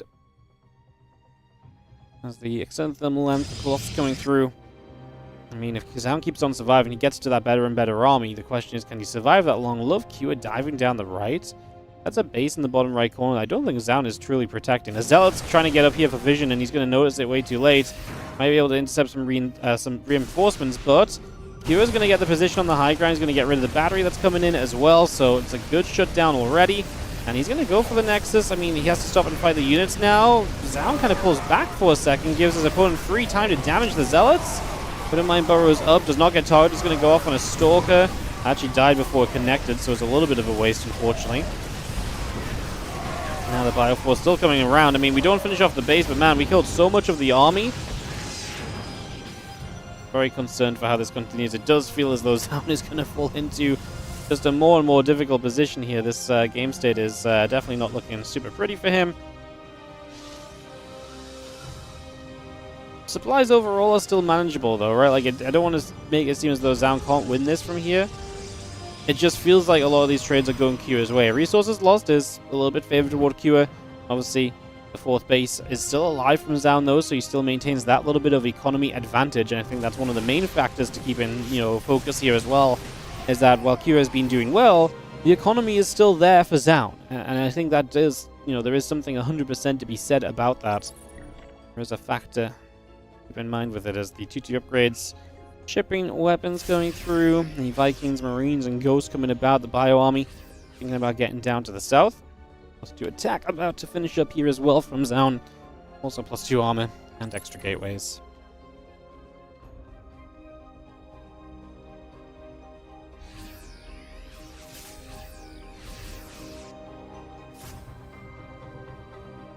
He was already here, and gonna get the Cyber Core before the army shows up.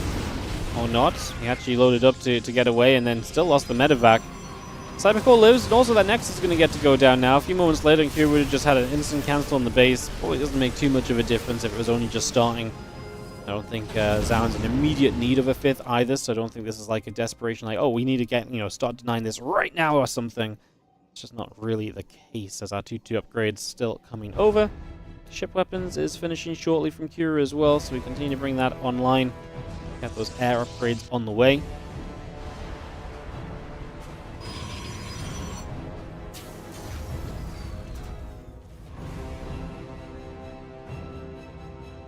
+3, +2 coming through. Stargate on the way. Next is coming about. Have ourselves the Planetary Fortress still building up with Marine Marauder Medevac all being added on.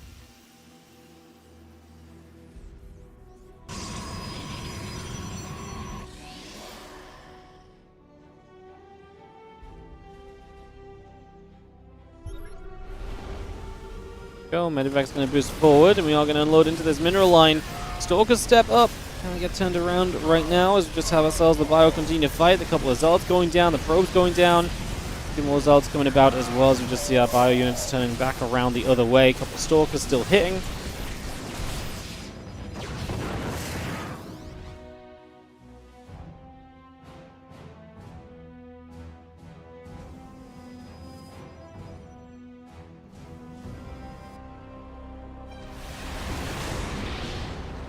Vikings get that hallucination. Still seeing the +3 attack coming through. Marine Marauder, Viking in production. We get a fusion core coming in as well.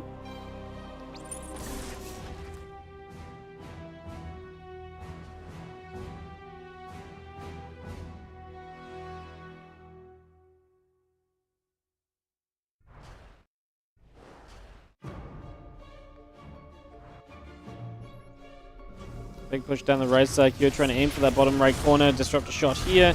Not quite going to land. We are going to be seeing the Bio continue to pull away. Vikings landing over on the other side. Just going to lift back up into the skies. The Zealots are coming through too. Doing a good job of this as we just have our Zealots hitting the mineral line for the moment. So 7 SCVs already dropping the +2 ship weapons. Coming up. Poking coming in as well as the extra disruptors build. We are going to be seeing again 9 SCVs going down. ZOUN has this really good way of just surviving into this next phase of the game where he's then very good. Like, you know what ZOUN's PvT reminds me of? He reminds me of Zola's CVT, where Zola basically dies and just about hangs on in there until Lurkers come on the field. And the moment Lurkers come on the field, boom, he's incredible. And I feel like ZOUN's kind of the same. He's just holding on to a certain point that is just like, bam, now I'm in control. And he just apparently is someone that is very difficult to beat at this 14 to 20 minute mark of the game. He attacks in here, blows up his own Zealots with the disruptors. That might not be quite the fight we're looking for, and yet still, ZOUN is leading in the supply. The Vikings all getting shot down, so they're not going to be there for future Colossus reinforcements. And ZOUN will step away. Disruptors on cooldown. Only a handful of Zealots really here at the moment as well, which is definitely one thing to be cautious of.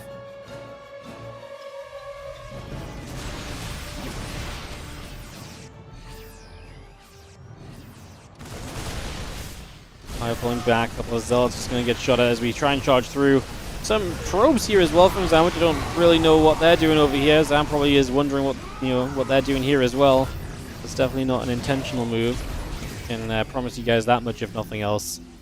There's the two new Colossus on the way. I think that makes sense. You've just gotten rid of all the Vikings, right? So, yeah, good idea to get the Colossus back on track and get those building in one more time.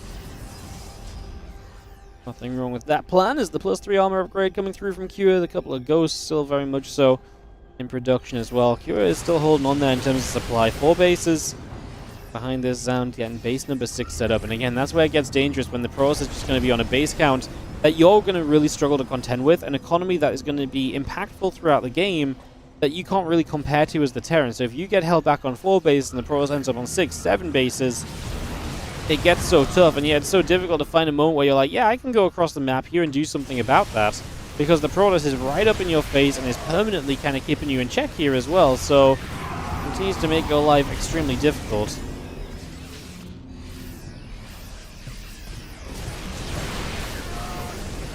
A few of the Bio units very low HP, again chased down by Zealots. Disruptors figuring out where they want to fire to as well. I was going to say, Griffin Rose on the right side looking juicy.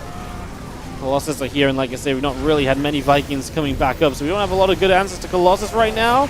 The Stalkers do not find very good target fire at all on those Vikings that do exist. He's finally going to get rid of the second one. That one was low HP for a long time. And ZOUN and Q are still dueling here. 155 supply or thereabouts. We are really not done just yet, are we? The Medevac, the Vikings, all still coming through. The Marine Marauder coming up. The extra Ghosts are on the way as well. Another Disruptor shot lands for a Marauder. Again, Vikings coming through. The Medevac's building. Planetary Fortress coming online as well.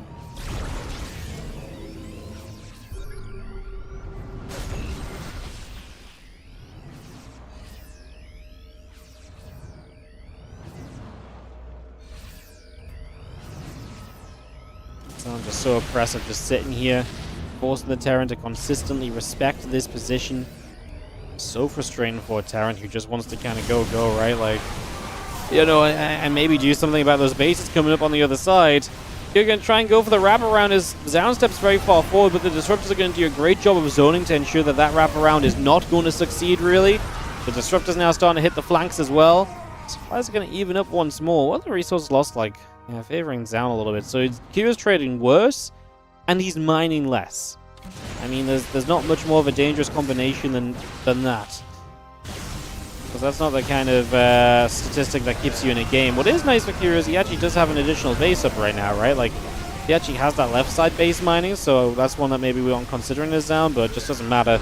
ZOUN collapses, and this fight is much more one-sided, and that is going to do it for a game one. ZOUN gets the opening map of Cure. Despite it looking so very good for Cure in the first place, it is still going to be ZOUN that comes through and gets that 1-0 lead. And like I said, it just felt as though Cure, this game was one of the ones where it's like, okay, I've got some real progress early. I really put some damage into you. Didn't matter in the end. 2 Protoss, a Terran, 2 Terrans, and a Zerg in the playoffs already, by the way, guys. So, Protoss would not be amiss. There's a very good chance we get a Protoss out of Group D, obviously, with Max Packs in there. I'm really cheering for Rogue in Group D. I'd love to see another Zerg in the playoffs, and Rogue's been playing great lately. Been super fun to watch him. Be fun and entertaining to see if he can get it done in Group D. Again, Group D will be on Thursday, my friends, so Thursday if you want to catch us with that.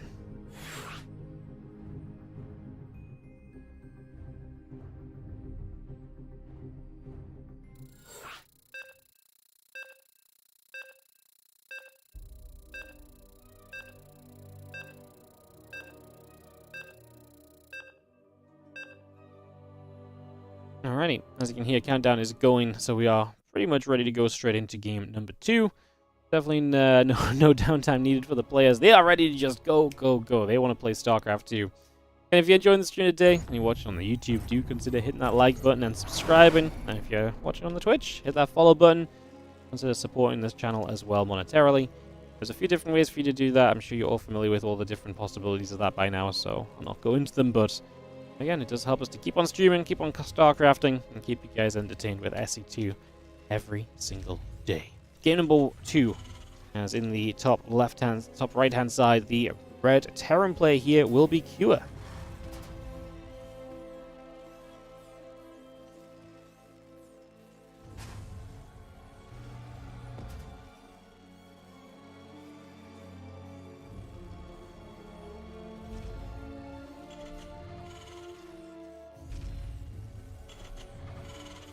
Can ZOUN? Can ZOUN take this through and make playoffs? I mean, right now, definitely has played the better later game PvTs on the day, and I don't know if Cure's got what he needs in him to kind of kill ZOUN earlier. Like, Cure has just consistently struggled against the later stages. And there's, I mean, the last game, it really seemed as though he was stepping towards a situation where it's like, yes, this is it. This is exactly how we deal with the, with this later game, with this Protoss play. You kill him early. And he didn't kill him enough early on, right? Like, he did good damage, he put himself in a good position. It was absolutely not enough at all. So, unfortunately, that did not fly.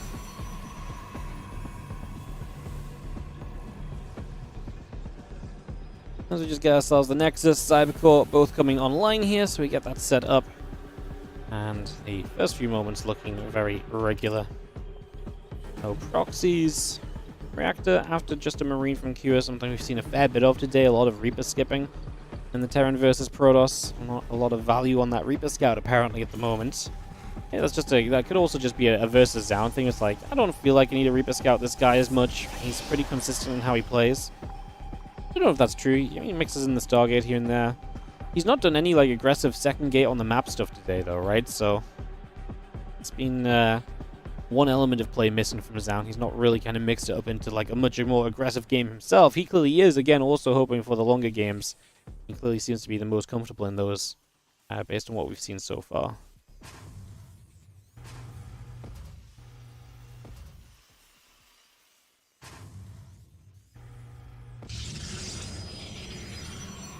Next coming online, Twilight Council coming through. Didn't ZOUN and Cure play earlier? Yes. This is the rematch. This is a double elimination group, so you play the initial matches, and then the winners of those matches play against each other, the losers of those matches play against each other, and then the loser of the winner's match and the winner of the loser's match play each other in the decider match. So then you have 2 players essentially remaining, 2 players that have not lost twice on the day. Those 2 players get to advance.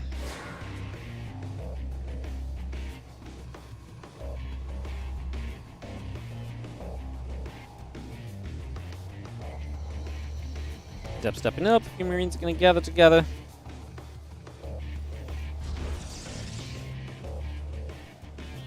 Still got that Blink coming online with a couple more gateways in production as well, bringing all of that through here. Get that settled for the moment as our hallucination will eat the Widowmine shot, not a big deal. Obviously it is just Blink from ZOUN.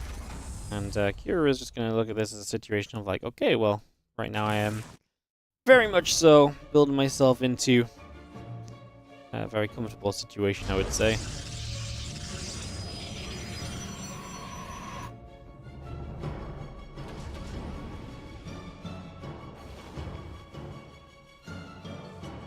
Hallucination moving about. A couple of Widow Mines and the Medevac getting ready to go across the map, so they will go and do their thing.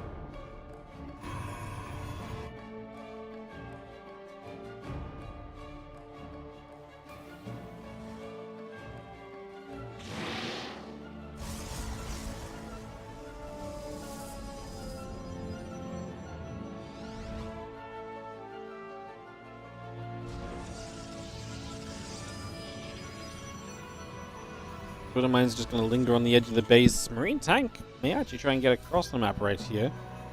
Definitely a little bit of a possibility. Get in position, especially as you have the threat coming in over on this other side as well.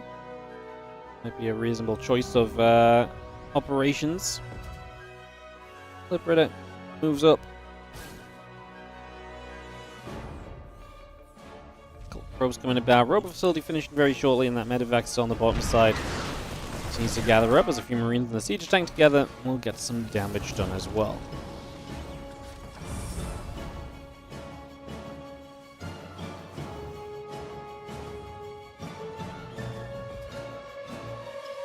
Charges on the way, a couple of gateways building as well. We have that forge through. The couple stalkers going to hit the Liberator.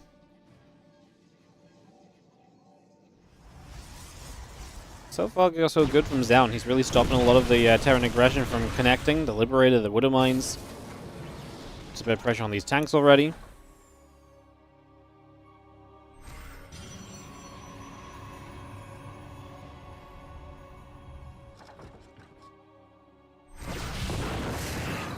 Get rid of the tank that's low HP as the Stalkers just punish Kyo for trying to pull back away right there. So, we're getting a little bit of success for him in that regard, as we just see. Once again, ZOUN is having good early stages of this matchup. And that, I mean, that's not always the case, but when he has a good early stage, it's going to be even more difficult for the Terran to stop him before he gets to the stage he seemingly feels the most comfortable in, so...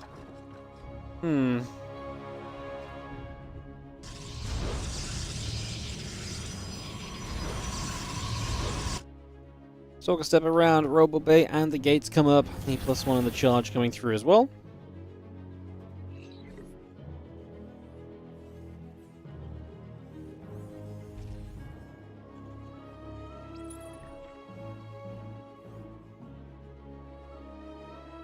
And then Immortal, +1, charge, Robo Bay. It's all setting up for ZOUN, and Kira just going to get the 3rd CC on the way. Again, has not been able to do anything in these early stages so far. This really has been just him coming up dry. Really has been unsuccessful in trying to make anything happen thus far. Maybe with the Stimming Combat Shield, question mark. Maybe that's where we'll have an opportunity. Maybe that's where there'll be a chance to do something. Maybe, possibly, questions.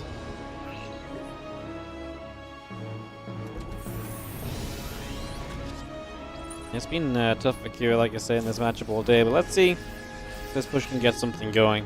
He still has a harassment in place. The Liberator, I believe, has just sieged up in the main, actually, so that's going to be a couple of probes, and Stalker comes in to respond. That will go down.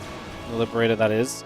Gets a couple probes, obviously forcing a lot of lost mining time from the main base as well, as the Widow Mine drop is still sat there waiting. As long as you got 4 Stalkers surrounding that Widow Mine drop, you're kind of okay with it, though. There's a lot of supply being used. It's essentially 8 supply versus 6 supply, so there's a slight supply advantage offset right there. Is the yep, the rest of the army starts to show up here. The Widow Mine drop does come in as the Stalkers move back, and we get 4 probes, so we actually turn that into a useful play. And now we see Jup to try and deny the 4th. Widow Mines will burrow, they're all clumped up, but it's not going to matter just yet. Cannon going down. We are going to have ourselves the first Colossus of the game here to be part of this defense, and that should go a long way to helping out as well. And they are going to be seeing through again, push back. Loses the tanks, and now as he gets chased, unless he can turn and fight somehow, he's going to lose a lot more. The Colossus is going to make it difficult to turn and fight. This is a Marine-focused army at the moment. A lot of the Marauders already gone, so if you turn and fight, you fight into that Colossus, and immediately that's just bad for you. That doesn't work out well, so... not an ideal situation, to be saying the least, at the moment.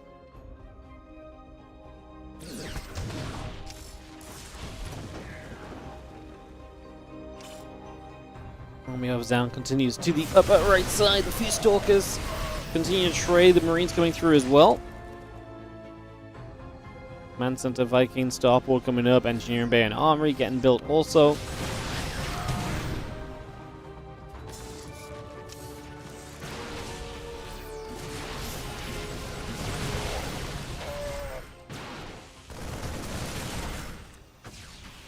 I will just pull back a few more moments, a couple more shots back and forth, again a couple Vikings on the way. Armory and Marauder is all coming up. Can ZOUN successfully push into this Terran base? We've actually seen him a lot of the time get to this sort of point where he's able to start, you know, begin to get into position, and then he's just actually closing the game out from these spots seems very difficult for him. So let's see this time around as he attacks through. Don't love the Colossus going down. The Colossus feel very important, somewhat essential even to this fight being in your favor, but apparently took too long anyway. The Zealots are just shredding the SCVs. This is actually going to be probably the most convincing fight that ZOUN has had all day. Like, these are the sort of setups he gets to and then usually goes back and forth and stalls out a little bit, and that's how we end up in the 20-minute game. This was not one of those moments in the slightest as Kua just falls, and ZOUN gets himself his second 2-0 lead of the day. Now, he was 2-0 up against Bunny in the winners match, and that backfired. It did not go his way in the end. So there is a possibility still, obviously, of the reverse sweep, so don't forget about that. That is a real possibility for sure, as we get ourselves ready to go. Into our third game of this series. Just a couple moments.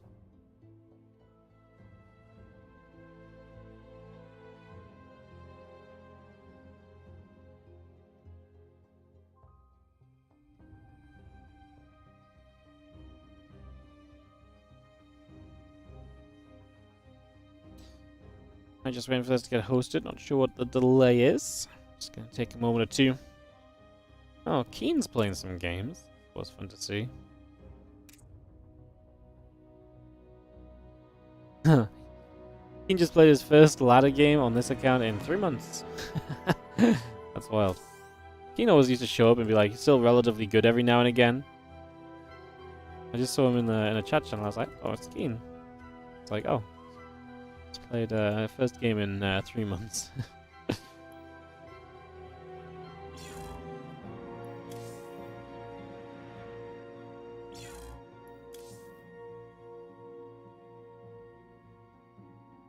One of our casters is AFK in the game, so we have to get them to leave before we can actually host this next game, guys. So apologies. We had to kick them. I can host this lobby up and get this going. Bam bam bam bam bam bam bada bam bada bam bada bam.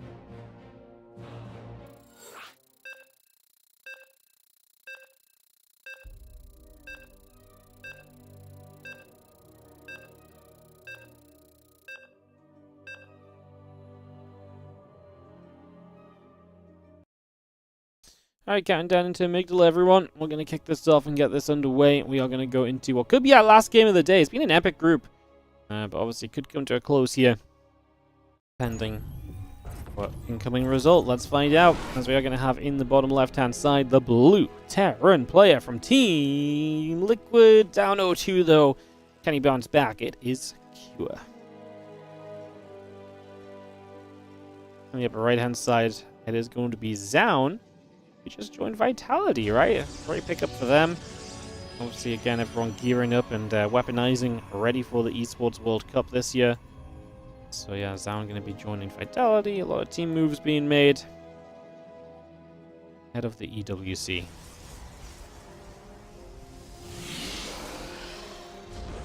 Game 3 of this best of 5 as we get ourselves into this one.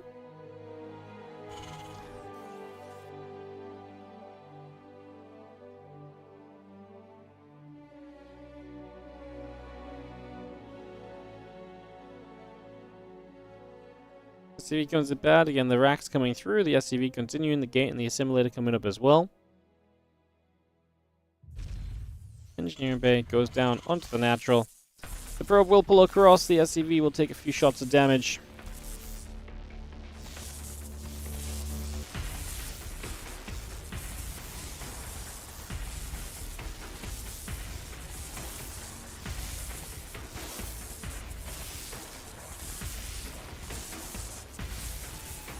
That engineering bay is going to get denied, so engineering bay block attempt is going to be reasonably shut down.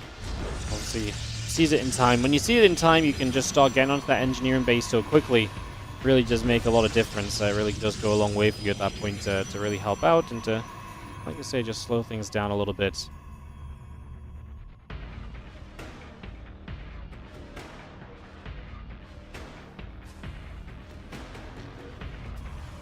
If you see it any later, then that's when you have to take the third base out of position, or the third base location, your natural out of position or so. That's when you have to sometimes pull a little bit more, get your zealot onto it, just becomes so much more of an annoyance. But yeah, you see it early enough, you can just delay the Nexus on that position, and it's not as big of a deal by any stretch of the imagination.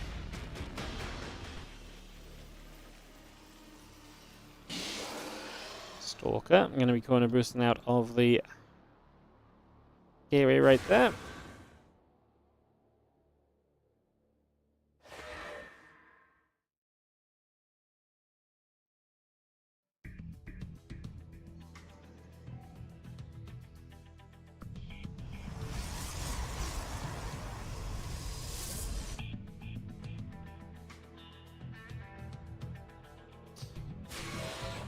Probably cancel the game from ZOUN, so continues to probably just set up toward the blink, right? I mean, makes sense. He's been seeing some fine success with it so far. It's led him to a 2-0 lead in this game. In this matchup, where again the winner is going to be through to those playoffs, and the loser is going to be out. It's as brutal as that in the Rux April madness. And Medevac. Sorry. Hellion gets in, and a couple of Stalkers are going to just go whacking away. I said Hellion clearing that up. Sure, I said Medevac, probably because it's in the production tab, but I lost my train of thought. The Medevac will allow for, again, that next wave of like pressure from Cure, which is just going to be in the form of a Widow Mine drop, you would imagine. So we get that set up and ready as well.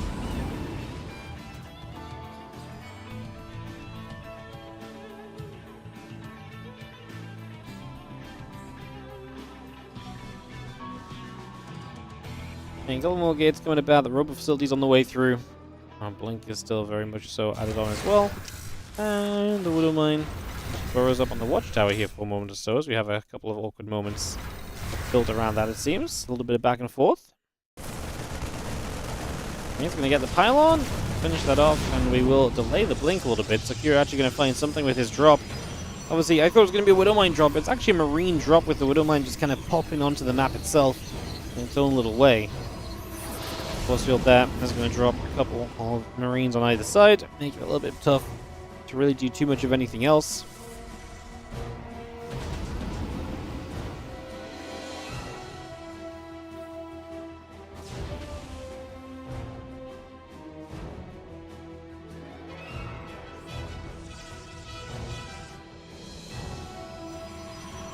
Seven Marines in the medevac just going to be chilling between mineral lines. Obviously, main and the third are going to be the options. It's not a super fast third base from ZOUN here either.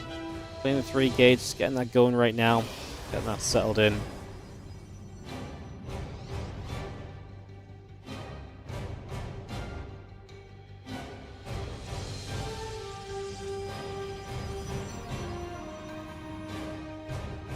Medevac of a few Marines, going to sit up the top as well. It's going to be hanging out over there. As we have our charge coming through, Nexus, Forge, and Probe, or 2 on the way out as well. Observer still stepping forward. I'm going to be heading a little bit toward that main base again. I'll look to see what else is happening for a moment or two here.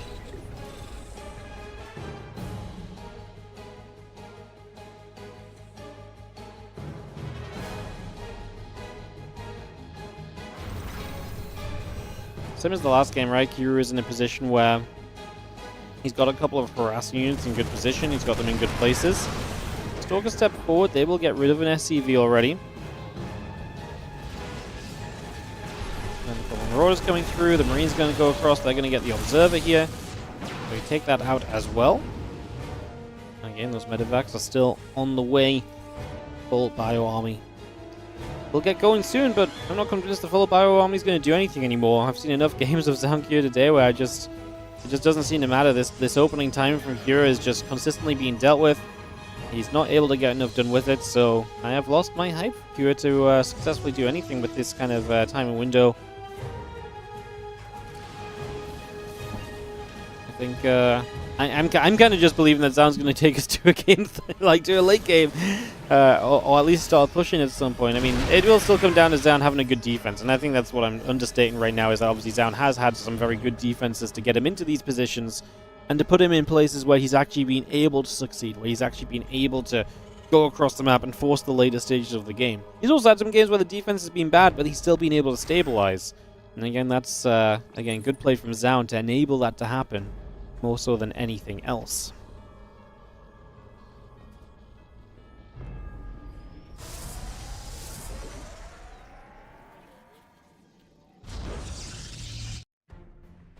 This one attack finishing, concussive shells, halfway done. Stalker's just going to hit the orbital.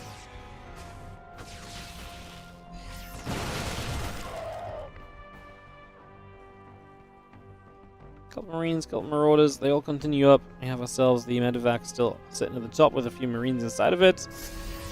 A little bit of Bioforce from Q heading up the left-hand side.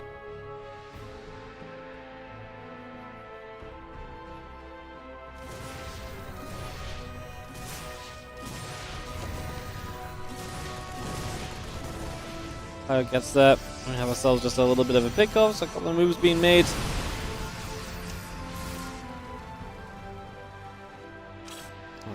Kira already, to me, was just looking as though this is a situation where you're going to have to just think about the next step. There's a Colossus here. We've seen this sort of same kind of fight happening multiple times before already. This one is one we just have to get toward wrapping up on and just kind of get to the next stage and just say, okay, cool. Let's just get into the later game. No reason to really fight. You can pressure, you can apply pressure, you can hold the map control a little bit, but I don't think there's any reason for you to be trying to force a fight right now. It doesn't go anywhere. This stage is what we've been taught. That is what we've been taught.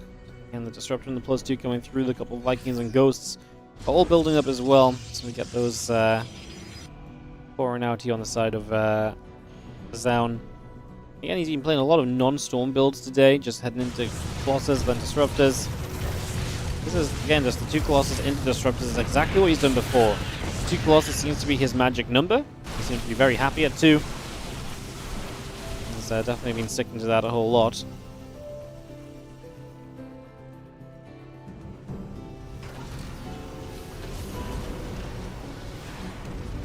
Four additional gates will be coming on in as we get rid of the Observer there, so the Vikings are able to knock the Obs down.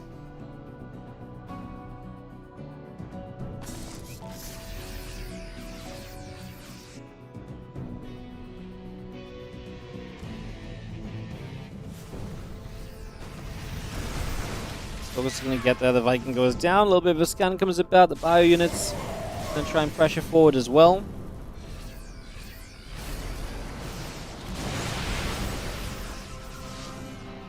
Top tanks will go sieging.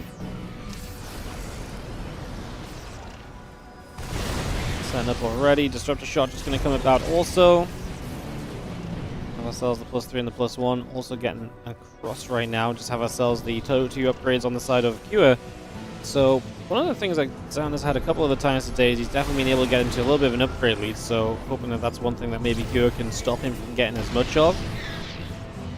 Cure getting just a little bit stuck on upgrades at certain points, for example, has been definitely something of a factor, so yeah, one of the ways to maybe approach this a little bit differently from Cure and maybe see some success may be that.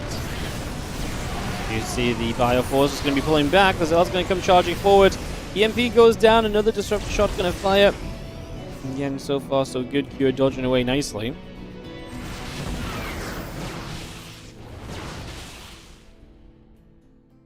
Again, Stalker shots hitting. The medevac's taking a few hits there as ZOUN starts to push Cure away. And again, do you guys feel like we've seen this one before? The push away on the Terran army.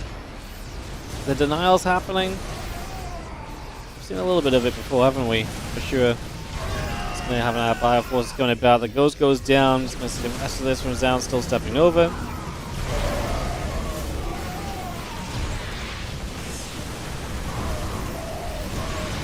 Disruptor shots hitting quite nice. Cure's army is not doing enough right now. The Vikings at least starting to get on the Colossus, but I don't know if we kill the second one. We do not. So one Colossus gets to live. ZOUN We'll have Disruptors recharging during this as well, and again, ZOUN seems to be getting a little bit more concise so far with these plays.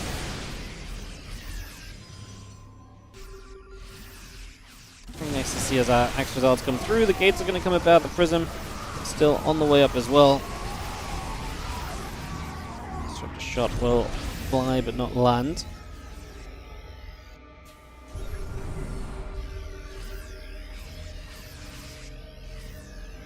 There's just so many Zealots here. ZOUN has a very convincing supply advantage, and this does not really look as though it's going to go any other way than just a ZOUN victory at this point. I mean, like I say, it seems as though he's getting better and better at figuring out the times at which he can make things happen here. +3 attack on the side of ZOUN still coming through, the +2 armor. Extra gates coming online as well. We have ourselves... Antifa will take a few more shots. The Bio go on the other side.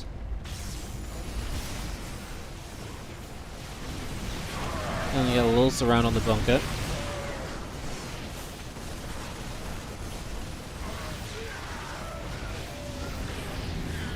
Disruptor shots all over the place. The Terran army trying to get back into his natural to play defense on any of his workers, trying to keep anything alive, but none of it is working out. And it does seem as though we are going to have a 3-0 from ZOUN. What a way to bounce back after, again, reverse swept by Bunny. Goes up against Kira and just shuts him down. GG gets called. And that is going to be ZOUN taking game number 3 of this series in pretty impressive fashion. Like I say, what a turnaround from the earlier series against Kira. Game 1 had similar vibes, but he was actually kind of dead early and then bounced back over time. And then games 2 and 3, he kind of did what he did in the earlier series, but was way more convincing when it came to him attacking and pushing, and was able to do way more for himself. So, just gotta say that ZOUN played a pretty darn beautiful series there. I'm very impressed with what he was able to pull out, I'm not gonna lie. Very cool stuff, guys, as that is gonna wrap us up for today's Rex April Madness. Don't forget, we're going to be back with Spring Championship action tomorrow. Let me show you guys the Spring Championship groups. We actually haven't shown the groups on stream yet, although they are available on Wikipedia. So these are your Spring Championship groups, guys. You can look forward to these over the next few days. So we have got tomorrow Solar, Bjorn, Creator, and Mana taking place on Group A. On Thursday, we'll be back to the Rex tournament with Max Pax, Bjorn, Rogue, and Ryong. So again, that will be the Rex tournament on Thursday. And then on Friday, we have Hero, Classic, Bunny, and Skillus. And then on Saturday, Cure, Max Pax, Dark, and Trigger. Some really fun groups. And then next week on Wednesday will be ZOUN, Clem, Showtime, and Rogue for us. So very fun set of groups, very fun set of matches. That's what's coming up over the next few days. In the WardiTV Spring Championship and the Rex April Madness, let's go weekend of StarCraft 2 that's coming. And we're not at the weekend yet, but, you know, Wednesday, Thursday, Friday, Saturday. 4 more days to go this week. And then, again, I am off this Sunday, guys. So I'll not be here on Sunday doing any StarCraft. We had a couple of sponsorships coming up on Friday and Saturday, too, so that should be fun as well. And Thursday, I think we've got 3 sponsor days in a row, actually. So Thursday, Friday, Saturday, we're going to go make some sponsor money and try and fund some tournaments, so... hell yeah to that. Alright, anything else I want to say, do, or add? Not really. Like and subscribe if you're on the YouTube, if you're on the Twitch, follow. Obviously, you got a Prime sub, consider using it. All the usual, basically, guys. Just, we appreciate it. It helps out a whole lot. Streaming revenue's going up a little bit lately. The ad revenue's kicking back in as well. The viewership's been up a little bit, so that's really nice, because that just allows us to run more StarCraft 2 stuff ourselves as well, so there's a big bonus to that. So, yeah. Today's been a great group, actually. 5 hours of StarCraft. When we see these groups, I don't expect it to go for like 5 hours, you know? I expect it to go for like 3.5 or so, maybe 4, but like going up to 5 is pretty decent, so... awesome.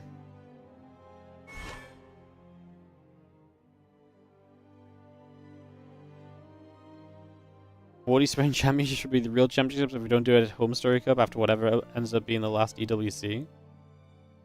I feel like, I feel like we can do better than the Spring Championship for a StarCraft Championship. I'm sure there'll be things going. Again, we are working on the WardiTV 2025 series, guys. So, WardiTV 2025 series. Now that we know EWC is happening and roughly how much time we've got to run events in the year, there will be an announcement soon. Probably when we start the playoffs of the Spring Championship, there'll be an announcement about the 2025 series and what that entails, how you guys can support it and stuff like that. So, it's not going to be a circuit the size of ESL or anything. It's very similar to just what we've done in previous years. Hopefully with a little bit more glamour than what we've done in previous years, at least. So at least we're trying to make it a little bit better. But yeah, we are working on that, and that will give you guys a good idea of what else is coming up for WardiTV for pretty much the rest of this year. So cool. I hope you guys have had a great day. Thank you so much for watching. I'm going to run a set of ads on the outro. As always, it helps support, so stick around for a couple minutes and watch those. And then I'll host someone up on Twitch. On YouTube, I don't really host, so yeah. There'll be a YouTube upload in about an hour and a bit, or you can watch the other videos that are already there on YouTube if you guys are looking for more content already. You can say YouTube is really becoming a great archive of WardiTV streams and stuff. I really didn't think just how great it is streaming. Like, can you imagine we'd streamed, like, the last 10 years of StarCraft 2? Like, how much of that would just be on the YouTube? That would be incredible, no? That would be wild. I mean, it's still there in terms of like, uploads here and there, but, like, actual, like, having it all archived, like, hundreds of thousands of hours of StarCraft. Well, that's what we're going to do from here on out, so... Alright, guys. Thanks for watching. I'll run some ads, and I'll see you all next time for more StarCraft 2, aka tomorrow. I'll see you guys there. Bye!